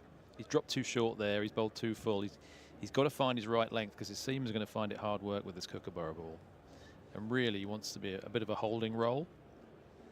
Well, it's not a great combination. We were just commenting on Drissel bowling too full. He then bowls the drag down. That's slightly better from Drissel to end his 6th over. 30 runs scored off those 36 deliveries. Scores 198 for 2. I imagine, on the one hand, there's this always attacking line of thoughts, which is attack the spinner, make them turn back to their seamers, tire them out. On the flip side, it's a day 1 pitch. There's not going to be much spin out there. Is there an element of we can take this at 4 and over pretty risk-free, and that's kind of almost easier runs to come by? Yeah, I think that's the way Dom's playing at the moment. I think Dom sees sort of 100 and 110 not out maybe at the end of the day's play that holding role. He's got plenty of positive players to come in. We've got a very good 5, 6, 7 coming in. So, but I think Sam's naturally a very positive player. He's scoring at virtually a run a ball. And I think he will, but he knows, as Drizzle has bowled him a few balls, that there are going to be some loose balls there, and he needs to be tighter than that to really put the pressure on. The wicket is a good one. The ball isn't doing a great deal. It's not easy, but he's got to be a bit more. He can't leave those loose balls out there, because they will be picked off, and it's quite short to that side of the boundary. The guest holder side of the boundary is a short side, and Sam's found that boundary with ease. Well, Potts to Sibley. Beats the outside edge on this occasion. We have quite an interesting field setting on the offside here. Behind square, we can almost have, well, they're all wandering around now, so it's quite difficult to explain it. We have almost a slip, a deep gully and a backward point. He's got 3 fielders in play there, so I wouldn't be a huge fan of that shot to that ball, because it, second or third slip is in play, as is the fly slip, as is the sort of fly gully. So you can see if he keeps it down, then he's going to get good value. But if he had found an edge, probably wouldn't have gone down. Potts in again. This time Sibley learns from his mistake and lets that one go through to the keeper. His 2 fielders still out in the deep on the leg side, giving Durham the option of the short ball.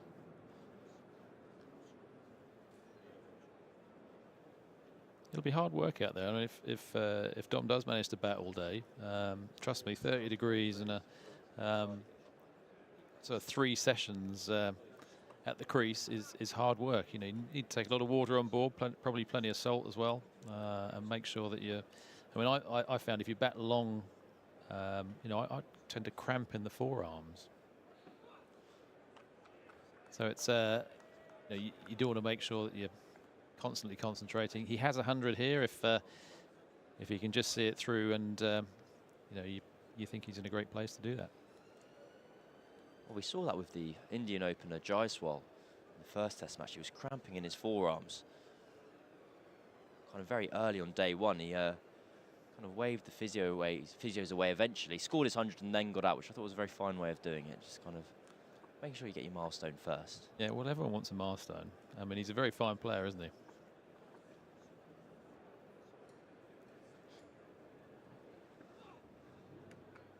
Sibley leaves another wide delivery from Potts alone. You see just the 2 contrasting styles of play. At the bottom of your screen, you can see on the scorecard there, Dom Sibley, 68 not out off 152 deliveries. Sam Curran almost caught up with him and overtaken him. He's on 60 off just 62. He's playing very much the Ian Ward role.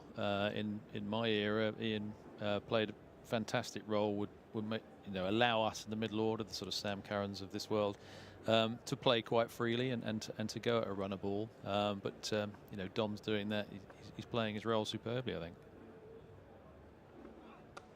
Push through the covers. It just goes square of the wicket, actually, so it finds that fielder out in the deep. 1 run added to the total.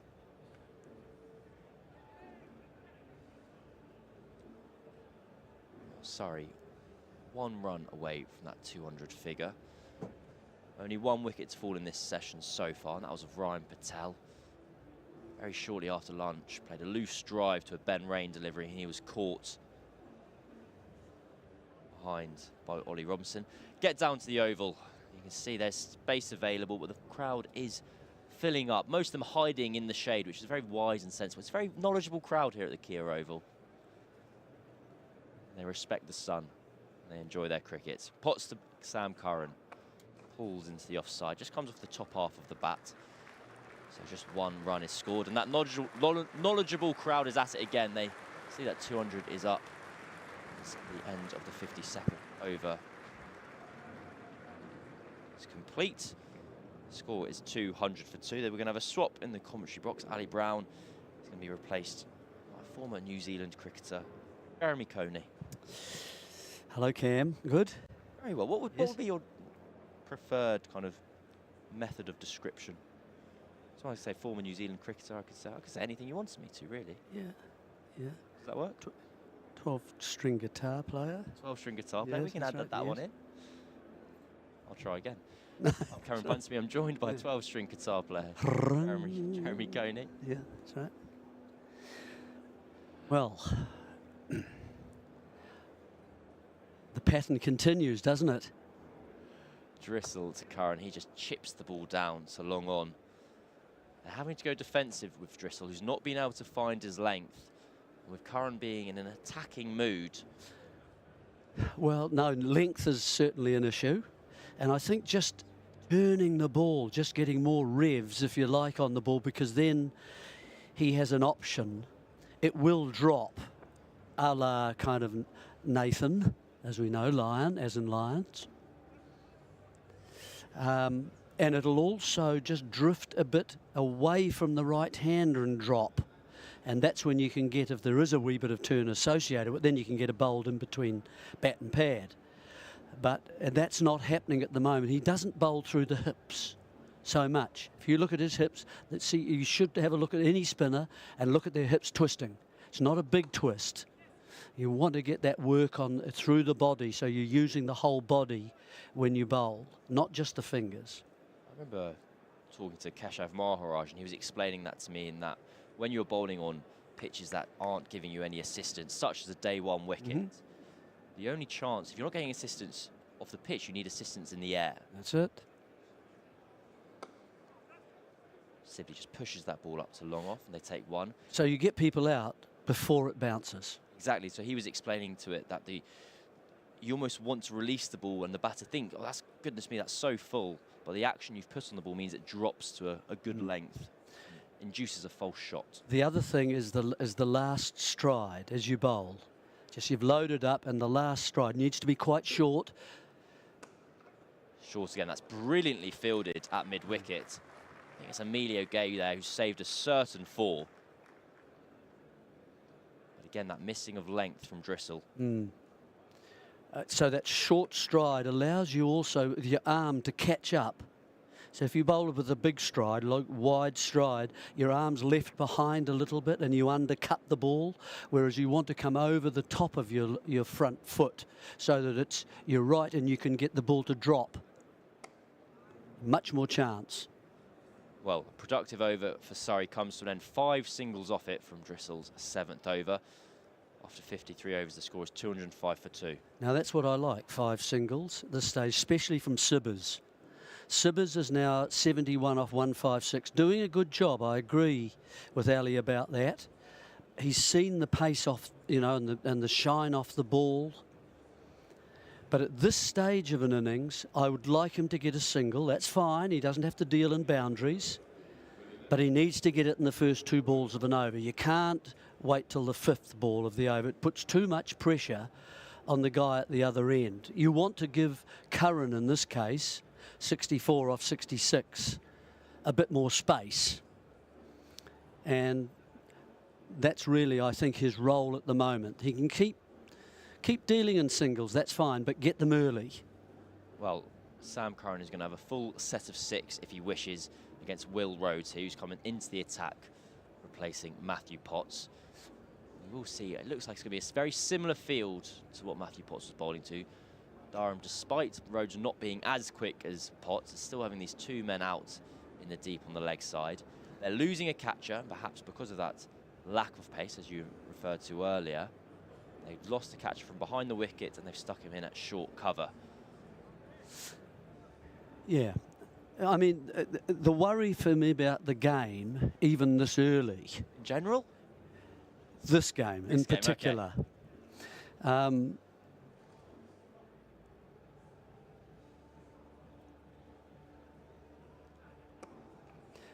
Is, you know, the cricket is about the interplay of 3 variables. You either have runs, or you get wickets, or there's time. Yep. Now, the moment, once we see the conditions like this, with the ball not doing too much, one short side where you can score runs, the issue is time. And you've got to get enough runs in order to make choices. And I think Surrey in this situation have got to be looking at 4 runs at the end of their, whatever their 110 overs, is it? So roughly between 400 and 440, certainly got to get 400. Yep. Then they may choose to bat on a little, I don't know.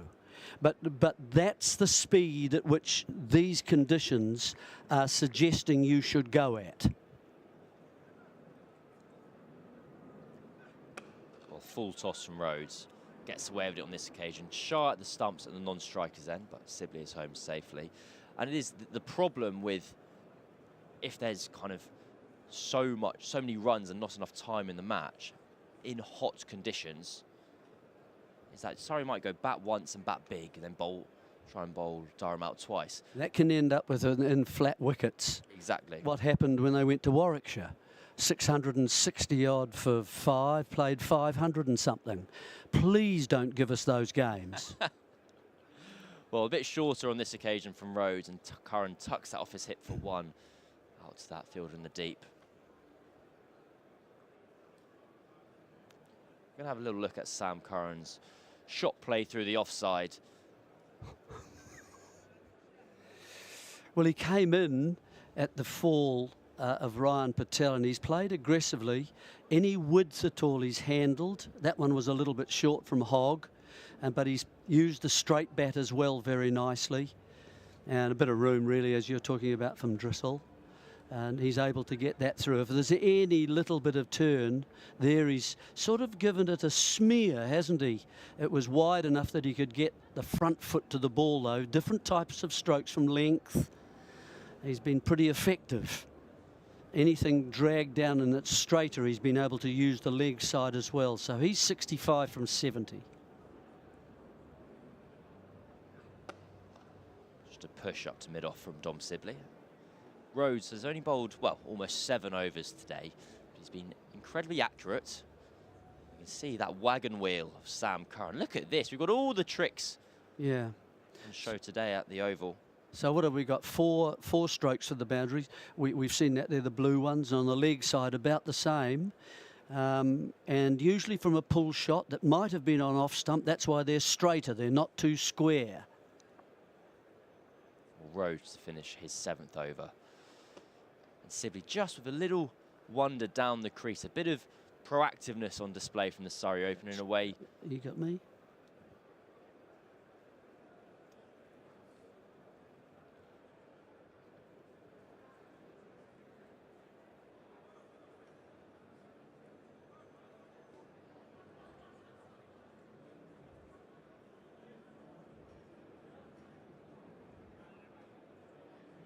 Yeah, I'm back.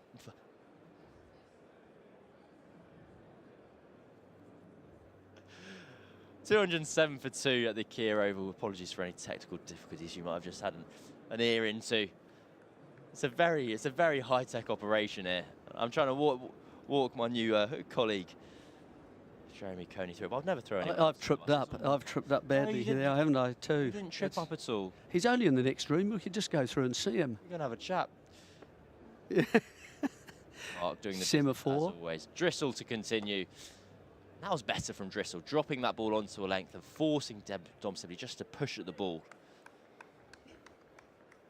So he's going at 5 runs and over currently, George Drissel. Tickled round the corner, he just loses his length on this occasion. And I believe that's the 100-run partnership between this pair. It comes from 140 deliveries. And well, Sam Curran doing the Lions' share of the work, 65 off 70 for him. So he's faced exactly half of the deliveries. Scored 65% of the runs. Yeah, he's been good. Sibbers got off the strike there, didn't he? Second ball. That's the sort of thing that gives Curran the space. Curran immediately rotates the strike again. So explain to viewers and listeners and myself, when you've, well, for Sibley, mid-off comes back into the ring, but to Curran, long on is kind of loitering. He's kind of halfway, neither protecting the single nor being on the boundary. Explain, why would a team kind of employ that fielding position? Well, they're tempting him, aren't they? If you want to go over the top, I'm not on the boundary, clearly, and then you hope that your bowler is able to deliver a ball. That's a good run. Well done, Sibley. Fielder having mid-on, having to run to his left. He couldn't get round it to pick it up and then throw at the stumps. He always was going to be safe. Yeah, it's just the temptation, isn't it, to go over the top and to look for a boundary. And then perhaps doesn't get it because it's too wide or it's dropped a little bit on you, and so you don't get that part of the bat that's going to supply power. Well, we'll see it in action here. So long on. Just goes to loiter at the halfway house between Curran. Sides against taking any risk. At the end of the 55th over, the score's 210 for 2, and George Drissel just finding his length on across those 6 deliveries.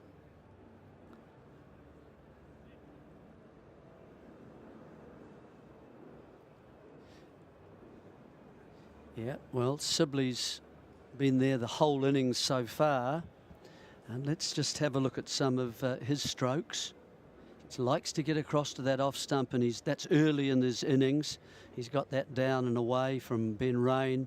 If you do stray into that leg stump line, he's very quick to pounce on it. And he's got boundaries in that area of the field. It's one of his strengths. Yeah, and it's dragged down too. So he's just really just followed that round and got another boundary there. He's strong in that area. So 74 for him. Well, Will Rhodes comes into bowl. Hammers that length once again. He's been really good for Durham across day one, Will Rhodes.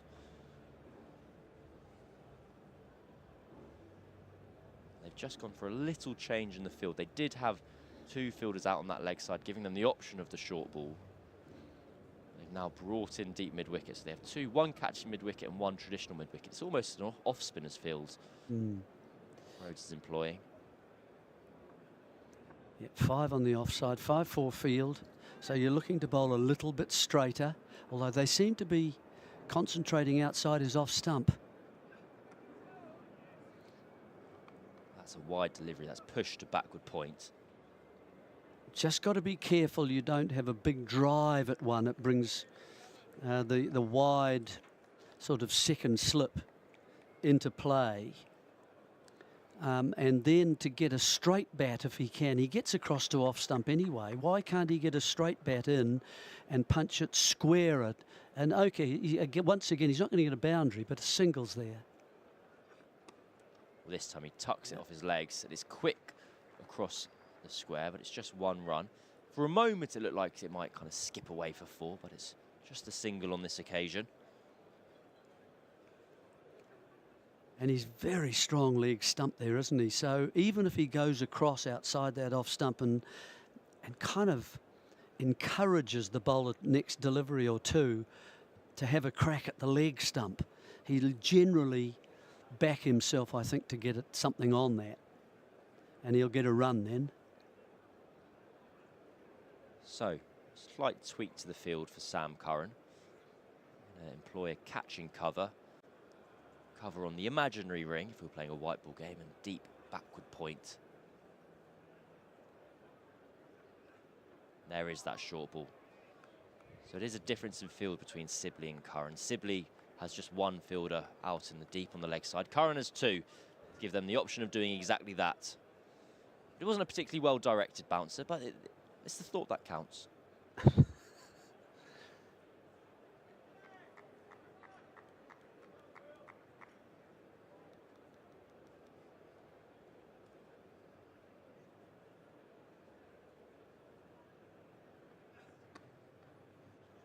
No run on this occasion as well. I'm just waiting on that back foot and defends to cover.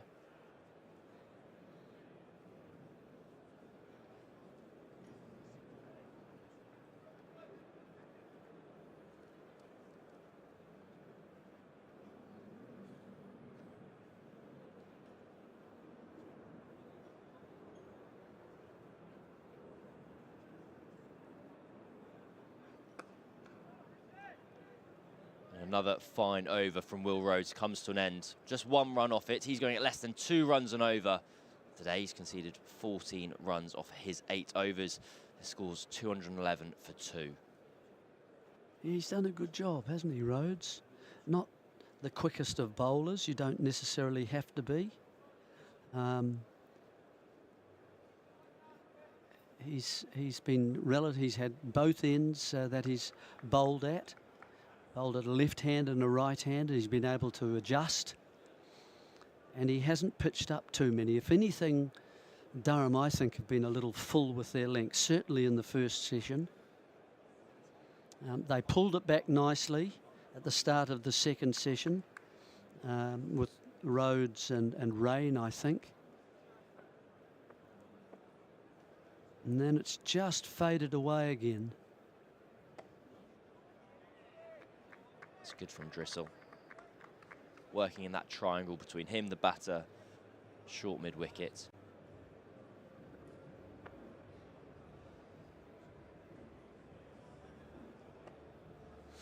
Has Sibley got a sweep or a knock it over the top of a short mid-on?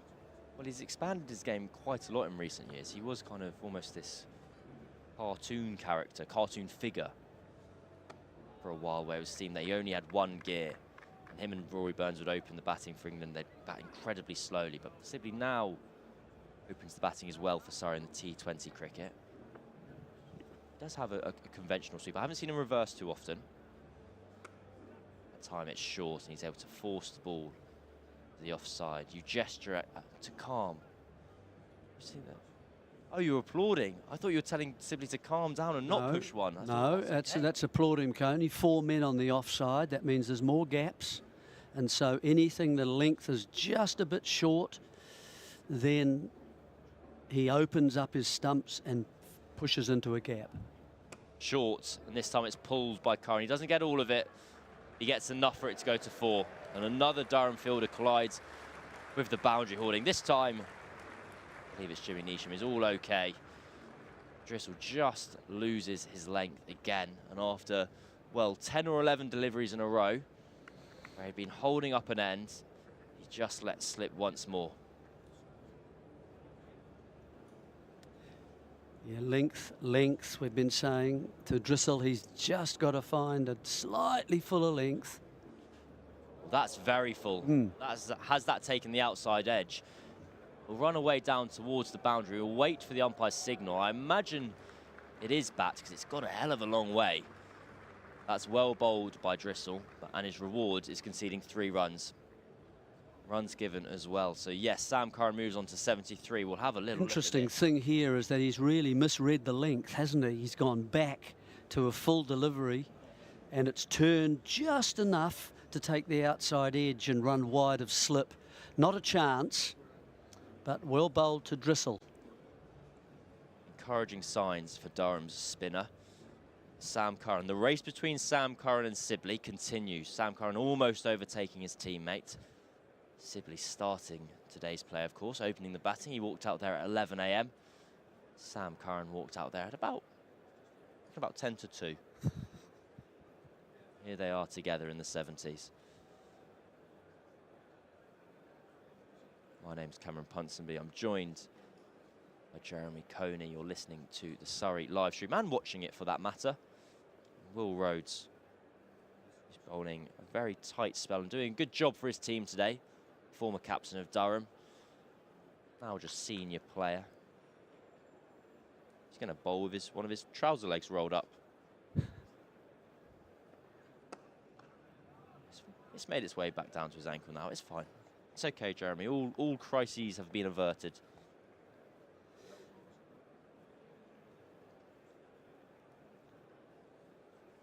One of the remarkable aspects of Curran's innings has been, yes, he's striking at as good as a runner ball. I don't recall him taking too many unnecessary risks. He seems to have just been picking up length very well, whether against the seamer or the spinner, punishing any loose deliveries. There he goes again. It'll just be the one run. That wasn't that short from Will Rhodes. He was instantly back in his crease and cutting the ball, or forcing it out to that cover point sweeper. Yeah, the other way you can put pressure on length is that you can move yourself out of the crease. You don't have to actually shift yourself. You can start out of the crease if you wish. If you really want to make it obvious to the bowler, you can take a stride while he's running in. They're perfectly legitimate things to do.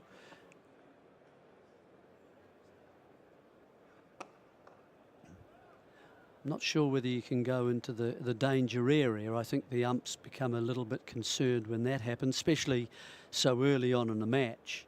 But you've got that opportunity to then pressure the bowler about length. It's a different kind of, you hear that phrase a lot nowadays, don't you? You've got to put pressure on the bowler. Well, that means go and hit them hard. But I'm talking about a different kind of pressure there, where he doesn't know where to pitch it. Well, wide. Sibley has a fiddle outside off stump, and that was a bit of a waft away from his body. The ball beats him on that occasion. That's what I was saying before about the wide ball. You've got to watch with Sibley, and that's why the position that at sort of a third slip is quite a good one, because it's gone wide. They've got to leave those kind of deliveries alone unless he wants to get further across his stumps.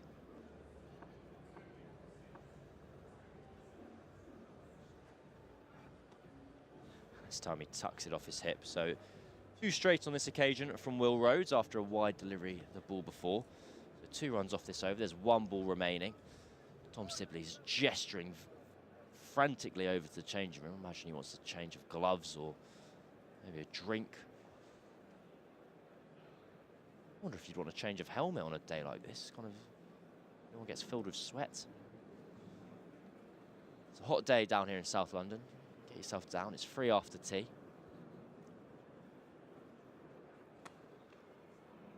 Third single of the over takes Sam Curran to 75. It takes Surrey to 222 for 2. I think we are going to have a drink. Well, we aren't all going to have a drink. The Surrey batters are going to have a drink. There's supplies being run out.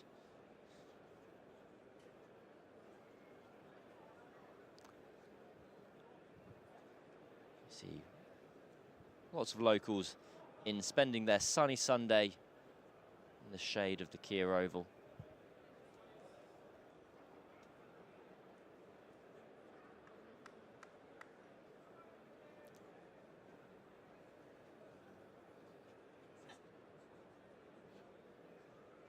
I've been given an instruction from our producer/leader to acknowledge that it's 2 for 2, for 2, and we're in the Richie Benno commentary box.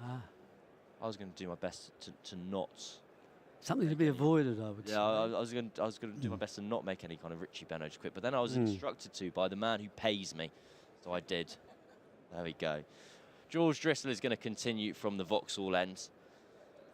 He's been bowling a long spell now into his 10th over.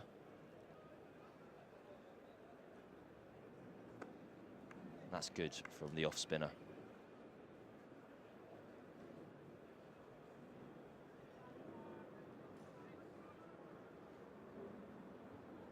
There we go. Score in all its glory. All the 2s here in South London. That almost breaks through those 2 covers position. It's an absolute killer for a bowler.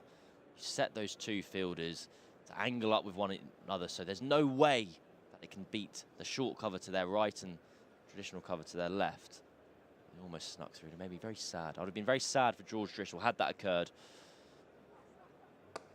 That's full and clipped up to that deep mid-on, who's there lurking, and to tantalise and tempt Sam Curran into lifting the ball over his head. And there is the Richie Benno commentary box with me and Jeremy Coney in it, the 12-string guitar player, no less.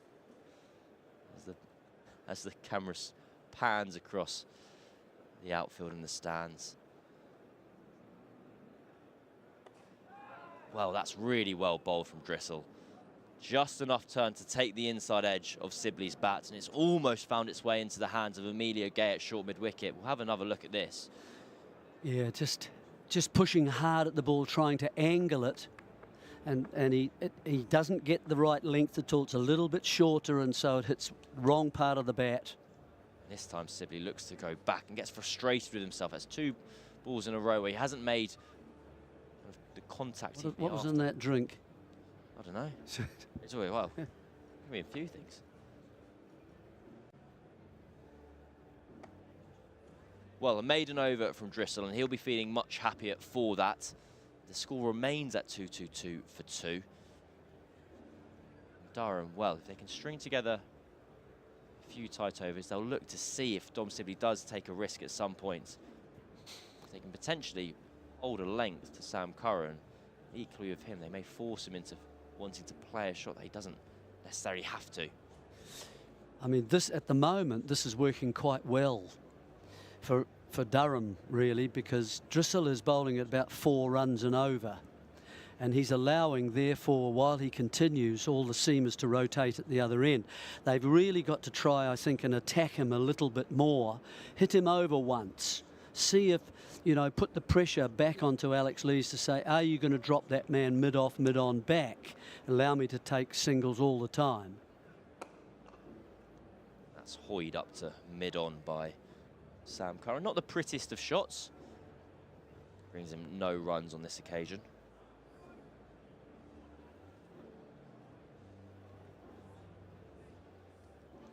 You can see it's set basically for quite a straight delivery, isn't it, really? You've got the mid-wicket is quite straight and the mid-on as well, and the same on the offside. The extra cover is in short.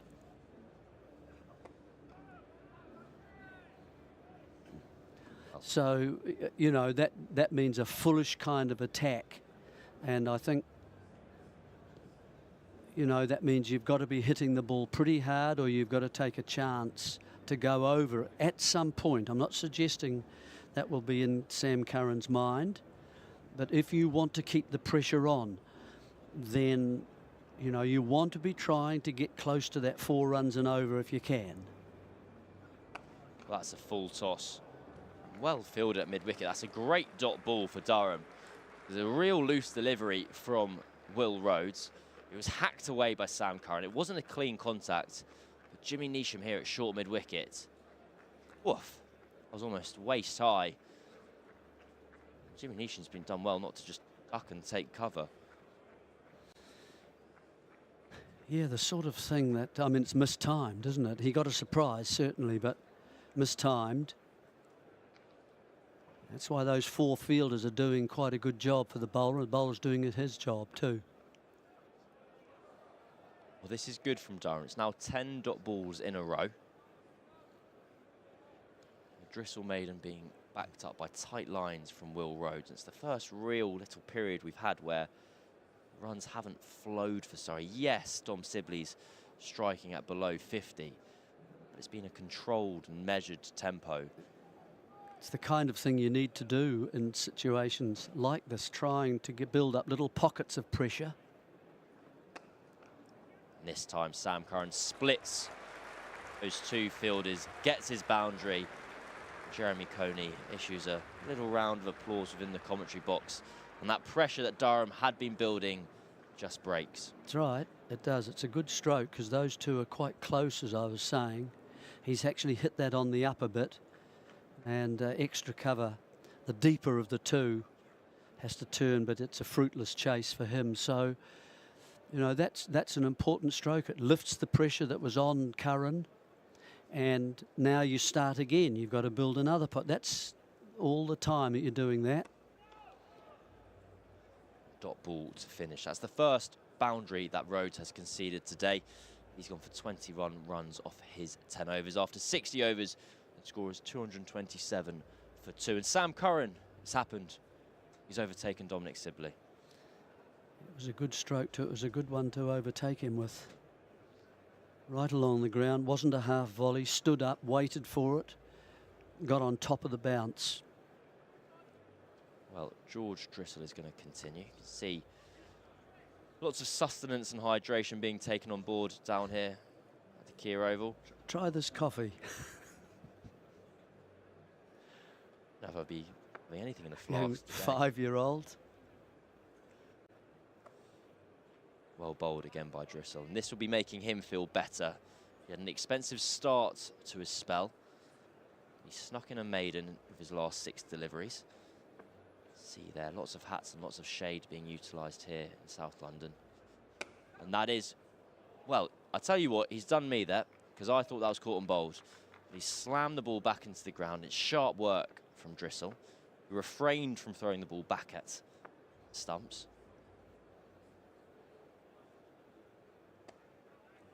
Well, you can just see Sibley getting ever so slightly edgy, starting to shuffle around in his crease. We'll have a replay here of where he's advanced down the track, slammed it into the ground. And when on that occasion, Drissel would have been within his rights to overthrow, to be honest. He's at the moment, Sibley's only looking at that little place on square, just a little bit further. He's hoping it's going to be shorter and he can poke him out sort of just in front of square to get a single. But there are not many other places. Well, 10 dot balls in a row now from George Drissel, all delivered to Dom Sibley. If he drops too short, then of course, and straighter, then he'll tuck him on the leg side and get a single there. That's not a problem. Little scamper down the track. And a push to mid-wicket brings about another dot ball. I beg your pardon, the scoreboard will tick over at some point. That is the end of Drissel's 11th over. Score is 227 for 2. There's going to be a change in the commentary box as I'm going to make way for Daniel Norcross. 227 for 2. Sibley 181 balls for his 77. And Curran has now usurped the Sibbers.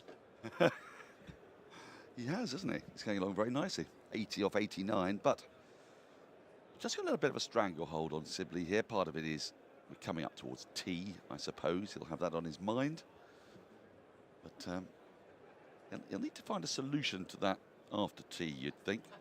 Early singles, I think, is the solution. Get off strike, yes. Squeezing him, yes, they are. Sort of forcing him perhaps to go aerial at some point. Rhodes continues from the pavilion end. I think he can take a stride, perhaps, and get down the pitch. That's an option to him, and then he might earn, even if he doesn't score from it, he might earn a slightly shorter ball because of it. And then he can get off strike with his into the offside, but there are only 4 men on that side, so bigger gaps.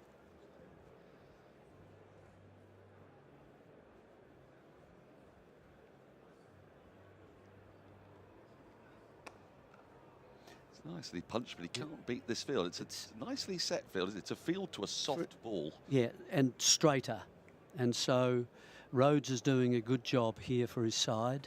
Mid-off, straight extra cover, and then a sort of an extra cover as well to his right. So it's quite hard to thread the ball. He managed to get it through last ball of the over, didn't he? Lovely stroke. Stood up and punched it. He's got that one away beautifully. There's no one at point. There's a deep backward point, but the cover's very much in front of square, so he's managed to get that square enough and pick up another boundary. Yeah. Just too much time on this surface. Comes very lazily from the surface of this good pitch. Kookaburra ball we've mentioned several times today. They have changed it. They've made minor changes to it. More lacquer. More lacquer. More lacquer to make it harder and therefore last longer before it does become soft. And also the inner lining as well to make the seam a little more proud, but not much. It was interesting, wasn't it? We were talking to Alex Tudor earlier, and he didn't like the seam. He didn't like how it felt in the hand. The thing is with fast bowlers, they're a funny bunch. They get used to something. Yep. It needs to feel exactly the same way, and then something comes along and it's not quite what you want on your fingers, perhaps. Yeah, well, the Dukes, of course, are all hand-stitched, aren't they? And they are a prouder seam. Four seams, if you like, two each side there. And so, and with the Kookaburra, the outer ones. Oh, that is a fabulous stop at short mid-wicket, because that was travelling. Yeah. Sam Curran's back. Yeah, the outer ones hand stitched, and then the inner ones are machine stitched, and they're almost below the leather. The machine ones, they go in a lot more, and of course it makes it slightly flatter to actually machine it. It has to be flatter, so that's why the seam doesn't really act as a rudder. It doesn't give the swing that you want it to get either. We've seen so little movement, haven't we? Yeah, today? nothing really. Why this surprises me, because you may well be thinking, well, it's a beautiful sunny day. It's an exactly bat-first day. Well, take a look at the colour of the pitch, end of the over. A couple more to go till tea, 2:31 for 2. It's green, there's grass on it, and in other games this season, we've seen very similar looking condition of the pitch. But the way the ball has interacted with that pitch on days 1 and 2, it's not been a minefield or anything, but 250, 260 all out is what we're sort of expecting to see. Often you'll see the two sides batting. You get a little bit of, 8, 9, 10 overs back end of the day. Well, I mean, of course, that could yet happen. A new ball will be available 16 overs after tea, but at the moment, these look about as benign conditions for batting as you can imagine. Just the 2 wickets to have fallen so far today. Oh, that's nicely played by Sibley. He's found the gap there. He won't get 4 for it. He's gone back into his crease. He's got that slightly shorter ball that you were talking about, Jeremy. And he was able to pick the spot just in front of cover point. A couple of runs. It's got him off his run drought. Yeah. And the interesting now will be, will Drissel just pitch up a little bit? Is Sibley able to just say to himself, if I see length up in the air here, I'll come down? Oh, he has done. He has done. Right. Goodness me. I think you've watched cricket before, Jeremy. I see it in my sleep. Do you know, I do. Do you really? Yes. I have a recurring dream that I was a very, very, very... frightened. Very frightened, always frightened. But very moderate test player who was burgling a living with an average of 24. Right. And I managed to survive. I'm usually in the dream. I'm on my 14th test match, and I've just made a gritty 20-odd. Who were you playing? Oh, it could be anyone. Again, nicely punched off the back foot, very controlled fashion. Doesn't try to go after it too hard. As a result, won't get the boundary. Picks up another couple. There's 2 2s in this over, Sibley. Move him into the 80s. Yes, so I don't even... My ambitions in my dreams are very, very low. Even in your dreams? I know. There's your chance, Daniel. Well, I mean, that's awful.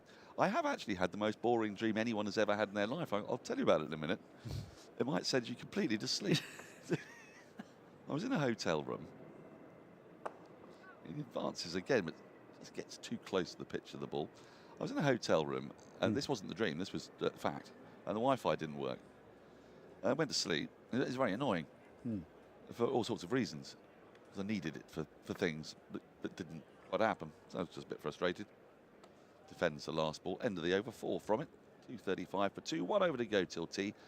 And lo and behold, I went to sleep. And my dream was I was in a hotel room and the Wi-Fi didn't work. And I'm thinking, for heaven's sake, you know, sleep is supposed to be a release from this just quotidian tedium. Yes. You know? It's supposed to be a place to go. I can understand why you dreams are made of. Stay up late so often. Yes. So I don't want to go back to that hotel room with a Wi-Fi that doesn't work, with no real story to tell. Right, we got 1 over to go before tea. Surrey began the session on 101 for 1. I think 28 overs, was it? Or 28 or 27 overs or so. So Durham have upped their over rate. A lot of spin in the afternoon session. Curran will take an easy single there to backward point. Though you'd say it's been their session. They've lost Ryan Patel, one of the 2 wickets to fall today. Both of them out caught behind. Slightly loose shot, driving at one. Got a bottom edge. Went through to the keeper, Robinson. Before lunch, Rory Burns, the skipper, made a fine half century before he putted the ball thin edge through to the keeper. Other than that, the ball has barely deviated and given any hope to Durham that they might affect some breakthroughs, but they're stuck at their task. They've got some inventive fields. That's nicely driven by Sibley. Picks up a single that'll scatter about 17 pigeons. It's not a bad ball, by the way. Just a bit wider. Hang it out a little bit wider, and Sibbers is going to go for it again. He's just edged a couple through there. They've been the 2 false strokes in his innings. Yeah. You're about to say? Well, it's irrelevant. The pigeons? Well, I'm fascinated by where the pigeons hang out, and at the moment they're slightly obsessed with deep backward square leg. Right. I've become moderately, and on a day that's so hot and slightly languid, it's pigeon behaviour today is what's intriguing. Do you notice there in the follow-through around that area where there's a lot of player traffic in some of the games? It's seed. Oh, is that what's going on? Of course it is, isn't it? It's supposed to be wouldn't you, if you were a pigeon, yeah. Well, the wagtail, there are the pigeons. Yes. You see, I'd be furious if I was ground staff. I'd put down that seed. Yeah. And then bang. Another single for Curran. The pied wagtails have not arrived. I like the wagtails, but they tend actually, strangely, to arrive coincidentally when a side is 6 or 7 down. Tell me the wagtails, please. Wagtails, well, they do what they say on the tin. They wag their little tails. Right. Quite little. Yes. And they usually hang out on the gas holder side. But I haven't seen any so far today.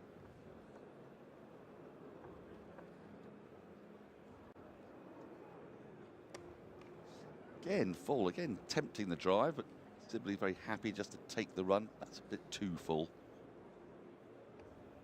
Look, they're talking to themselves. That's Sibley, they say. They're very jittery. He's played today. square twice this over. Let's move a little bit behind. Yeah, let's go over there somewhere. Yeah.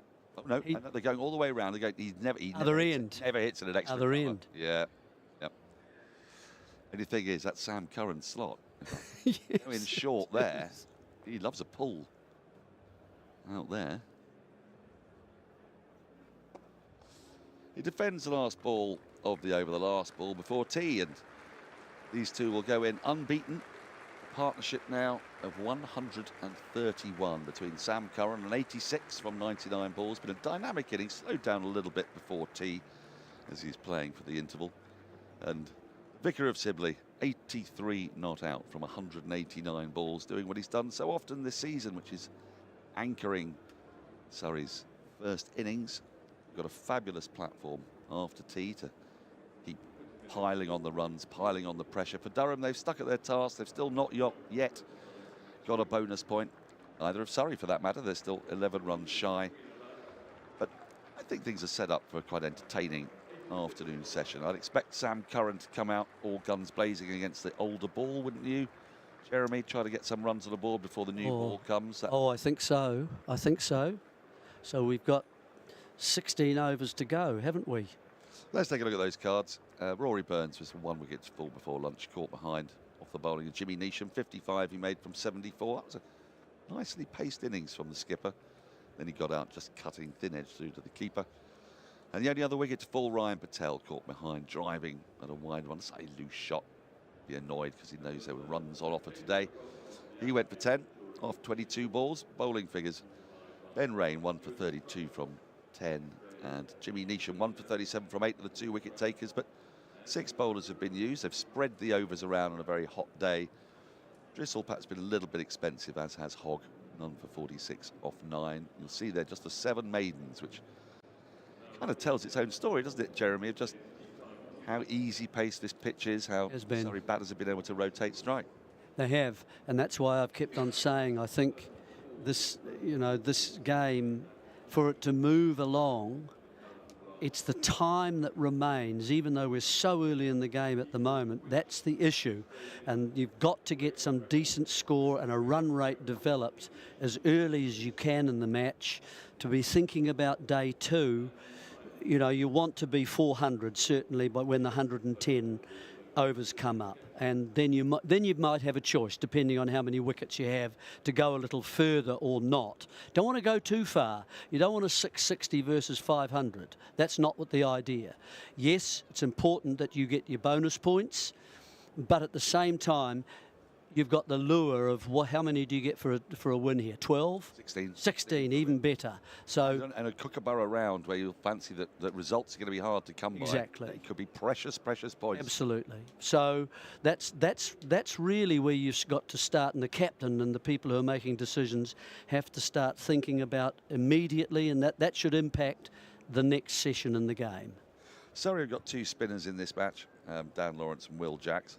Sort of half spinners. Yeah, they don't have Mitchell Santner, which you fancy he could have had quite a say in proceedings of this. But that said, we've also not seen the ball turn, and we've not seen the pitches at the Oval break up a great deal. So you're right, I think Rory Burns is going to have potentially a conundrum here, which is, does he try to score so many that he can enforce a follow-on, but then you're asking a lot of bowlers, they've got to bowl for 2 and a bit days to take those 20 wickets, or is it, get them in quickly, try and get a lead of 100, say, and move the game along? I guess we'll find out. Yeah, I think the point here about the Oval is that it's always been a seam dominant kind of side, hasn't it, Surrey? And it's been very successful. So the spinners tend to be resting seamers so they can then come on to the other end, and you've got fresh seamer, then fresh seamer coming at you all the time. That's their role, really. I don't expect them to get 6 wickets unless it's very dry at the start, and this one isn't. So I think really that's their role when they play. As far as the seamers are concerned, very good to see Dan Worrell back in to go and partner with Jordan Clark. I think those 2 will kind of determine the match. Jeremy, we'll hear more from you in the final session of the day. But we've got a special guest coming on now, because it's tea time. And we do those sorts of things here on the Surrey live stream. You won't be able to see him because we're in a different studio today. We're in our T20 studio. Because the commentators we use for T20 are fairly horrific, we don't like to expose them to the public gaze. When we get back into our normal studio, we will, of course, have commentator cam. But instead, you can see images of the crowd milling out onto the outfield. But let me introduce you to our guest. He's a man who's written a book, a very important book, about mental health in cricket. He's a man who himself played first-class cricket for many years in the 1970s. And he's written a book called Cricket's Black Dog. Welcome to Surrey Livestream, Andy Murtagh. Thank you very much. I have to ask you, first of all, what inspired you to want to write this book? I mean, writing books is an arduous process. So why did you get the idea? The idea was given to me by a friend. I was giving a speech to the Cheltenham Cricket Society, and part of one of my stories was that I had to mention a particular Australian umpire. and I couldn't remember his name, and I said to everybody, please excuse me, but I've just come out of hospital. I've had several courses of electroconvulsive therapy, and one of the side effects of that is that you have little gaps in your memory. So who is, and they went, oh, Bill Ali, that's right. And I carried on with my story. Everything went very well. At the end of the speech, people lined up to sort of shake my hand, and I was absolutely dumbstruck by the reaction. People were saying, well, how very brave you to talk openly about your mental struggles. And I said, oh, gosh, that's not brave at all. Brave is facing Michael Holding or Jeff Thompson. And then my friend came up at the end. He said, you know what, I think there's a book to be written about this because it's becoming a very hot topic amongst, socially, but particularly amongst cricketers. And the more I thought about it, the more research I did, the more I realised that there were horrifying statistics about the number of cricketers who've taken their own lives. Per capita, I know it's only a small portion of the population, but per capita, about twice as many young men who are cricketers commit suicide than in any other occupation apart from dentists, apparently, because who wouldn't be depressed looking into someone's mouth for the whole of their lives, and also farmers who have the means by which to end things. So I started to do some research, and I went back over the history of the game and some very well names: Arthur Shrewsbury, Albert Trott, Faulkner, and in my own experience, people that I played with and against, like David Bairstow and Peter Roebuck. And latterly, this happened halfway through the book, the tragic death of Graham Thorpe also brought. The topic is very hot. Well, it absolutely is, and students of the game will see those names kind of almost bestrewn across the ages, haven't they? I mean, Aubrey Faulkner was quite high profile. Shrewsbury was one of the finest cricketers, finest batters of his time. I think W.G. Grace famously said to him, "Give me Arthur." Give me Arthur. Give me Arthur. Mm-hmm. I mean, he was of the highest caliber, and then he committed suicide while he was still playing, wasn't it? I think it was his last season. But yes. He was. And who can presume to know what goes through the mind of somebody that troubled? But he'd had a poor season. Another one, Harold Gimblett. Harold Gimblett, exactly. I mean, I'm forced to ask, first of all, though, we've named a lot of English players there. Do you detect there's anything within the English cricket establishment, or is this something that... I don't think. I think I just narrowed myself to what I knew, the English game. An Indian friend of mine has said that it is increasingly a problem in the Indian game, especially with the explosion of the T20, the ICL.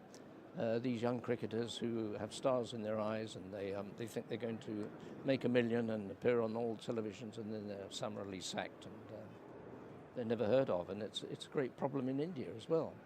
So, do you think that, and I'm bound to ask you this question, and I'm sure there's no easy answer, is it that cricket attracts people who are naturally troubled souls, or is the game of cricket something that does not help? That is the question that I asked myself at the beginning of the book, and I don't think I really came to any definitive answer at the end, because cricket is an odd game. It's a game of failure. Take, for example, Don Bradman's, whose test average, as we all know, was a fraction under 100, which meant that every time he went to the crease, he would score 100. Well, of course, that didn't happen. It's calculated that he failed 2 times out of 3. So if the great Don failed 2 times out of 3, what's that say about the rest of us? And of course, he's not bowling, so half the time he's not contributing really either, is he? I know it is, and it's a long game, and the season is very long, and you're together with your teammates, probably for longer periods of time than you are with your family during the season. And another thing that probably doesn't help is that it's a very fragile existence, because you can lose form, get the sack, get injured, whatever. Suddenly the ground is cut from under your feet and you have nothing to live for. All you wanted to do is to play cricket, and then it's a very sudden brutal dislocation, really. And I think a lot of cricketers, or a lot of ex-cricketers, find that life difficult to adjust to afterwards. So are you sort of detecting that that's the really big pinch point? It's right at the end of the career? Or, because I'm thinking also that there are players, of course, who continue to play cricket, people like Marcus Trescothick, who wrote so movingly about his own struggles, so while he was actually playing. So it perhaps wasn't, for him, the issue being about retirement. Because, of course, he kept on playing for about 10 years for Somerset, didn't he, after he'd retired from England. And this has been the trouble, I think, with mental health and elite sportsmen, is that under no circumstances are you allowed to show weakness on the field or off the field. To admit to your teammates that you're struggling was perhaps a little bit better now, but certainly wasn't in those days. I was going to ask, do you think it is? Because, I mean, you were in a changing room, dressing room in the 1970s, and that always feels, I mean, it feels like a different lifetime ago, and I don't remember anybody ever talking about anxiety. No. If you'd walked into the dressing room and said, "I'm sorry, chaps, I'm struggling a bit mentally here," they would have looked at you as if you were mental, which you probably were anyway. No, it was absolutely unthought. You never thought about showing weakness to your teammates, let alone to the opposition. So I think a lot of it went below the radar, was buried, and at some stage it's going to bite your bum. So looking back in your career, without naming any names, do you think now, actually I reckon so-and-so might have been struggling there, or so-and-so might have been struggling in the opposition, or friends that you had within the game, but because there was a taboo about talking about these issues, do you think there was just a lot of unresolved issues floating around the county game? If you saw Barry Richards' face one morning when he came into the dressing room at Hampshire, this was the time when South Africa had, they were not allowed to play, banned from playing, and his two teammates, Roberts and Gordon Greenwich, were strutting their stuff in front of hundreds of thousands of people at test matches. Barry fell out of love with the game, and he looked miserable. He looked like a man who was not happy, was not enjoying what he was doing, wished he wanted to be anywhere but here in this dressing room. And I think he was depressed. And there would have been absolutely no way. Oh, no way that he would have been. I think the sensible thing would have been said, "Go away, we don't want to see you for a week. Go to Wimbledon, recharge your batteries." But no, it wasn't. And you sympathy was in short supply in those days. So do you sense now that things have improved? I mean, Michael Yardy had quite well documented problems with anxiety after Marcus Trescothick. People started to talk about it a bit differently. I think also in the media we were slightly to blame as well before that, when we wouldn't pick up on people's anxieties, and it'd be, well, you're selected for England, what are you mithering about? You've got the best job in the world. Exactly. All of that. And I think I sense that certainly in the commentary box we would never talk about these issues like that now. But I'm talking within the last 10, 15 years that these attitudes have changed. I think Marcus Trescothick bravely in that book, I think he opened the floodgates. He was the first, and I think people have followed from that, and there's much more talk about it, much more sympathy, much more understanding, and various ways in which the PCA can help are open to everybody. It's a much better scene than it used to be. Are there ways that cricketers and the PCA can help in advance? Because you've identified a particular crisis moments can be the end of a career, and that could be for someone who's had a successful career or somebody who's not quite achieved what they would have liked to have done, because you're essentially institutionalised, aren't you, when you play cricket, even more so than any other sport. You've talked about being away so much of the time. If you play at the highest level, you'll be away over the winter months as well. And during the domestic season, if you're a Surrey player, you'll be away for large chunks with the same people. Are we now identifying that there are going to be these crisis points, and what you can do to kind of stave off what are going to be very impactful moments when you retire, for example? Well, if my book even gets one person to talk about his or her mental struggles, then I think I will have done my job.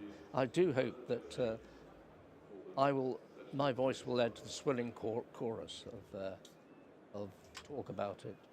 It's good to talk, said the old advertisement for British. Which one? BT, was it? BT, BT, that's yes. right. So do you think you were helped by, because you told me before we came on air that you kind of always knew what your post-cricket career was going to be. Do you think I was lucky.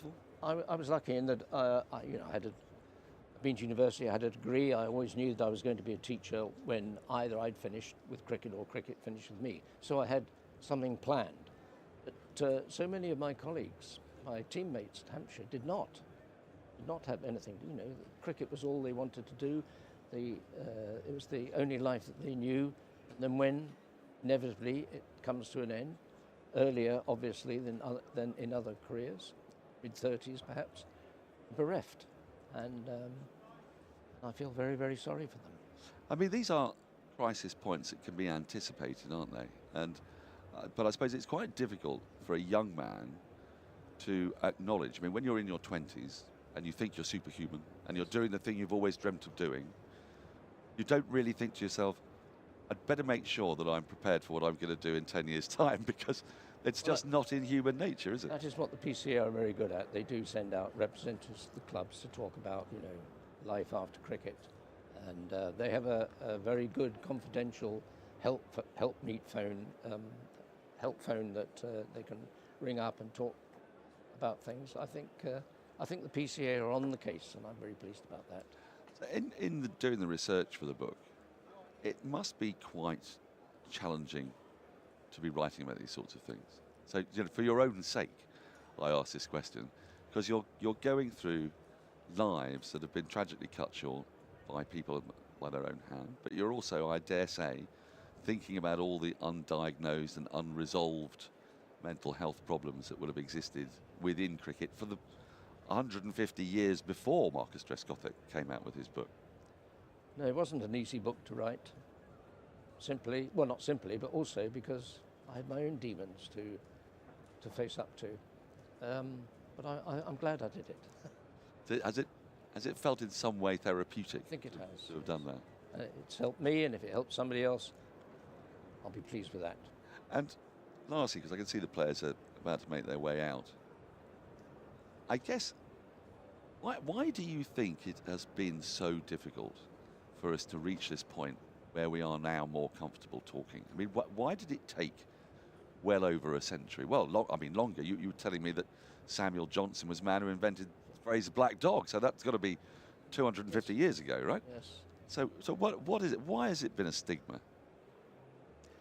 I wish I knew the answer to that. I mean, I can only point to historically, the Victorians were, stiff upper lip and man up, and I ever hear that phrase again, man up, it drives me mad. I think it was the way public schools are another way in which it's you have to sort of grin and bear it and face up to your problems and pick yourself up and don't make a fuss. And I think we've moved away from that a little bit. And I sense a sea change in society. I don't really know more answer. I can't give any more answer than that, I think. So tell me, when's the book out? Is it out already? It's currently out, yes. Excellent. It can be purchased from all the usual places, Amazon, etc. The Surrey Bookshop. Oh, the Surrey Bookshop. Are you doing a signing or anything? I did a signing at lunchtime. Oh, fantastic. Well, if you're listening into this and you're in the vicinity, or if you're coming in to the game on any other day. May I just interrupt and say how wonderful it is to see, in the interval, the crowd being allowed onto the outfield to walk around, have a look at the pitch, and the kids to play. You don't see that very often these days. You don't, do you? And it's something that we've always done here at the Oval, lunch and tea. People mill around, and I think it gives them... It's quite a thing when you stand out Absolutely. in an iconic ground. Because you get a feel of what it must be. Like to be in the middle, yes. Yeah. Andy, thank you so much for coming on, and all the very best of luck with the book. Thank you very much. It's been a pleasure. No, it's been wonderful having you.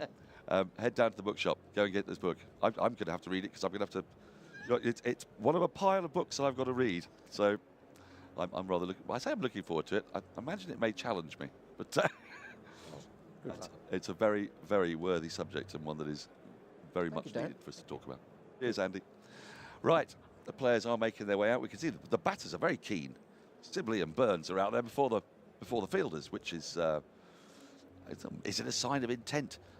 Are they going to want to get on with it? They've been going at a pretty decent rate so far. Run rate of 3.73. You can see there Sibley resuming on 83. He's been playing his traditional anchor role. And Sam Curran, 86 from 99 balls. His elevation to number 4 has certainly been a success for Surrey. Been injecting some dynamism into their approach. But one of the big stories of today will be a story replicated across the country. The Kookaburra Ball. It's almost now called the dreaded Kookaburra Ball. People will have their opinions, and the two people who are coming on next may or may not want to share their opinions, but I'm pretty sure they're not short of a few. Ali Brown, and then Phil Walker to take you through the next 8 overs.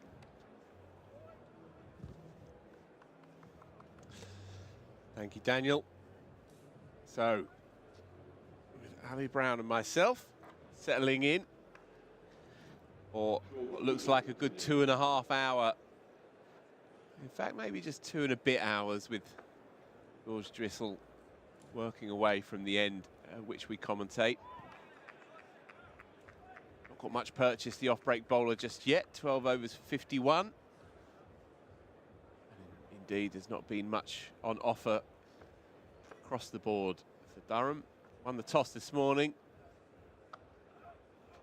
And it's been that kind of story from start to finish.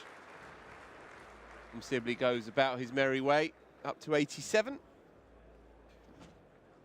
Rory Burns took a couple of boundaries from his first over, and it's been a procession ever since, really. Tough times for Durham. They made the decision to bowl first, and that's been the vogue here. But you can't help wondering if there was ever a day to buck that trend, then it would have been today. Ali Brown is with me.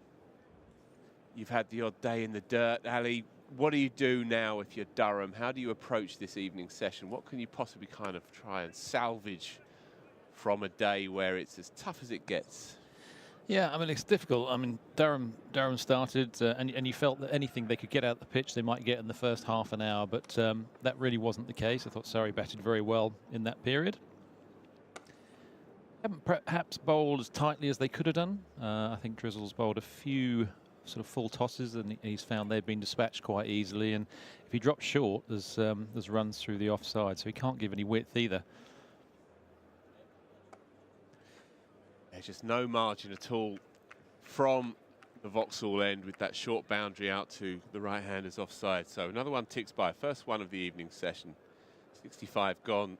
All Surrey today, 2-4-3 for 2. What do we do with this cricket ball, Ali? Well, throw it in the bin. I mean, sometimes you've got to try things, but there comes a point where you know. I'd like to see a Duke played. I'd want a good balance between batter and bowler, and just because I used to be more on the batting side, you know, you kind of look at this and say, well, is it a fair representation? Durham, I think they went quite full today, which they got picked off reasonably easily. I think you've got to be patient. You've got to set sometimes some funky fields, I think, and just almost play with the batter's mind a little bit. You know, there's part of me when you see Drizzle bowling and he's got mid-on up. Unfortunately, with my ADHD, I'd probably have thought, oh, I only got a clear 30 yards. But Dom Sibley's far better than that, and is accumulating nicely. Daniel Hogg then to resume. From the pavilion end, yet to trouble the scorers in his 2 appearances here for Durham. Old lucklessly last September in his second first-class game, 0 for 60 and 0 for 46 today. He's been a bit short at times. Bowled 1 or 2 useful deliveries, getting that extra kicking bounce from that height of his. Tall, rangy, limmy kind of medium quick. Curran away after tea. To be fair, he's actually instilled more. He brought about more full shots from Dom Sibley than anyone else, hasn't he? Just especially early on. You know, he's bowled in some good areas at times. He's fallen to the floor because he's almost trying too hard. But as I said, it's difficult. You've got a it's 30 degrees of heat out there. It's not easy, and you haven't got a great deal in your favour.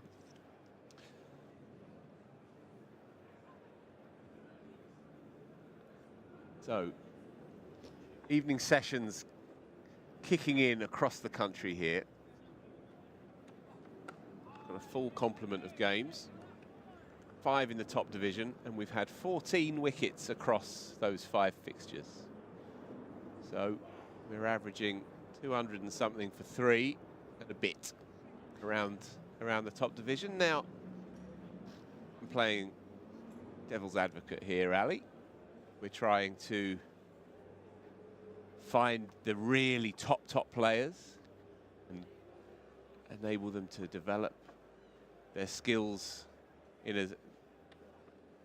a test match setting as much as possible, where day ones are meant to be hard, as we saw at Edgbaston last week.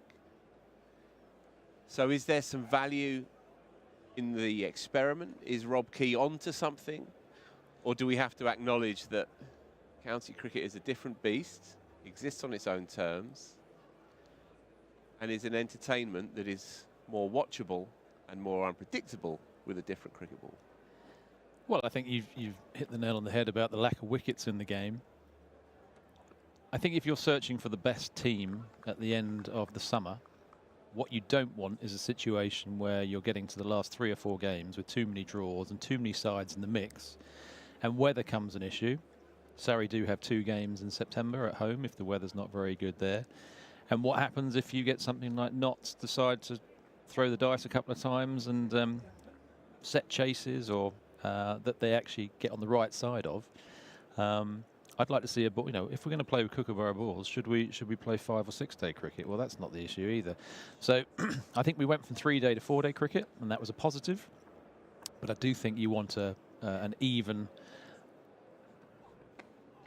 sort of battle between batter and bowler. And if you look out there, and you'd say that the Durham fielders are a little bit, shoulders a little bit down. They're in a position where they're thinking, well, we're staring at 400 plus.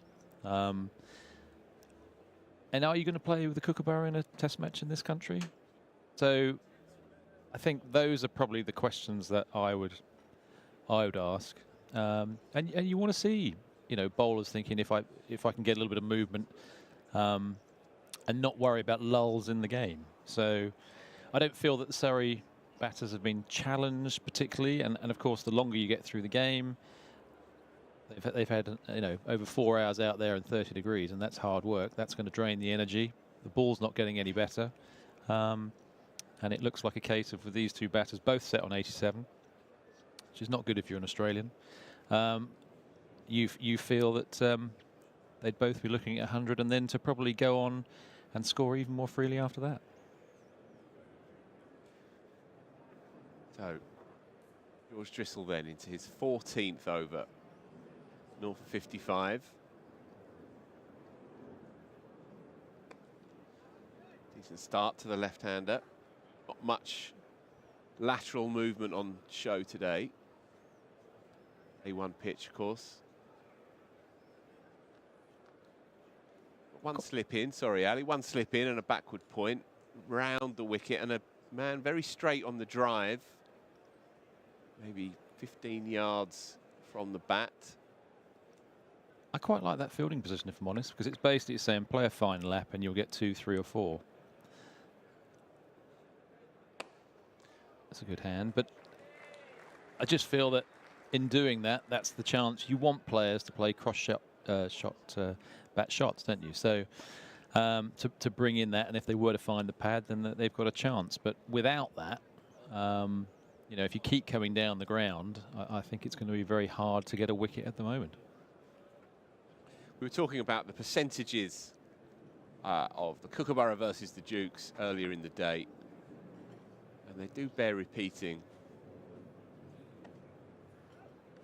Coming into this round of games, from the start of 2023 through to this week, there'd been 260 matches with the Dukes and 61 with the Kookaburra. A decent sample size now for the Kookaburra ball. And the percentage draws of games played with the Kookaburra is 62% against 42% for the Dukes.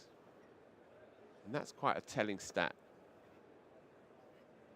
That is a significant hike in games that are ultimately unresolved, and in this current climate and this culture of propulsive front foot cricket, as evidenced by what Ben Stokes' England do, and their healthy disregard for the draw, let's say, seems to me, while the intentions may be sound, counterintuitive. And it's felt today, for the first time here at the Kia Oval this year, felt like this afternoon it wasn't a fair fight. I think you just look at the energy of the Durham players walking around the field. There's a kind of a damage limitation thing going on, and it shouldn't be like that. If you've got to be thinking, can we have them 260 for 4, bring in a couple of new batters and potentially get another wicket or two, and then put us back in a good position. I mean, think about how India last week were in a good position to get 600 plus. They ended up with 400, 480 or whatever it was, and that proved not to be enough. So Durham have to believe that right now, when not a lot is happening. Haven't had much luck either. And they have got the ball moving off the straights, tended to not take the edge, and when it did, and there we go, another mini mistake. Rather shambolic overthrow. One or two sprawled bodies now around the pitch. They have to dig very deep now, these bedraggled Durham fieldsmen.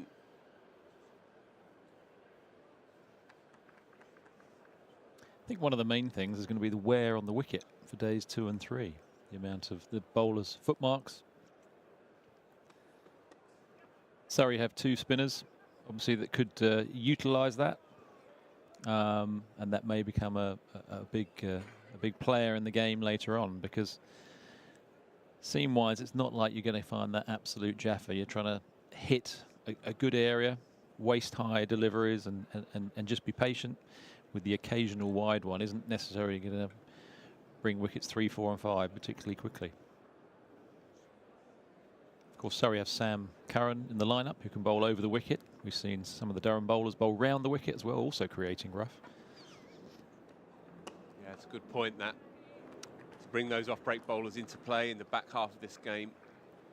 Scuff marks tends to be the way, because you don't seem, these pitches don't tend to crack and crumble on the surface, but obviously the footmarks do help the turning ball.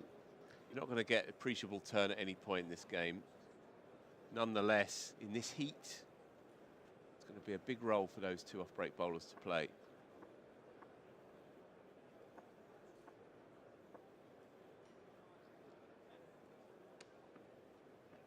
And I think with a tinge of green on the wicket as well, you're not going to see those cracks necessarily. If the wicket was strimmed of that sort of greenish colour, you might get a chance with the sun on the wicket for the next 3 days. We're looking at 30 degrees and more. You could potentially get a bit of a widening of cracks, but there is a good tinge of green there. But the ball hasn't, the ball isn't able to seam much. If a Duke was on show, maybe you would get a bit of seam. And of course, if it doesn't seam, the batters can look to be a bit more aggressive, because they're not worried about the ball that might seam back quite a bit. It looked to me this morning like the best batting track. To the naked eye, it looked like the best track of the year if you're a batsman. And there's been nothing in what we've seen to disabuse me of that. From Durham's point of view, though, as Ali says, they have to stick in, literally play the long game.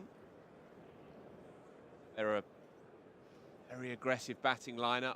They play very punchy front foot cricket, prepared to lose in order to engineer a result. Just it feels somewhat processional at the moment. Another one ticks by then. Daniel Hogg giving it his all. Or a couple of tidy overs post-tee. as things stand, these two are movable. Both on 89. Sam Curran just 11 away then from what would be just his second first-class 100, and that came 3 years ago this week here against Kent, 126. Just a handful of blows away from registering his second. Ensconced now, you feel, at number 4 in this lineup. Excellent position for him in both forms of the game, or in fact all 3 forms of the game. Suits him. He's looked imperious this afternoon. I think he's looked imperious for a while. Yeah. Just for a good month that I've seen. He looked very good against Essex. I think he looked good in T20. Was very positive in that as well. And a rightful move up the order to 4. That single into the offside. And off the back foot. Need to hang back against the off spinner. And we amble around for the right-hander. Curran into the 90s. An interesting session the next 20 minutes, I think, because both batters know there's 100 here, and I think you'd then see them sort of take the handbrake off a little bit. I think not be afraid to then push the field back and then score at an even higher rate. So, you know, whilst they get there, everyone will do it in their different ways to get from 90 to 100, but I think there's enough balls and width and to pick off those in 1s, 2s, and maybe the occasional 4, but they don't need to do anything daft, and first-class 100s don't always come around all the time, so but there's certainly 2 on offer here for these two if they're there in the next 20 minutes. Yeah, it's a quirk, really, of Sam Curran's professional record. He registered that one first-class 100. Plenty of 50s, of course. He's the kind of player that doesn't really look for the numbers, he looks for the impact he can have on a cricket match. He's a very unselfish player, isn't he? He's someone who would always put the team first, in my opinion. Capable of doing, you know, anything in a game, which is why he was so highly rated in the IPL and went for such a vast figure. But at the same time, he deserves 100 here. He's played very well. Short one and cuffed away off his chin, and that will run away for 4 more. I wonder if he may want to do this with a flourish. It's worth the bounce at Daniel Hogg, but Sam Curran in position comfortably, and he had an age to climb on top of that hook shot, keep it down, beat the man at deep square. 94. 25 50s. This will be his 26th. He doesn't want it to stay that way. And you say they may let the handbrake off. Going at a fair lick anyway, Sam Curran. And as you say, what a terrifying, if you're a Durham fan, terrifying middle order to follow as well. So we could be in for something quite spectacular this evening. Having said that, Dan Lawrence has had his pads on for a long time. And there comes a point, I mean, I know back in the day we used to, if someone had the pads on for a long time, you might just swap occasionally, which I did once, which was a terrible decision. Can't remember what the partnership was, but it was in excess of 200 and some. I think Adam said, do you want to take your pads off and just have like half an hour or something? And I'm like, yeah, okay. 5 minutes later, wicket goes down. Azza went in ahead of me. Yep. And I think they put on about a 250 partnership. It was one of my worst decisions ever. But yeah, I think Durham have to believe that you know, they next 2 would have been sitting up there for quite some time. They have to believe that wickets come in 2s. Right now, you're not sure they're going to come in 1s, but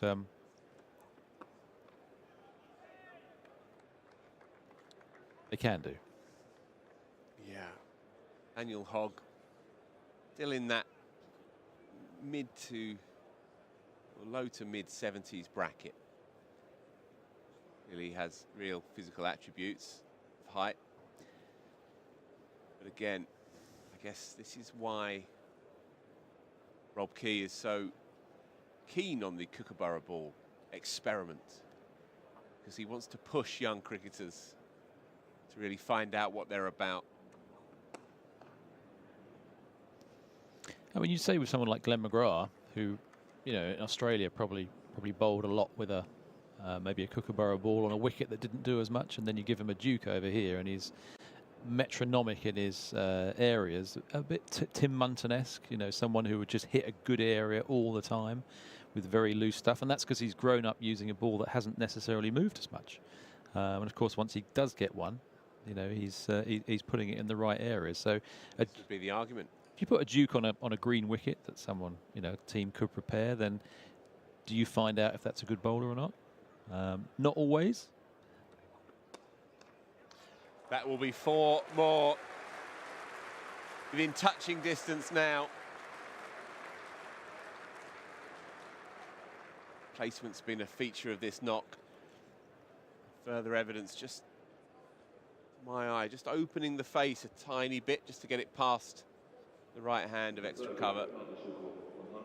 Of course, it speeds away across this lightning quick turf. And so 98, change of over. And Curran will have to sit on his back just for a moment. 5-7 for 2, 70 gone. With a serene run rate. Kick under 3.7. Sorry, we'll be looking, as Ali Brown alludes to upping that rate in the next hour or so, hour or two.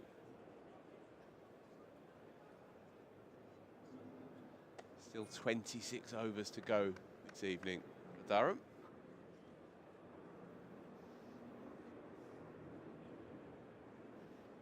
What would be a number that you'd be happy with if you wanted to pull out at some stage tomorrow, Phil?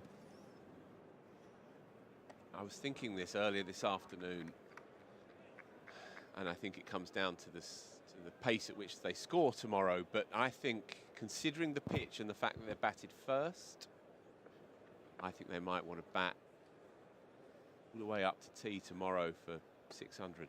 That would be the thinking, and try and get it done twice. Because taking 20 wickets on this track, tough ask. It's a tough ask. So I wonder if they might employ the good old-fashioned follow-on as an option. I think there's more pressure on the batting side if that happens. You know, if they were to get 600, 650, I know that's still a long way off, but Sure. if they were to get up to that, you know, that mentally that's a challenging target.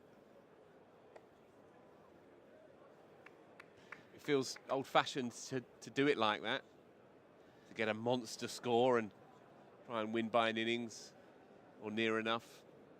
But I think with the conditions as they are set to be, with the pitch and the ball, that might be the way to go. Sibley himself now into the 90s. The difference is, though, with runs on the board, that you actually can put players around the bat. And, of course, we haven't seen any of that from Durham. A, because I don't think there's been enough pressure on the batters, and B, because there's a big partnership and Durham a little bit on the defensive. But I think if you are able to post a good score, and I said with the firepower that Surrey have in their middle order, there is that opportunity to go and get a big one. And then with two, you know, fairly decent spinners in the Surrey lineup, with a wicket that's only going to potentially turn more with the more footwork in those areas. Of course, Durham have some left-handers in the ranks as well, which will be an interesting ploy. That they do. The top three left-handers. It will be interesting to see how Durham play it. Obviously 8 points for the draw. There's plenty to play for. But maintaining your discipline, keeping the frustrations at bay, knowing that they came into this game 28 points behind Surrey, and so they'd have had ambitions to try and turn them over and get right into the mix as we edge up to the business end in this year's championship. But staring down the barrel of 258 for 2, already thinking about what they can excavate from this game that across 4 hot days can be a tough place to beat. I don't think Durham can be defensive either. So, you know, they can't be in a position where you can't just say we're going to play for the draw. I mean, we played for the draw once in a Surrey game when Graham Clinton was in charge, and there weren't even any points for the draw. I mean, this is going back probably 15, 20 years. And actually, because we went so negative, we weren't going anywhere score-wise. We actually lost the game. So they'll want to be very positive when they bat, and they would want to get within probably 100 of Surrey and say, right, okay, what do you want to do? I think that's where Durham will want to be. So they'll be thinking, can we hold them a little bit here? Which, okay, right now they are a fraction, but as I said, if Sam gets another couple of runs here, expect him to maybe really push on and drive that run rate. Will Rhodes then, having replaced Daniel Hogg, 70 mph, wicket to wicket. Useful change-up seamer, but a batter first and foremost, of course, former Warwickshire skipper. And we're at this point in the game where we've been here for a while, in truth, where Durham are simply waiting for a mistake, waiting for a break in concentration, a miscommunication, a run out, a rush of blood.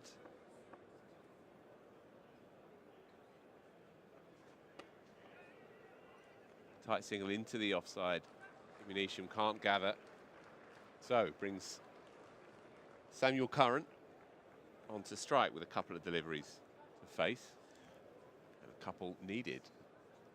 Do you shorten any Christian names, or are you a full Christian name sort of bloke? I find myself saying Benjamin Stokes a lot. Don't quite know why, but cricket people have funny relationships with names anyway. Brian Lara is known as Brian Charles Lara always, isn't he? It's just the name by which he goes by.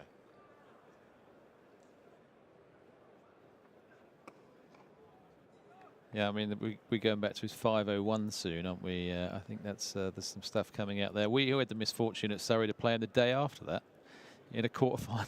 Yeah. Yeah, he got a match-winning 60 not out, I think. Batting at 6. He looked in decent touch.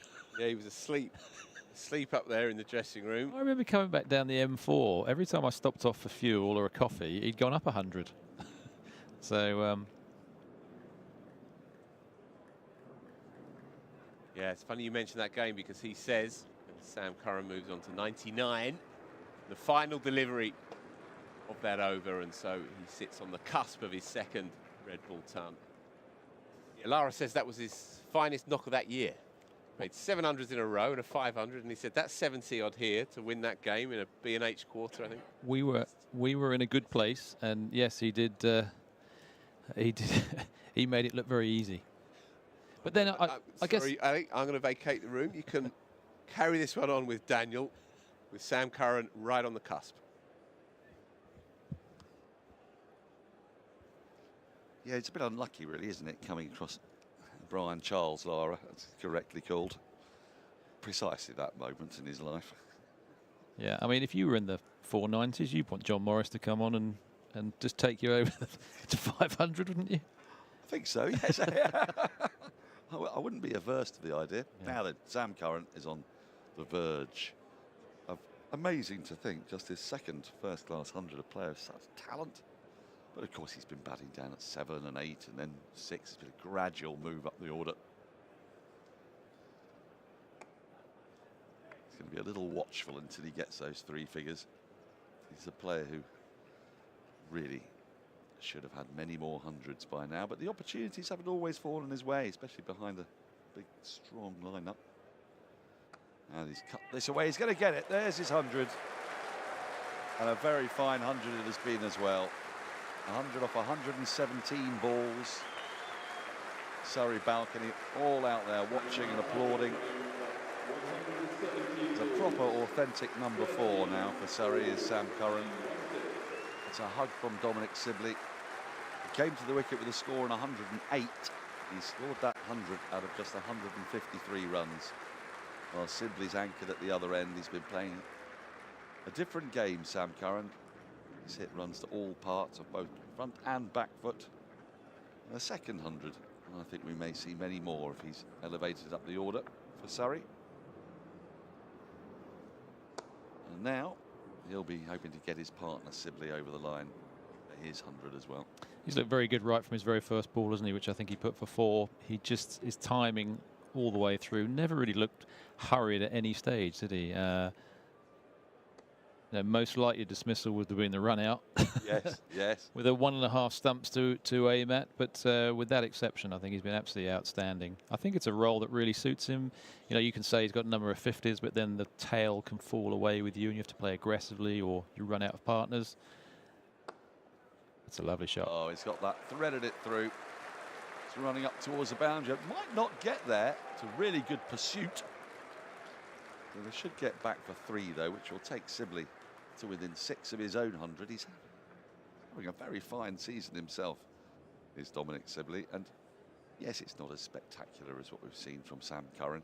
He's asked to do a different role, and I mean that's why I suppose Sam Curran has only had 200s. So you're mentioning this, especially in county cricket as well, where there's a slightly different onus. Oh, nearly squeezed through. End of the over. Sibley will be on strike on 94, 264 for 2. Yeah, that's the thing. There are so many things you've got to take into account. He batting at 6 and below. So let's have a look at how he got to his 100 today. There are plenty of really lovely shots in this. Right from the beginning, as Ali Brown just said, scorching the ball across the turf. Always on the loose ball. Nobody's able to get away with any erring in line or length. Wonderful off the back foot. That's a shot we've seen quite a lot today, the back foot drive, but also the pull. That went right across the turf, nice and quickly. And he's just looked $1 million, but just to go back to the point, you could say, well, there must have been opportunities. There would have been a few, but if you back behind Burns, Sibley, Pope, Smith, Folkes, often when you're coming in, you're coming in with 80 overs gone, 80, 90 overs gone, and the urge to get on with the game and try to make sure there's enough time to pick up the 20 wickets if you're batting first, or if you're batting second, to get ahead and put the other side back in on pitches that they don't break up here at the Oval. So it's, you know, you've got to play a different kind of game, haven't you? But that's just it. You know, I think in games, Surrey have obviously won the last 3 county championships. They would play an unselfish, it would be the team first, wouldn't it?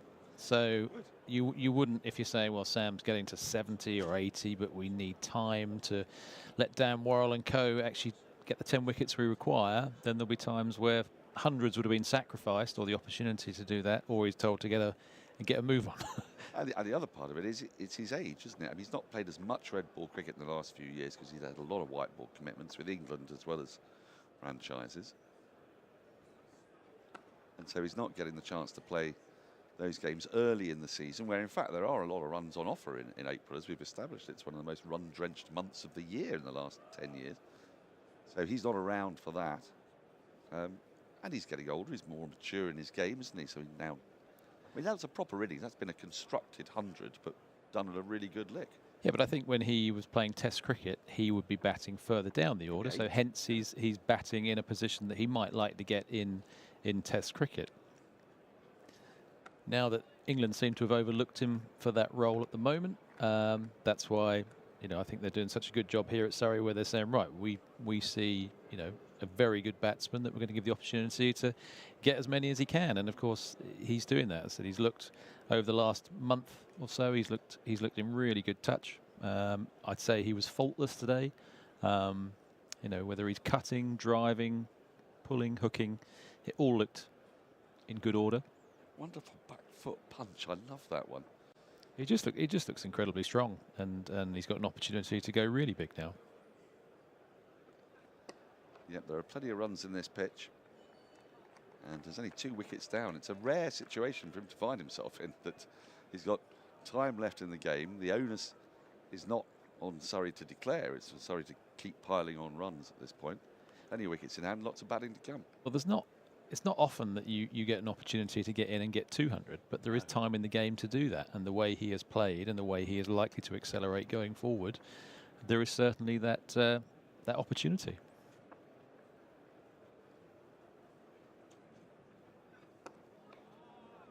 And you know, end of the over, 74 gone, 264 for 2. There are going to be times before long when the England setup's going to change. And you know, look at Chris Wokes' position, look in a couple of years at Ben Stokes' position, and somebody who can provide you with perfectly serviceable overs as well as be a legitimate top 6 batter. Those kind of players are pretty rare. Yeah, no, I think he's a very good all-rounder. Look at that wagon wheel. I mean, that is all round the ground, really. Not many false shots behind square on the offside. It's been masterful knock. I'd like to see Ryan Patel's wagon wheel for the ball that where we had the injury at long off. Because that could have been an all-run 7. Well, now then, skewed this in the air. It's going to land safely. He's got away with it a little bit there. You sense that he's got his 100, and maybe there's a sign of aggression there with the old ball. The new ball is available in 6 overs. Although I have to say, I was chatting to Jeremy Coney before coming on air, and both of us are of the mind to think, I wouldn't take the new ball. I would just, this ball's getting soft and annoying and hard to get away. The harder the ball, the more it's going to fly off. And we saw a lot of boundaries, in particular at the start of the innings, with players that are in with a mindset of positivity. Then good pitch, lovely outfield. Yeah. Round the wicket to the right-handed Sibley's just going to knock that away for a single. Might think of a second. That's really good running. That's really good running from Sibley. He had 2 in mind from the moment he hit that. I didn't think it was on, but he's nimble between the wickets. Nimble was the word I was looking for. He's a tall man. He's a tall man, but he's you know, he's quicker than you think through the wickets, and yeah, only 1 boundary away or 4 singles, whichever way you look at it. He can get it whichever way he likes. This interesting line of attack from round the wicket, Drissel. Well, there's one of the 4 singles. Moves up to 97.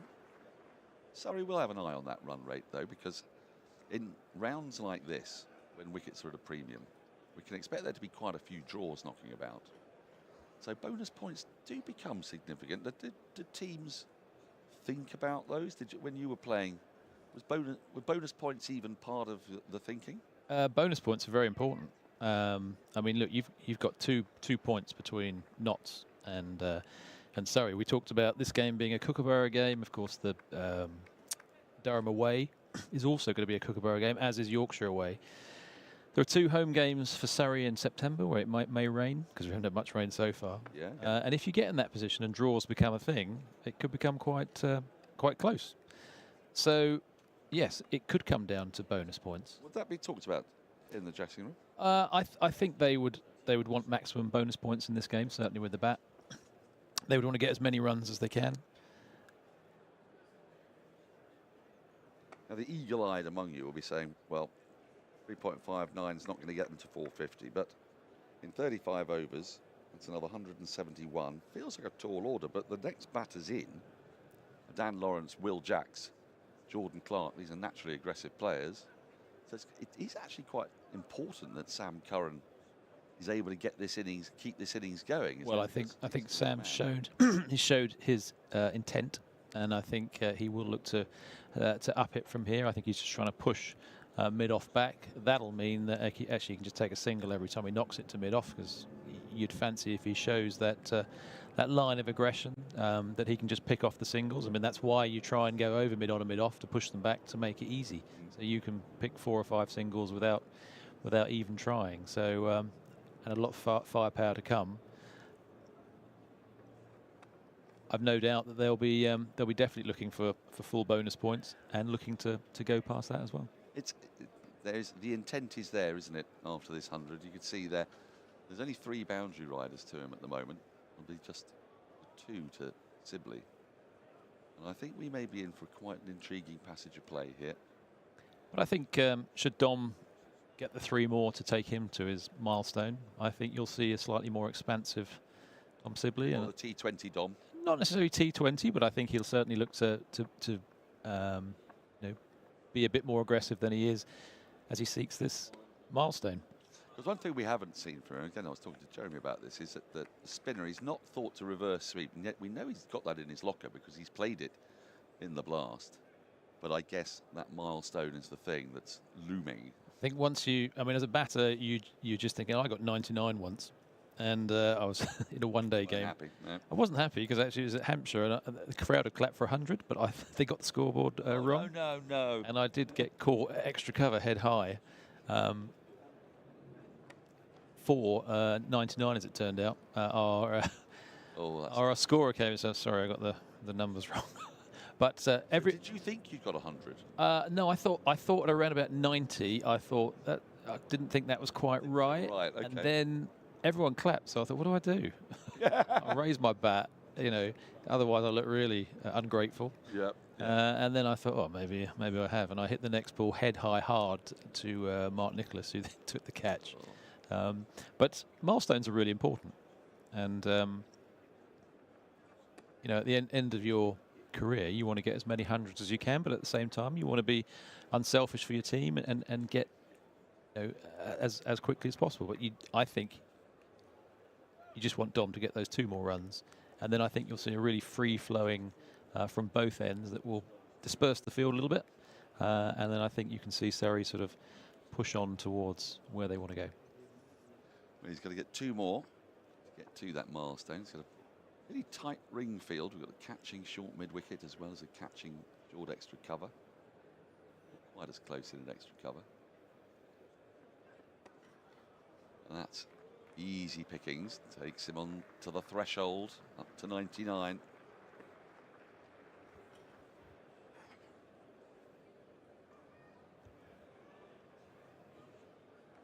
It's an important innings as well here that Sibley's paying. So he'd lost a couple of wickets, 108 for 2. Had they lost another one then, would have given Durham real hope that they could restrict Surrey to under 300, 350. That's looking highly unlikely now. That's beautifully driven on the up. That was not a long half volley at all. And he's threaded that past the right hand of the diving gate. And picks up another boundary. We're definitely seeing signs of a shift in gear. Well, that's the shot of a man in form, isn't it? Probably the shot of the day, I would say. He's just a good, strong punch, very balanced, and yeah, looks in fine touch. And as I said, Dom to hopefully get 1 more here, and I think then we can really push on to potentially 400. I think. I think that's certainly. And a bit more, you wouldn't be surprised. Well, yeah, talking tonight. Yeah. Oh, tonight, right? Yeah, sorry. Yeah. Yeah. Well, it's not inconceivable. And there it is. There is 100 for Dom Sibley, and you can see Sam Curran actually clapping on his bat as he was running that single. It's a 25th first-class 100 for Dominic Sibley, who's in a rich vein of form this summer. Surrey's leading run scorer. He's anchored this innings splendidly, gets a very well-deserved hug from Sam Curran, and a standing ovation around the ground. The Surrey balcony again, the players up and applauding. It's been a feature of this season as Dom Sibley being rock solid at the top of the order. And now he's got to that milestone. Well, maybe we'll see a little shift in gear.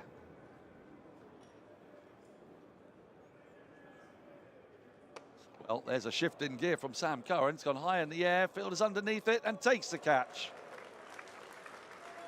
So, Jimmy Neesham, safe hands, long on. You felt it was coming. It was we're either going to see a series of 4s and 6s from Sam Curran, or he was going to get out, because having got to his 100, he's really shown intent. He's gone after the bowling, and he's shaking his head because it was there for the shot. It was the right shot, and he just didn't quite get enough on it. And offered a very simple catch to Jimmy Neesham, who was well inside the boundary when he took that. So we lose their 3rd. Durham get a first bonus point. I think that was the shot. The shot was on. And I think he's very unselfish to take that on as well. I thought he played beautifully. a really, really good innings. But Durham, they'll be thanking their lucky stars that they've got Sam out. But I wondered if this means, because a great knock that's been, do you think it's now more likely they might take the second new ball at 80? I was sort of wondering if you're in the middle of a partnership like this and you know that they're going to start to up the tempo, that actually having a softer ball, it gives you more of an opportunity to get a wicket. I mean, just like we've seen here. They've got to try and get the wickets. But having said that, I mean, Dan Lawrence is a good player of spin. He won't be afraid to use his feet. The off spinner who's not getting a great deal of turn, I think deep mid on is definitely in the equation. He's not going to do that maybe in his first 10, but I think if he plays well, there's certainly shots that he's got in the locker. So it's a difficult one, isn't it? I mean, if you take the new ball, it doesn't do as much, but it's harder and it comes off the bat quicker. You can race away to, 20 or 30 coming off the next sort of 5 or 6 overs, and that's not a great thing. But I actually love the way that Sam has taken that positive. I know he's got out, but it's totally unselfish cricket. It would have been very easy for him to knock around at 3 or 4 and over, be about 120, 130 not out tonight. Yeah, as I said, players with even more aggression are waiting to come in. Yes. It's time for a change in the commentary box. Jeremy Coney is lurking. He's waiting. I shall ask him what he thinks about the new ball in a moment. But first up, Dan Lawrence is going to take his first ball from Driscoll. The new ball available in 22 balls, and I just wonder whether that wicket might have just changed thinking for Alex Lees. He's underway straight away. That's a splendid shot from Lawrence. This goes deep in his crease. It wasn't the shortest ball, but there is a nice big gap between extra cover and point. And when that gets onto the square, as we've said many, many times, it runs away very quickly. Jeremy Coney is back. Good start from Lawrence, isn't it? Curran unselfish, and now Lawrence likes to score, doesn't he? He's probably one of the faster strike rates, higher strike rates. Absolutely. And then Jack's the same, so different kind of feel about it, although we've still got the common Sibbers there as well. I wonder if Curran hadn't got out there, whether we might have seen a slightly different approach from Sibley as well. He may feel now, with the wicket having gone down, that he's not necessarily going to go as much on the front foot as he might have done. There are signs of him ticking a little bit. He obviously wanted that 100 a lot. He was playing quite circumspect fashion. I thought we might have seen both of them go hard. Now a wicket goes down. Then with the new ball round the corner, there's just a little window open now for Durham, isn't there? If they were to lose Sibley and then take a new ball and maybe pick up a couple with that, then it's a very different look to the game. Yes. 4 for 3. Sibley the opener. Here's the wicket, and dragging it a little bit and fetching it, and didn't quite supply the power he would have liked. But looking for runs, important at this stage in the third session of the day. The opposition have been out in the heat most of the day. They bowled nearly 80 overs. Not a bad idea, not a bad time to put the accelerator down a little, I think. You've got your 100. Only his second. Incredible. I was quite surprised, but I suppose he bats a bit lower. He has tended to. When he first started for Surrey, he'd have been at 8, and then he's sort of gradually crept up. He's batted at 6 a fair few times, but 4 is unusual. And he's also hasn't played, as he's become a more mature cricketer, he's played less 4-day cricket for Surrey because he's been away at the IPL. White ball, yep. April and May. And then he's played for England, of course, at the back end of the season. Oh, now the reverse has come out. Wonder, is it going to make it to the boundary? It is just going to plop onto the rope. I did say earlier, didn't I, to you, I think, you haven't seen the reverse sweep from Dominic Sibley yet, and now he's got his 100. Out it comes. To the first ball that Colin Ackerman has bowled today. Yeah, bowling his offies outside the off stump where you like to start, somewhere to work from. But Sibbers is into it straight away, and he's showing now maybe he can open and show us some of the shots that he still has. He plays, did you say T20 to me? Opens in T20. Right. Yep. He's been striking it well over 100, so he's got the shots. I mean, we've seen some very inventive shot making from him in white ball cricket. But he's just starting to move really nicely here. He's just finding these singles, isn't he, into the gaps and the offside. He's turning over the strike. Yeah, that's good. Colin Ackerman coming into the attack here. Is this 2 overs before the new ball? Are they thinking new ball here now? It's just a little dart thrown in. He's almost feels to me like they're trying to burgle a few quick overs and then take that new ball. It could be quite a significant moment in the day. Well, if they feel that there's absolutely no chance unless the batsmen get themselves out. Wow. Lawrence has absolutely smoked that through the onside. It is a favoured area. But he's only just strode to the wicket. He's hit his first ball for 4 and his 5th ball for 4. So I don't know whether that's a bit of watching on a hot day, just pouring at the ground like an angry tiger, desperate to get at his prey. Yeah, the slog sweep, that one, wasn't it? He's gone after it again. Didn't connect this time, but will pick up a leg by. Wouldn't particularly wanted to have been Ackerman there taking that throw that was viciously hurled on the half volley towards the stumps.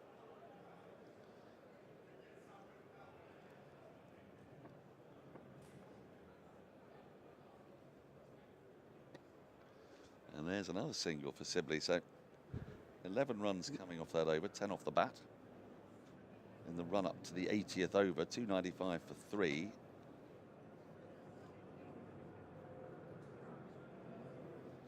Well, we've got our new spinner on, of course, and Sibley's been doing a lot of facing of spin today. Let's just see where he scores and see the range of shots that he can play. Anything short outside that off stump he likes to get into, whether it's a boundary or a one. And he's been trying to get it through and thread it between those 3 players a lot. And he's been successful a couple of times. And then that's the latest shot we just saw as well. Get back, he says. Oof. I think he's been struck there on the back of his leg. There wasn't a second there. Yeah, he's holding that hamstring. I don't think it's a hamstring injury so much as a soft tissue blow. Yes. Let's see exactly where that gets. Oh. Well, now that actually he's. It's a hamstring, is it? When he clutched the hamstring before the ball hit him. So I wonder. He better cramp. It's a very hot day. He's not called for the physio. We'll have to keep an eye on that.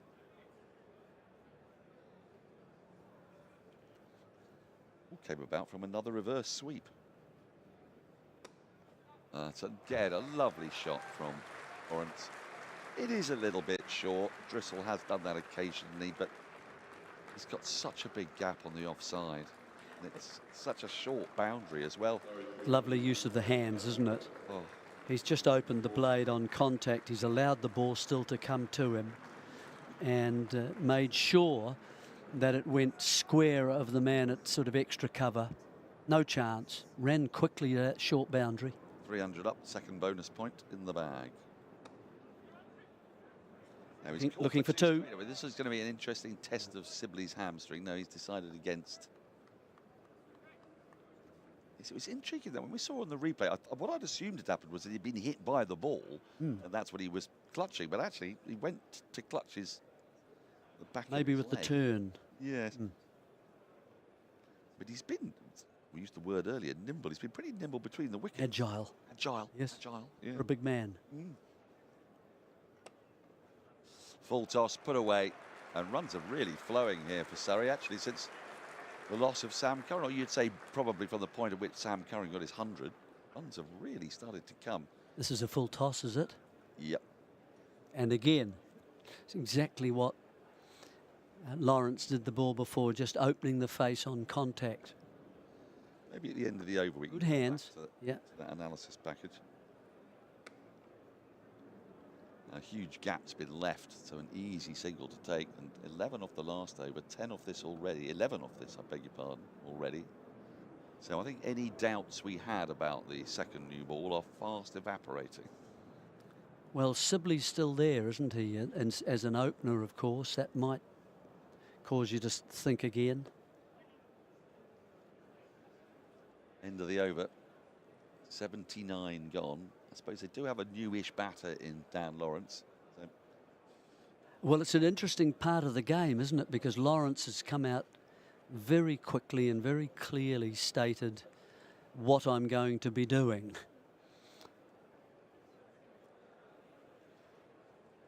We're just going to go back to that Sibley package, this analysis of how he's playing against spin. So you can see, I mean, that's a full toss, but he's been able to get that through those three men on the sort of just straight mid-wicket.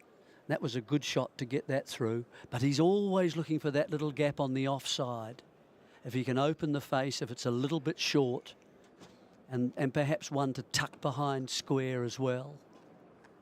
But he's, I'd like to see him just moving his feet a little bit more, and that one might just, even if he doesn't score, it sends a message to the bowler, I'm keen to come down at you.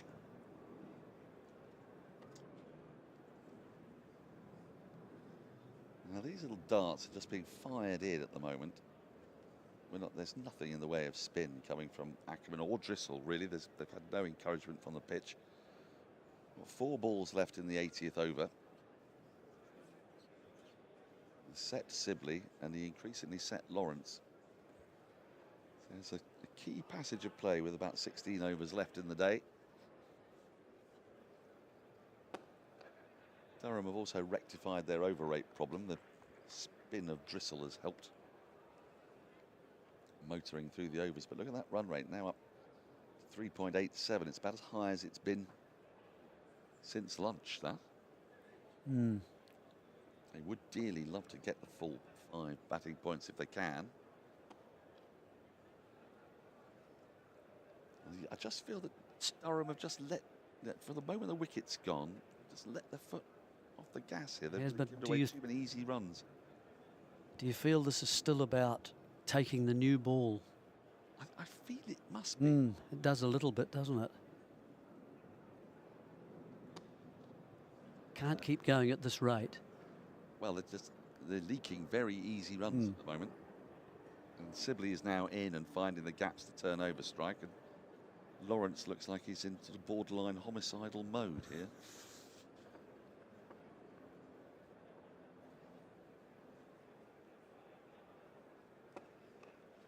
And there is no man in this commentary team who likes to see Dan Lawrence in homicidal mode more than the man waiting, Phil Walker, who is going to come in and replace me. 80 overs have been bowled, 311 for 3. A new ball is available. Are they going to take it? It feels like they surely are, the way they've been bowling for the last 15 minutes. More from you, Jeremy. Yeah. And then to answer the conundrum, it's going to be Phil Walker. So on the cusp of 3.9, and that looks like a new ball to me that has been handed. And it looks like Hogg is the man who's going to use it first. Afternoon, Jeremy. Hello, Phil. How are you? I'm all right. Yeah, had a good day? Busy today. Yes. How did the Duckett interview go? Very well, you know. Yeah? Yeah, he's a smart kid. He's probably, I asked him, if you're not the best all-format batter in the world at the moment, who is? And he took some time to think. Well, for once, he left that one alone. Yeah, good. Well, there you are. This season. Yes. What a knock that was last week. 149. Absolute authority as well on that final day. Anyway, to the here and now. Daniel Hogg it is. The luckless Daniel Hogg, yet to open his account on this ground. Picked up a naught for last year in his second game. He's bowled the odd threatening cutter today. Bit of bounce, bit of kick from that height.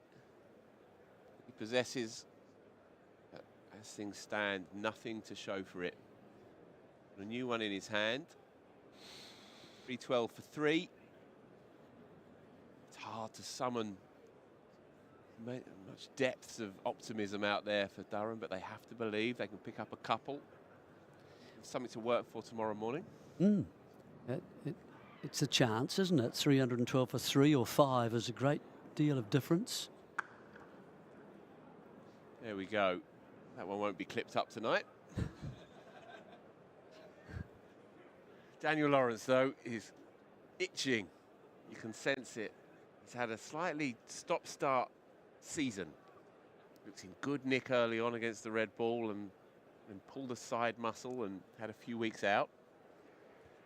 Making up for lost time here, and you feel he's just ticking, ready to go.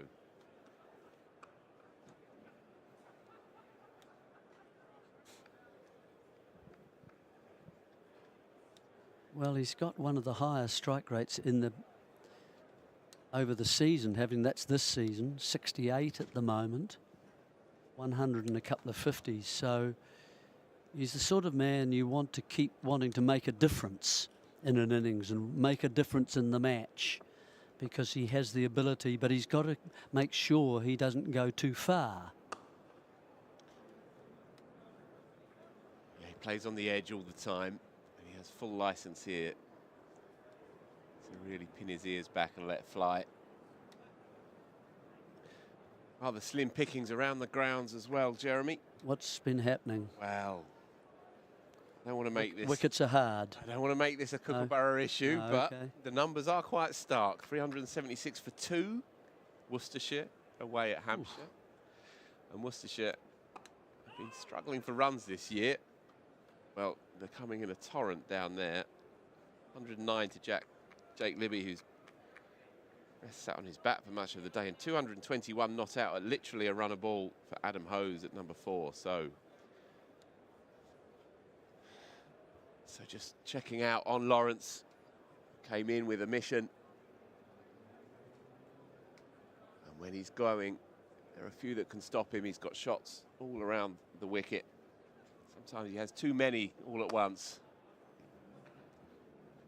Leans into that drive as well. It's going to be a shot of ball out there, you fancy. Dicks down Somerset in the other really big game against Nottinghamshire. Nottinghamshire, of course, 2 points up coming into this one, and they've winkled out 6 down at Taunton and given up 256. Tom Banson's 44 not out. Casey Aldridge has just joined him. So not a bad day for Notts. So here we go. So the Ataxia Day at the Kia Oval, organised by David and Sarah Campbell to raise awareness and funds for devastating disease, ataxia. Scan that QR code and there's a whole litany of amazing prizes. 2 tickets for the test match here against India. A signed Surrey CC cricket bat, signed Surrey shirt, 2 tickets for a Surrey T20 game, and even a couple of tickets to see Oval Invincibles in a 100 game this August. And so some fabulous prizes on offer. We'll bring that QR code up again at the end of the next over. Just if you didn't get a chance to scan it, you can get it done at the end of this. Matthew Potts over. Had to be him, really, with the new ball. 13 overs he's sent down today. Again, for no reward.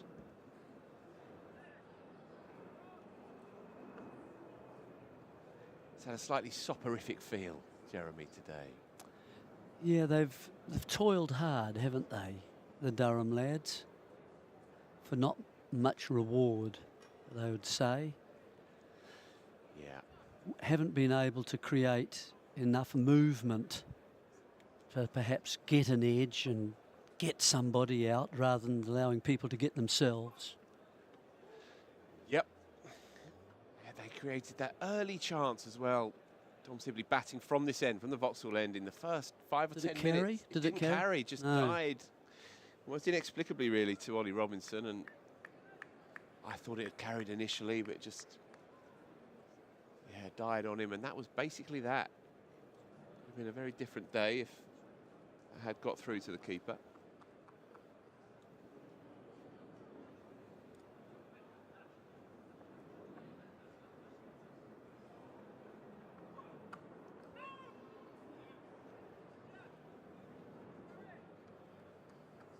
You're up at Edgbaston, Leeds rather. At Headingley, yes. Are you going to Edgbaston, by the way? No. No, with us. I am indeed. I am indeed. So your impressions of that one, of that Test match? You covered it all? How can a team score 500s and lose is one question in my mind. It has to be with bowling, obviously, and catching. Yeah. And I think that's where you've got to put. Beautifully played, entirely deliberate, no third slip. Tom Sibley's in the form of his life. Opens the face and picks up another boundary. Yeah, that's a good stroke, isn't it? It's appropriate to the width of the ball and a new ball, of course. He knows that. He's very good. I'm sure if we looked at his wagon wheel, you would see the majority of runs. It's an opener's wagon wheel. A lot of the runs will be behind square on the leg side and the offside.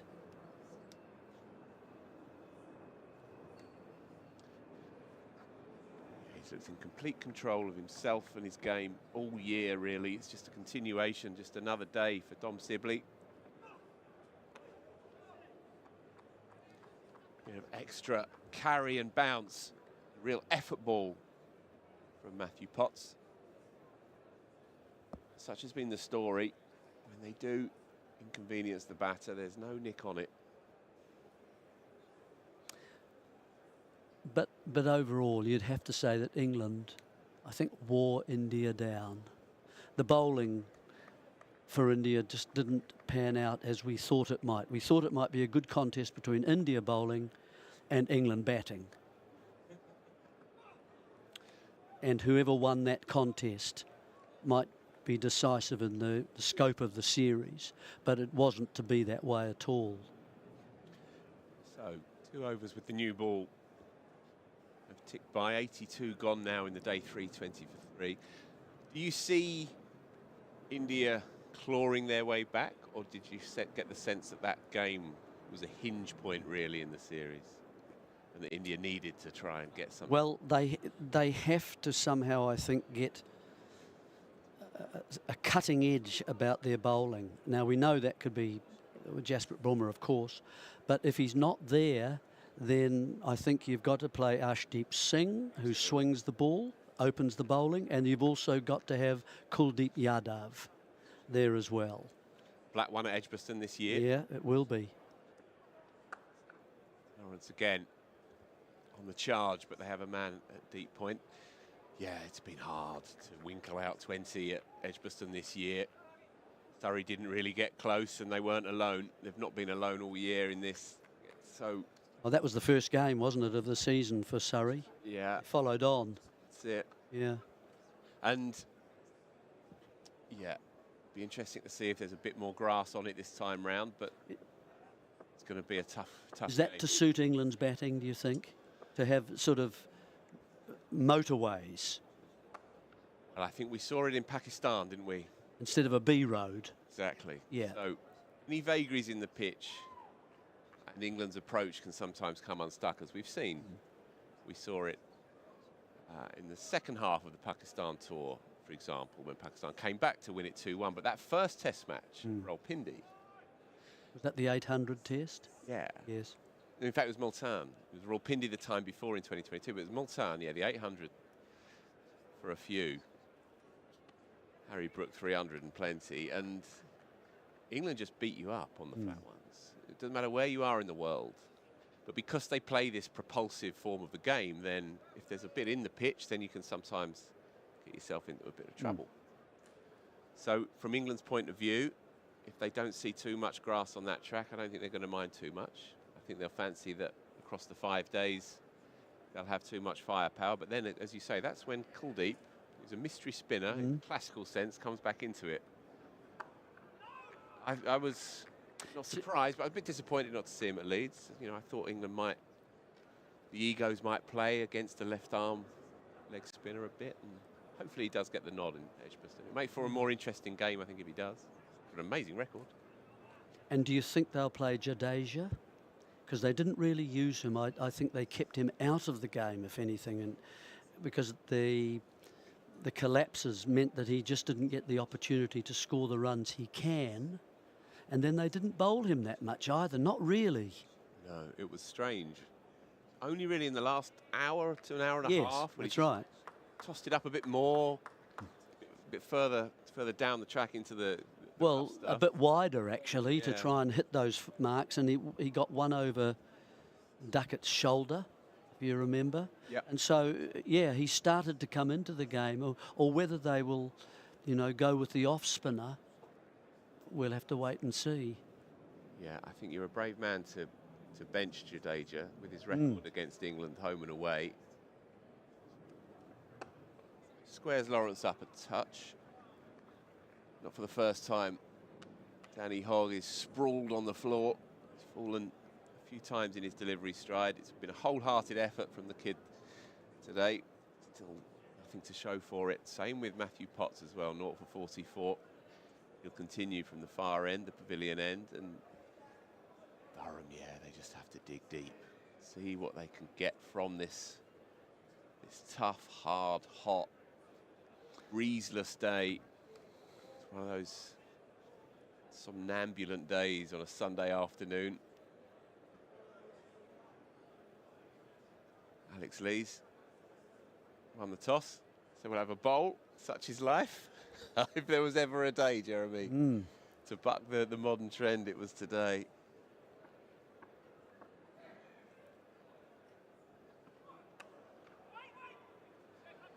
Slight misfield, and so they'll pick up one, and I would imagine settle for that. Scott Borthwick on as sub-fielder. So. Well, the new ball has yielded a few runs so far, hasn't it? Sibley, seeing the ball well now, is sort of freeing himself up to show us a wider range of stroke. And Lawrence, as you've indicated, has been very keen and enthusiastic to make his mark on the day, really. And he's now 20 from 21. And a miss. Story of Durham's day, nothing to show for it. Runs in hard though, Matthew Potts. You can understand why England like him so much, and like him around the traps. He's a wholehearted cricketer. Hot day, picked up an injury in the afternoon session, had an hour or two off the field. He's come back strong.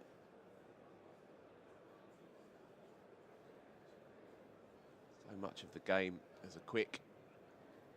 How deep can you dig into yourself?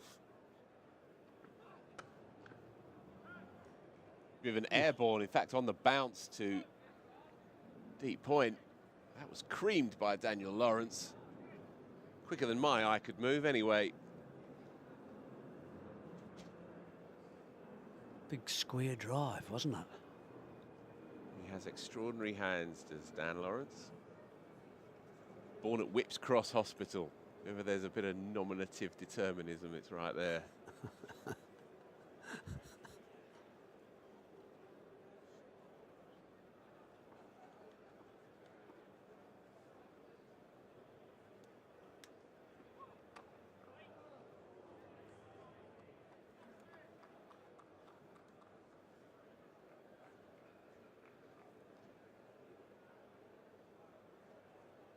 Is there one day that sticks in your mind, Jeremy? A kind of a nightmare day, 35 degrees, barely took a wicket in the dirt. In your days as a New Zealand stalwart, anything that stick in the mind? Oh, I think Australia a couple of times when there were people like Ian Chappell and Greg Chappell and Doug Walters and then Marsh. Perhaps Adelaide, 42 degrees. And again, rinse and repeat. Dominic Sibley, beautiful. Yeah, there were a few, and all their bowlers like Thompson and Lilly sitting up in the stand, cool, ventilated rooms, having a nice cool drink and so on, and getting ready to respond once we were asked to bat, and we would go out and respond with a thing called a collapse. 50 partnership from just 45 deliveries. So Dan Lawrence has come in, made his intentions pretty clear, but in fact the junior partner in that 50 partnership, as Dom Sibley opens up his shoulders as well. Yeah, the Medallion boys, the late 70s, early 80s. Yes, mustachioed. Yeah, the furry-bellied Medallion boys. Yeah. It did start to change. It comes round, we all remembered it.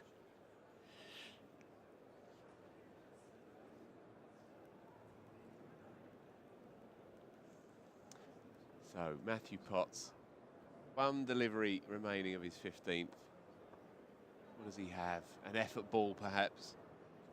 You can hear the grunt, and you can see the result.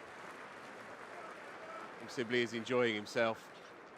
It's a lucrative spot for him down behind square. Yeah, well, with the 6-3 field, you can see them on to the right of your screen. You're finding the bowler bowling, making sure that he goes outside the off stump. The length is a little bit short, and Sibley is right into that now. He's prepared to run that through the two men catching in close. Feels he can get on top of the ball. Not enough bounce to bring a catch to those two players. Up for the catch, so yeah, but it's just a question of whether you should go to the 5-4 field and have a third man down there for him and bowl a bit straighter, bring LBW into play. He does get across to off stump, and so there's an opportunity, but generally only if the ball is moving.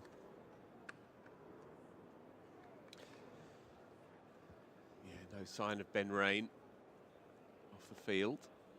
Their most effective seamer this year. A longish list of useful quicks who aren't on the park for various reasons. When everyone is fit and available, Durham have a enviable fast bowling attack.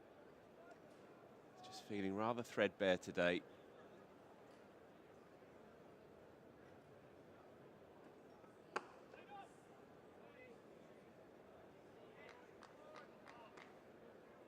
So what will Surrey be looking to do tomorrow, do you think? Oh, I think it's go huge.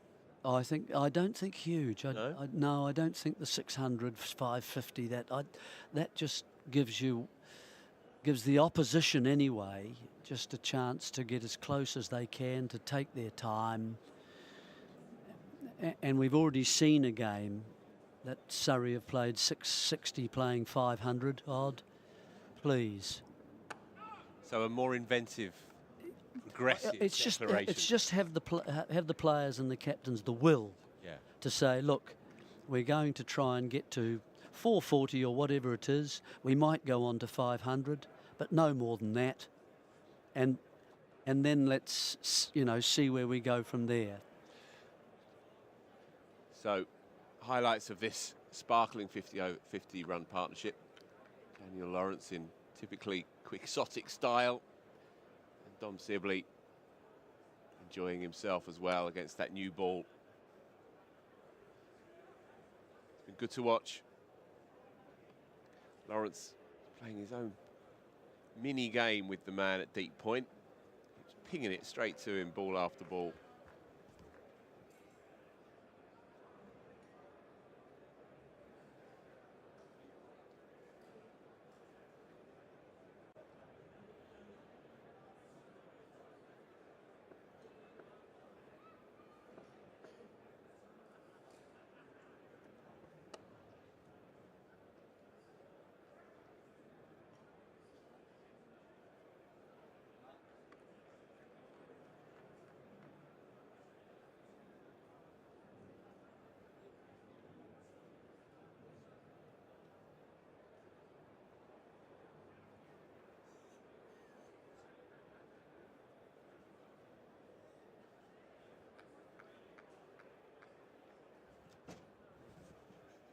There you go.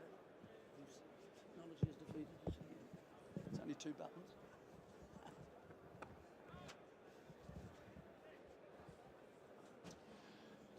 So, a welcome quiet over for Durham. 3-3-4 for 385 gone. The Sibley wagon wheel. Now look, you see it's basically all behind square, isn't it? Yes, you've got one drive down the ground, but most of it is behind the stump, so it's using the power and the pace of the bowler. So there he is there, and square and behind. He's very keen on that sort of third man area, isn't he? And also that sort of square and on the offside and just in front, but nothing much in the what we would call the V, where most of Curran's runs would have come from today. That's the way he plays. He loves the drop by the feet as well, like all good openers. Carved away in that region that Jeremy Coney talks of. The new ball has really given Sibley some extra impetus through this evening session. Flying now.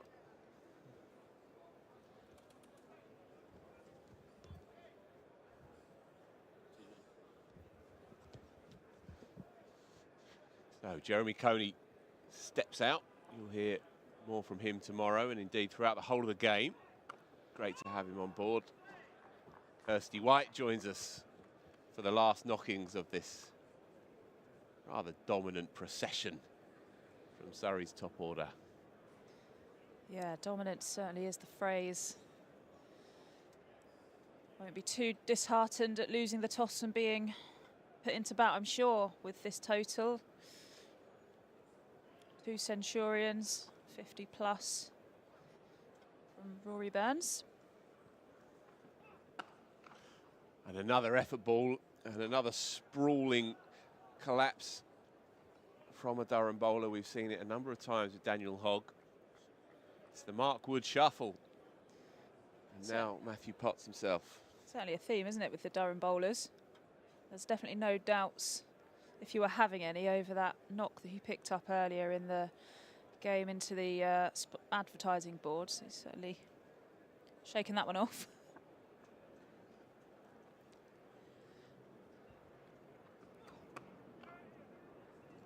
And that's another of his favoured shots. A quiet dab into the offside. Will take you there all day long, Dominic Sibley. In his year with the bat, he's been the standout player for Surrey so far.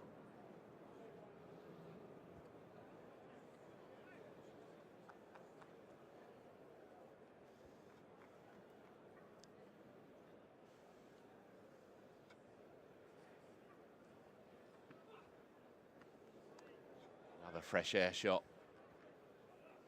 It pays to be sanguine and philosophical as a quick in England. Matthew Potts is definitely that.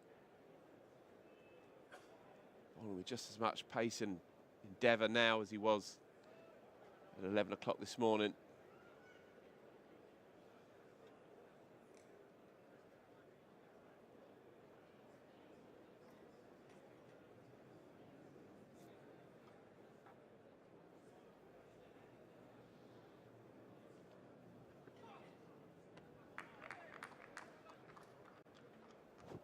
Yeah, Dominic Sibley began the day 671 first-class runs for the season. Now on 138. Don't ask me to do the maths, but that means he's north of 800, and only 5 players in fact, going into today had breached the 800 run mark across all the divisions. John Simpson, Hasib Hamid, Caleb Jewell, Marcus Harris and Ben Compton. They're the only 5. Sibley has now joined them. He may just be edging ahead to finish the day as the top highest run scorer across the 2 divisions this year so far. He's been basically immovable. Yeah, I agree. It's been stoic, hasn't he? 3 tons, 5 50s. It's just his 9th game. Hasn't missed out at all. There is a shot down the ground, but doesn't beat Alex Lees, and so that wagon wheel remains with just that one punch down the ground.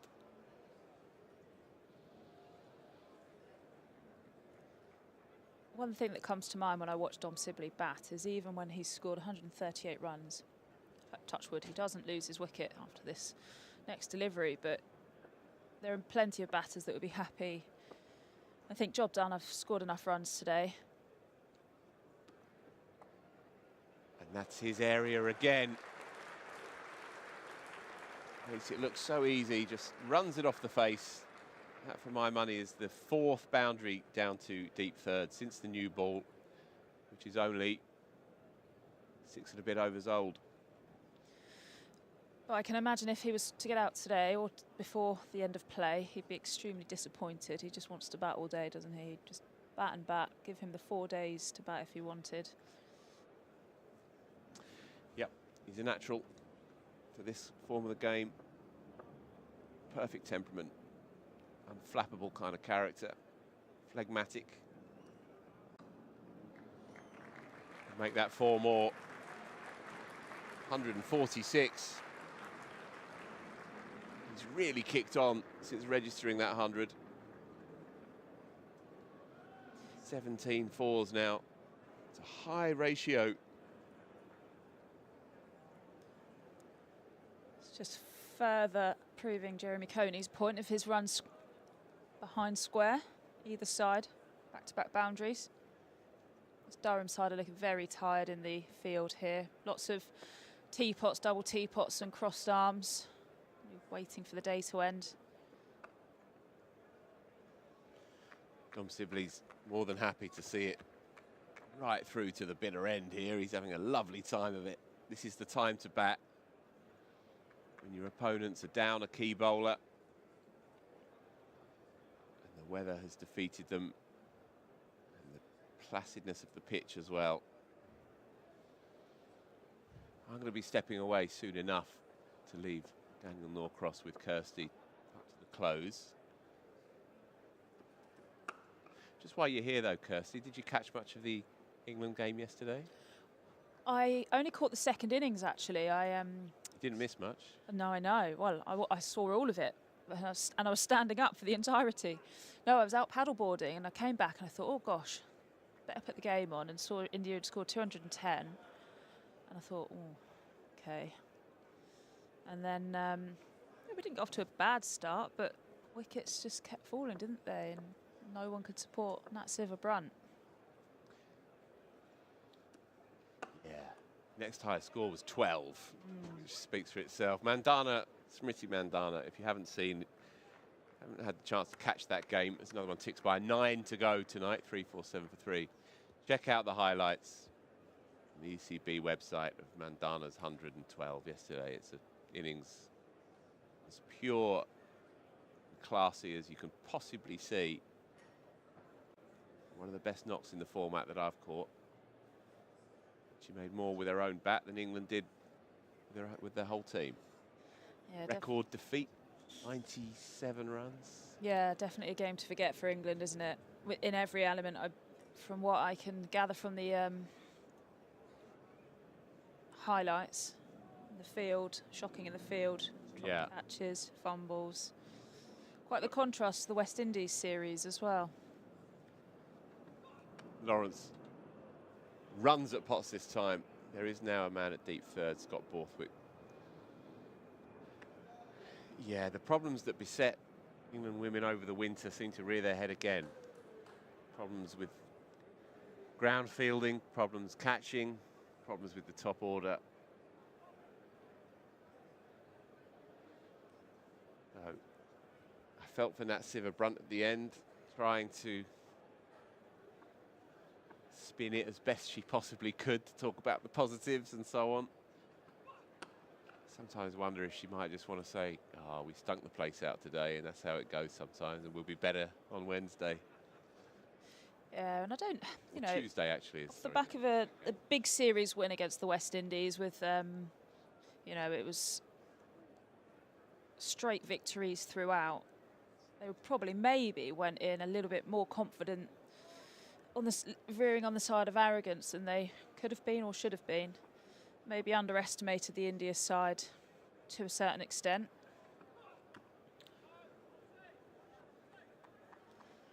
Slightly painful one for Dom Sibley. Side edged into the inside thigh. Or perhaps we're just a little bit complacent in their own skills on the day. But yeah, certainly one to Park move forward from, and I'm sure they'll bounce back in the next game. They have to, they don't have a choice. Games come thick and fast in these short format competitions.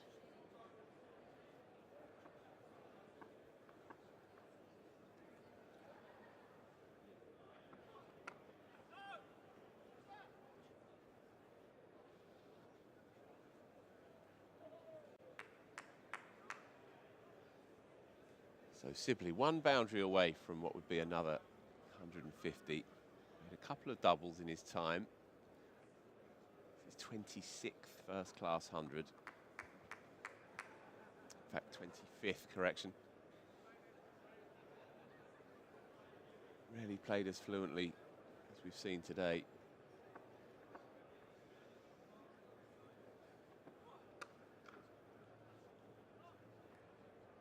Deep point fieldsman has been in business all day long. It's always a sign that a team is hanging in there, as Durham are. You have boundary riders and sweepers everywhere you look. 4 men out now. It's almost like a one-day field, really. One cursory slip just to keep up appearances.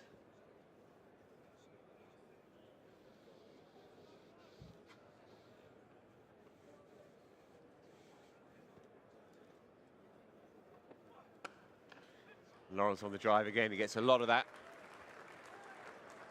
Come back for a couple. Very strong through the covers and through point. And that brings up the 350. These two doing it well. Yeah, also brings up the third batting bonus point for Surrey. 88 overs gone, so doing it well with regards to trying to haul in maximum batting points. How about 5 and over from here and they'll be fine. Daniel Norcross will see us through to the close this evening, alongside, of course, Kirstie White.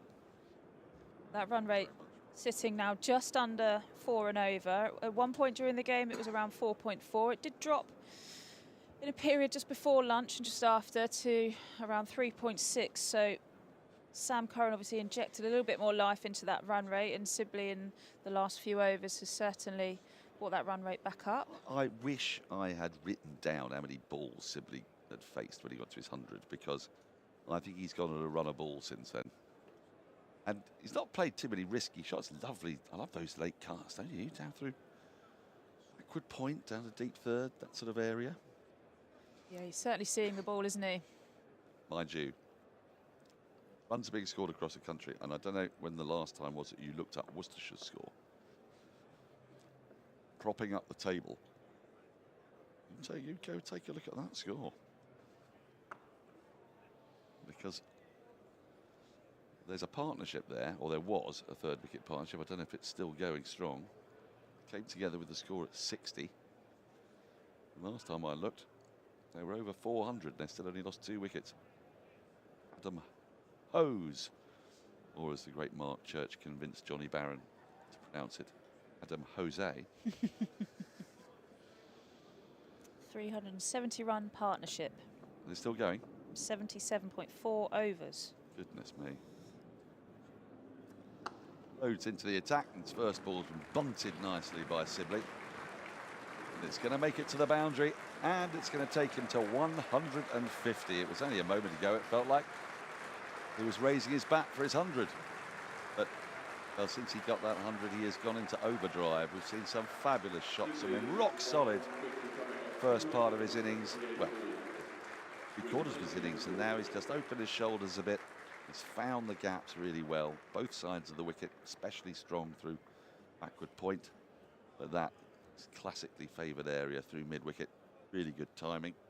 Yeah, I'd say Dom Sibley's made my favourite gear change today. He's gone from 3rd to 5th since he picked up his 100, hasn't he? It's my favourite. That is your favourite gear change, is it? Of all gear changes, both metaphorically and actually? Yeah, I think it's the premium. I do drive a manual car, so Yeah, obviously I'd love the luxury of not having a manual car. But yeah, 3rd to 5th, or even coming down from 5th to 3rd. But in the context of the game, 3rd to 5th, I think, suits where he's been at the moment. Well, it's been a very entertaining knock, certainly since he got that 100. Been very enterprising. And it was exactly what Surrey needed, actually, because against the tiring attack at the back end of the day, they'd love to get as close to 400 as they can tonight, in the hope of pushing on to get maximum points. Adam Hose is 249 not out, by the way, for Worcestershire. Look at his strike rate. 238, yeah, he's going at 104. It's outrageous. It is, and means that their opponents have yet to get a bowling point. If you're correct, yeah, they've only taken 2 wickets. When I had them 60 for 2, I dare say they were thinking, I don't mind this ball, but right now I'd imagine they'd like it condemned.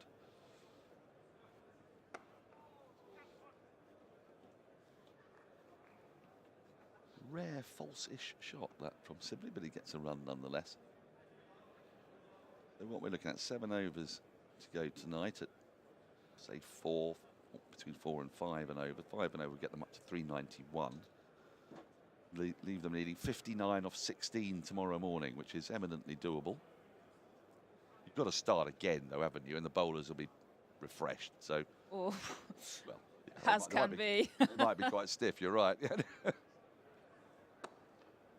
Yeah, I think one thing we were discussing off air actually a short while ago is, you know, talk about coming back and these bowlers bowling again tomorrow, and it's expected to be hotter tomorrow and actually sunnier. There's a little bit of light cloud cover around, which I'm sure there's a bit of relief here for the players. But one thing we have noticed that hasn't been present a lot today, if at all, is the distinct lack of water bottles and 12th man duties around the boundary, rehydrating these boundary riders.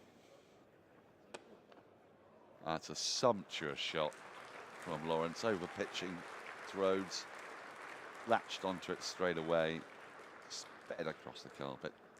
9 runs from Rhodes' first over back into the attack, and Surrey very nicely placed at 360 for 3.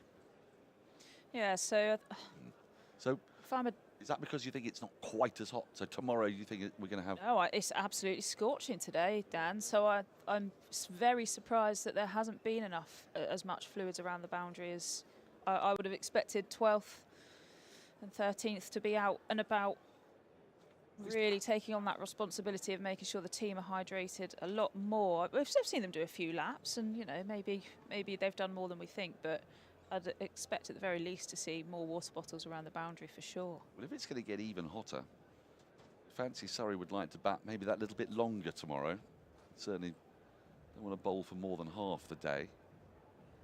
I mean, I know all this feels a little bit previous to me, as if wickets aren't going to fall, but it's been the story of this round and the last round of matches, actually, that except at Worcester, where the pitch kind of broke up. The Kookaburra bowlers offered a lot of assistance to the batters.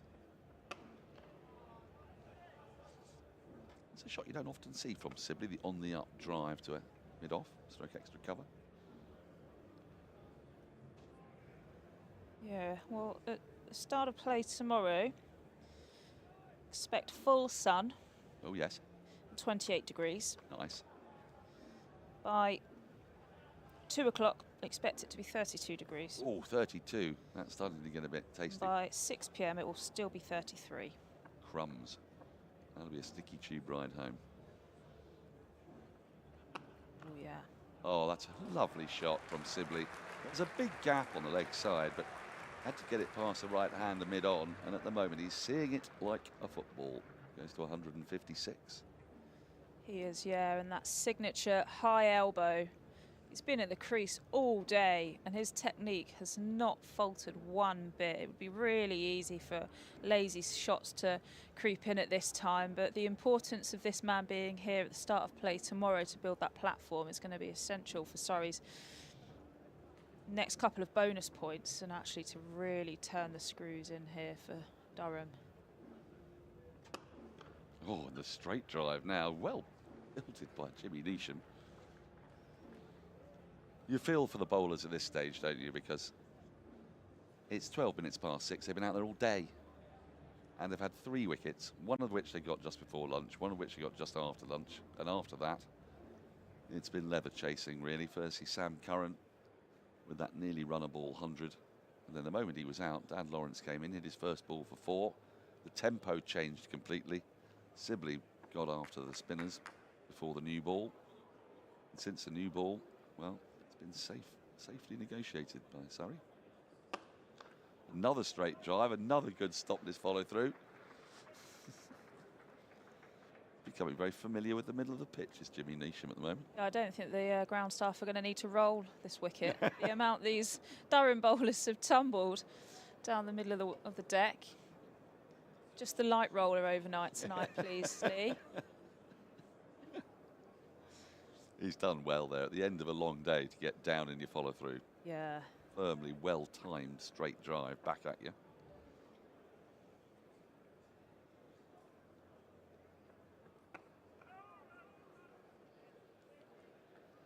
And of course, Surrey have a bit of power to add in their batting lineup. Still got Will Jacks to come, Jordan Clark, they bat deep. And we've seen, I mean, this season we've seen even Matt Fisher down the order look perfectly capable with the bat. Tom Laws is back in the side as well. Yeah, I think really intrigued to see Surrey's approach tomorrow morning, whether they go fast and loose and try and pick up those bonus points and have a go at Durham, or whether they just keep Durham out in the field as long as they can and tire them out and put them in just before lunch potentially. Or even a little bit later. Yeah, even after. I'm thinking of it's a really hot day, 365 for 3, then if you can exhaust your opponent, it's sometimes amazing, isn't it? The second innings of a match when the first side scored a load of runs and the pitch conditions haven't really changed, but suddenly the bowlers are fresh and they don't have to bowl for a whole day, so they can actually slip the handbrake, and commensurately the batters have been out in the sunshine all day the day before, and then they're doing another 2.5, 3 hours the following day. Suddenly got to get your pads on, and wickets can then tumble. Often find that second innings of the match in those situations can be pretty punishing for the batting side. Yeah, it can be, and fatigue's a funny thing for a batter as well, because I was listening to an interview Lauren Winfield-Hill did the other day, and she was talking about, you know, the volume of games that the women are playing this year compared to in previous. Oh, great invention from Sibley. That's out of the T20 manual. He's just gone across the stumps and just angled it, really, because fine leg is not fine leg. Fine leg is almost deep backward square leg, so there's a huge gap. On the full as well. If you've come in free after tea, you've got full maximum value for money there, haven't you? Yeah. Well, the tea time score was about 230 odd, wasn't it? Yeah, lovely. Really well played. He's picked that up really quickly. So yeah, and I was listening to Lauren Winfield-Hill, and it's something when she said it, I actually thought, do you know what, you've nailed that there. So she was basically saying, when you're fresh and when you're batting, you know, you see the ball, you can see the seam presentation in the hand. Struck nicely back down to mid-on. Back of that boundary. You can see the presentation of the ball, you can see the seam, you can see the way that it's moving in the air. And you're really focused, so when you're seeing it well and you're fresh, it feels really easy. But when you're fatigued and when you're tired, and whether that you've been in the field all day or you've been travelling, you've had back-to-back games, you kind of just see a general area where the ball is, so you don't see the whole ball. And it's the best way you can explain it, really. So even if you haven't, you know, batted and you're fresh at the crease, but actually you're just tired and you're fatigued from events the day or the days before, it can then be so difficult just to really focus and have that laser focus on the ball. So yeah, like you said, if Surrey want to keep Durham out in the field until 2-3 o'clock tomorrow, then that can certainly play into their hands with those opening Durham batters, particularly if it's hitting 33 degrees in the afternoon. Oof.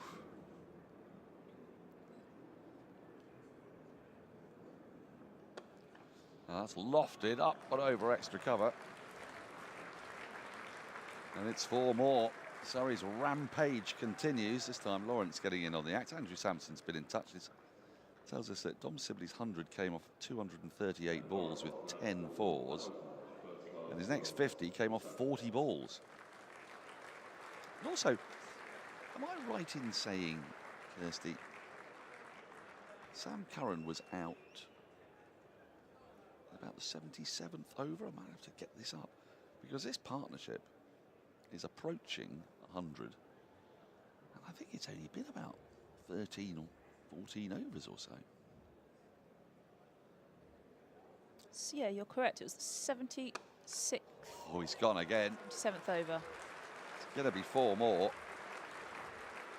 So since the new ball has been taken, runs have just come at an incredible rate. That is the 100 partnership. As we see that shot again, just pulling a short ball, a tired ball. Yeah, that's a tired delivery there, isn't it? Really is. So they came together in the 77th over. 22 balls to the new ball. And then we've had another 65, so 87, 88 balls now for 101, which talks to the acceleration that Surrey have really had since the new ball, since the wicket of Sam Curran. It wasn't that Sam Curran wasn't going quickly, but since he's departed, well, runs have come at both ends. And Sibley has been dominant in that 100-run partnership. You see Lawrence getting 38 off 37, but Sibley, the lion's share. Yeah, indeed. I actually asked Andrew Sampson what the highest day one total has been so far this season, because I thought Surrey might be edging their way towards it. Yeah. Apparently, Yorkshire versus Worcester on the 11th of April scored 425 for 8 on day one. Just an exceptional score. Well, imagine being that cold in the field and having that many runs. To be fair, as a fielder, it would have kept you nice and warm, but... Well, I can tell you that Worcestershire have broken that record, because they're now 451 for 2. You heard that right. Adam Hose is 263 not out. There are 2 overs left in the day. You imagine they will come out and they want to do something similar to Surrey, won't they? They're going to want to bat till lunch. There's every chance Adam Hose could get 300. He could get more. Especially the rate he's going, 31 4s and 7 6s in that knock. So maximum batting bonus points on day one. Yeah. Completed it. They've completed batting. They've completed batting today, so...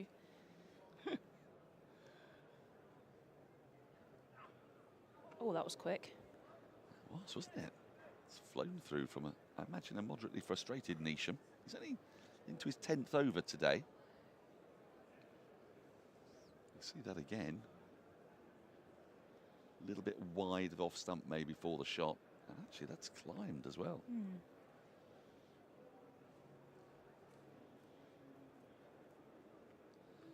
Well, we were talking about Surrey wanted to get as close as possible to 400. Well, they're 21 runs away. This is before the close of play today. I think that 20 runs away, and we've still got 4.5 overs to go. So they may achieve that objective and find themselves only needing to go at up to 3.5 and over to get to 450. Yeah, I'm really intrigued to see how this wicket plays tomorrow, because a significant... we've spoken about Dom Sibley and his scoring areas today being predominantly actually backward of square. But it has been, although bowlers have been bowling very full, particularly in the first session of the morning, attempting the drive, seeing if they could get anything out of the batters.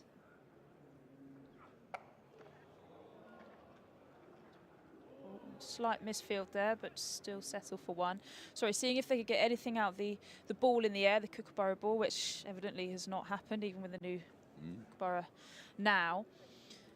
But it was difficult to drive straight and score runs straight through the V. They've had the 2 extra cover and mid-wicket tight on the drive, but even so, the ball has been keeping very low, and drives have been coming square, very square of the wicket. So I'm really intrigued to see how the wicket develops throughout the next 2 or 3 days, really. Well, Surrey would love it to break up, but it hasn't done that so far this season, has it? They've got a couple of very serviceable spinners in their lineup. They would love a bit of unevenness of bounce as well. That's sort of what did for Worcestershire, wasn't it, in the last round of Kookaburra? I was watching that, and it just sort of suddenly, there was an unevenness of bounce. Balls were flying, and a couple were keeping low. Yeah, and I found particularly bowling from the pavilion end, the balls have kept a little bit lower than they have coming through from the Vauxhall end. Another bounce, an effort ball. You could hear that, hear the noise from Nisham, end of the over. 4 remain today. Surrey 382 for 3. Tying up that 4th bonus point. Well, they would love to wrap that up tonight, wouldn't they? Yeah. Okay, so here's a question for you. Okay. If they lose a wicket, Yep. watcher, do you bother? I don't know, they bat so deep. It's a thing, it's hard to know. Well, it could be Tom Laws, I suppose. It could be Tom Laws, and it could be a good licence to come out and... That is, I'm just seeing a very good beard actually on the screen. I'm not sure. Take a lot of maintenance, that. It's too long. It's too long. Too long for you, yeah. Too long for me. You'd need I think you'd need product. I'm not really a man for product. I think you've probably gathered that, haven't you? What do you mean, Dan? Anyone can be a man for product. Oh, it's just adds something else to worry about. You've got a very well-kept beard, though. Thank you. So, yes, going back to that point, watcher could be, I suppose. Could be Tom Laws. I think he's done that before this season. But they've gone back to spin, which I don't think would have been part of the plan. When they took the new ball in the 80th over, they were hoping desperately, weren't they, for a couple of wickets at least with that new ball tonight. And instead what's happened is that, as can happen, runs have sped off the bat. Yeah, if you were looking for a sign to see if this Kookaburra ball is doing anything, the spinner on with the new ball is probably your sign to say, no, it's not. Yes. Now, these two might be forgiven for just doing a little bit easy here. 3.5 overs to go. Yeah, and I Off think... the ones and twos here now. Sorry, Dan. I think, if they were to send in a night watchman, should a wicket fall, Tom Laws would have full licence in the morning, wouldn't he? To then, build a platform, and then you've still got the likes of Jacks, Clark to come in and continue to pile on some runs. I'm not mad at the idea. What I would say, though, and I'm bound to, because I'm a Cassandra in these matters, we mustn't forget that India were 430 for 3 and 334 for 4 in a recent Test match, and they lost it, albeit there were 5 days in that game.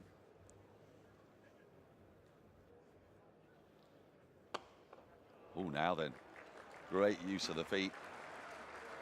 So any suggestion they might be slowing down on the way to Stumps, I think we can put that to bed. 390 for 3. Great use of the feet from Lawrence. Yeah, that's really nicely struck over. Mid-off, a little look. Do I? No, that's over my head. Hogg's sitting a little bit deeper now. Slightly surprised our young man with the good hair there, didn't it? Oh, thick edge. They make it the boundary. I don't think it will. It's going to be pulled back in by Ackerman, but they're going to get another couple of runs. End of the over, another very productive one. Spin hasn't worked. Pace hasn't worked. 392 3. 3 overs to go.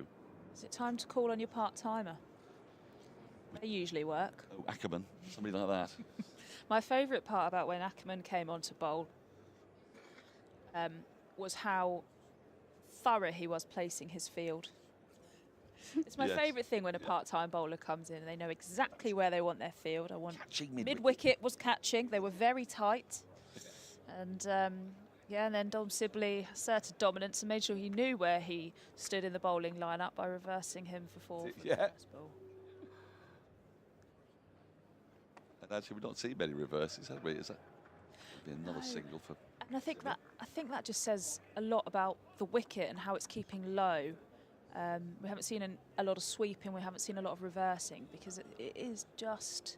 I think it's quite a high-risk shot on this deck in this first innings, at least. Potentially on day 2 and 3 when it rise out a little bit more, and it might offer a bit more bounce and turn, and you might want to smother any turn. But no, certainly not. Now, a beautiful day tomorrow, but it is a Monday. Interesting to see what kind of a crowd we get in, but I think there will be a lot of entertainment if you can make it. It's excellent Wi-Fi service here at the Oval. Excellent Wi-Fi, exactly. So you can maybe do a bit of working from home. Yes, if you sit in the shade, you'll be able to see your laptop screen. Good thinking from you. Yes, and it'll be very hot, so I would recommend sitting in the shade. Also, if you're a student, Yeah. you know, you might be GCSEs doing... have finished, A-levels Oh. have finished, university finished. If you're at exactly, if you're at school and you've been doing exams, well, this is the time to come. And if you're a university student, you're back home, and I don't know, you may have an evening bar job.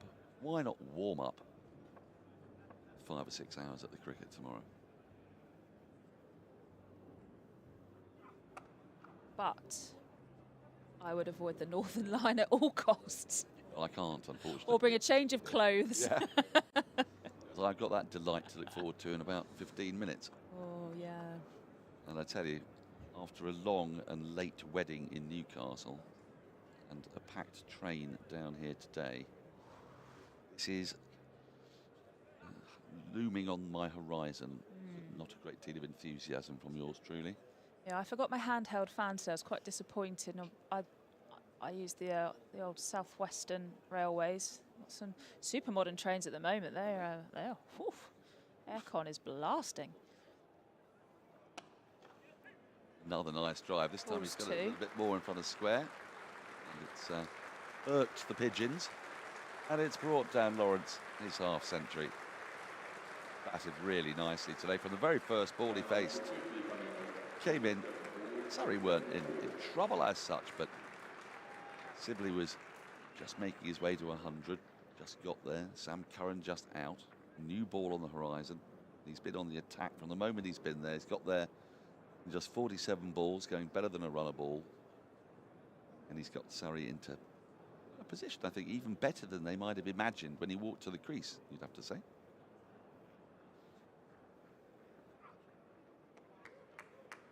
I like Neesham's effort ball because it comes with a noise. It does, yeah. A little bit like Monica Seles. Yeah. I think there, you know, they often say there's two things are certain in life, death and taxes, and I think there are 3 things that are certain in life today. Death, taxes, and that with the Kookaburra ball, you've got to bowl straight. So if you're a batter coming out to bat today, you know that the bowlers are going to be bowling at the stump. So you've got a really strong plan in mind of, right, where are they going to be targeting me? It's going to be full, it's going to be on the front foot. So these are the shots that I'm going to play. And Neesham's gone round the wicket there, and he's banged it in so short. The square leg umpire, who's now actually at point, has signalled wide. Another run for Surrey. Completely negates the comment that I've just made. Thank you. Well, I don't know what I didn't like to say, but in fairness, it is the 94th over of the day, so yeah, I it think doesn't it's count. just trying something else. It was the last ball of the over as well, which now has to be bowled again. So, no, I think your point still stands. Thank you. Yeah, I agree. Yeah, we've had 550 odd balls where the plan has been straight. Oh, another crunching drive, another chase, this time in vain, and the 400 comes up for Surrey. The 4th batting point. The day is not yet done. It's nearly done, but it's been a dominant display from Surrey. They've got 16 more overs to get the 48 more they need at 3 and over to get full batting points, which is what's asked of you. In a Kookaburra round, you want to get as close to 450 inside 110 as you can. And here's Dan Lawrence's 50. From the moment that was his first ball, from the moment he came to the wicket, he was on the front foot, metaphorically. That's a wonderful slog sweep. Nice off the back foot. Found those gaps really well. Some of them have been left for that shot, but he's put them away really well. He's been aided a little bit by some tired bowling at the back end of the day, but you've got to have the courage to swoop, Kirstie, and he's done that. Right, Drissell's going to bowl his last over of the day. The penultimate one from the Vauxhall end. Yeah, one thing that struck me with that highlights package there of Dan Lawrence's 50 is that he's so still. His head and his body are so still at the crease that he's just punching, and movement is very minimal, but he's so compact. And that's just a really clear sign of how confident he is. Driving down the ground, just pick up one. Again, there's just a short punch, head still.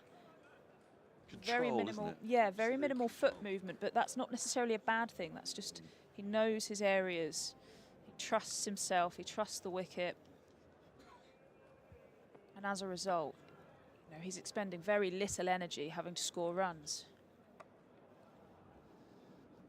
Meanwhile, at the other end, he's found a rejuvenated Dom Sibley. The moment he got to his 100, he's shifted, as you said, into 5th gear. He scored 69 runs and 59 balls since he got to his 100.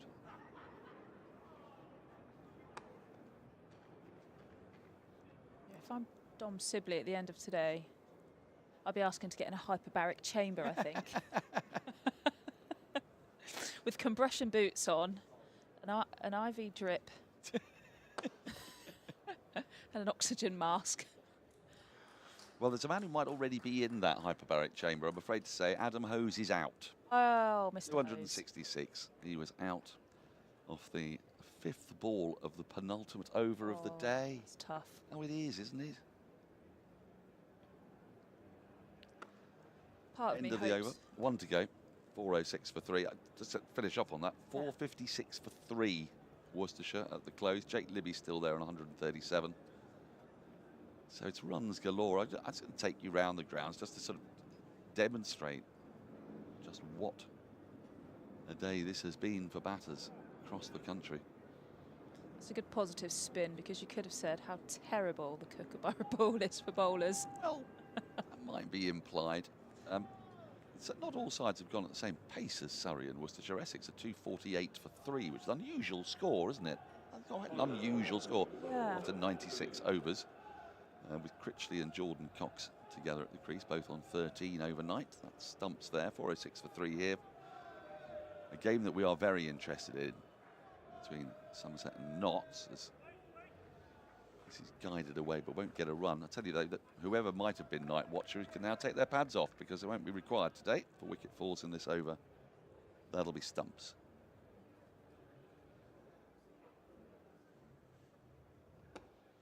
Um, 275 for 6, Somerset. One side struggling slightly, half centuries for Tom Abel and an unbeaten 57 from Tom Banton. It's a curious feeling, but all Surrey fans are going to be Somerset fans for this round of matches.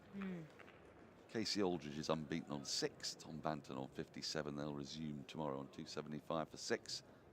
Worcestershire, I've told you about, 456 for 3 in the last game.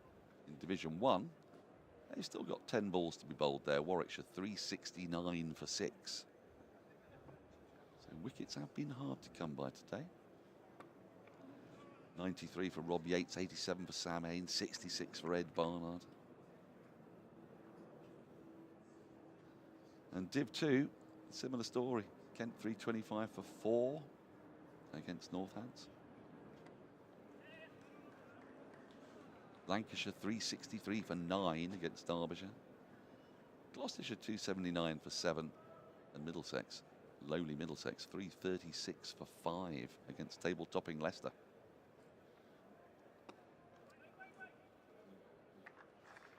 So that completes the action today. Surrey have gone through unscathed to the close. 407 for 3, an unbroken partnership of 129 for the 4th wicket after partnerships of 95 for the 1st and 160 for the 3rd. Dom Sibley will go to Stumps, 169 not out. His fabulous season is getting more fabulous. He's getting closer and closer now to 1,000 runs. He'll resume tomorrow with Dan Lawrence on 58. Surrey, their first target, 450 to get their 5th batting point. And now, Kirstie, there's no scoreboard pressure on them to get there. 43 to get in 14 overs, I should say. Does mean that they've got a little bit of time to play themselves in the morning. And then you'd imagine try to go large, would you? Yeah, it's interesting because, you know, having a look at the scores across the championship today, you begin to wonder actually what is a good score? What actually can we, one, defend, but give ourselves an opportunity to bowl the opposition out and then either set another total or enforce a follow-on that we can then go on and win the game from, because that's all Surrey will be thinking about here. It'll all be about the win. They're certainly not playing for a draw. So, yeah, it all hangs in the balance tomorrow in terms of how Surrey approach the next innings. But positivity is going to be the key, isn't it? They're Absolutely. going to try to get a large score as quickly as possible. That's the story of today. Rory Burns, first man to go just before lunch, caught behind off Jimmy Neesham, a little feather while he's cutting for 55 off 74, a lovely fluent knock. Patel out soon after lunch, driving at Ben Rain, caught again by Robinson, the keeper. And then the big partnership of the day, 170 odd on between Sam Curran and Dominic Sibley. Sam Curran with his second first-class 108. He made up 124 balls. It was full of lovely dynamic shots. And then an unbroken partnership of 128 at the end between Dom Sibley, who goes to Stumps on 169, Lawrence on 58. Here's the bowling card. Not great reading if you're a Durham bowler. Wickets for Ben Rain, 1 for 32. Neesham, 1 for 55. He's bowled with some hostility. And Driscoll, who's brought up his 100, 1 for 100. Everyone else wicketless. And the runs per over column, you can see it's been very difficult to apply any pressure. 407 for 3, Surrey. And by the way, that is the 4th time Sibley has batted through the first day of a championship match. The first for Surrey. Did it 3 times for Warwickshire between 2019 and 2022. And we've had lots of entertainment today. Some really, really dramatic striking. And these are some of the best. As you see there, Rory Burns starting well, then nicking off to Neesham. There's Dom Sibley getting his 100. Sam Curran also getting his 100. It's been a really good day for the Surrey balcony and for the Surrey batters, Kirstie. Yeah, it certainly has. Sunny day on the balcony for the batters waiting to come in, but I think Rory Burns and Dom Sibley up front set that platform really nicely for Surrey to continue to pile on the runs throughout the day.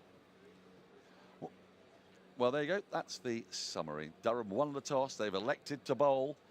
It worked for Ben Stokes when India were 430 for 3. That'll be their hope. That'll be Durham's hope, but it does look increasingly difficult for them. Surrey have had a great day. They're 407 for 3. They'll resume tomorrow at 11 o'clock. We'll be on air from around 10 to. From Kirstie White, from Jeremy Coney, from Ali Brown, from myself, Phil Walker, and whoever else we've had in. Dan Ponsonby, how could I forget? And to our magnificent production team, to Mark and Jake, and to Surtees from us all.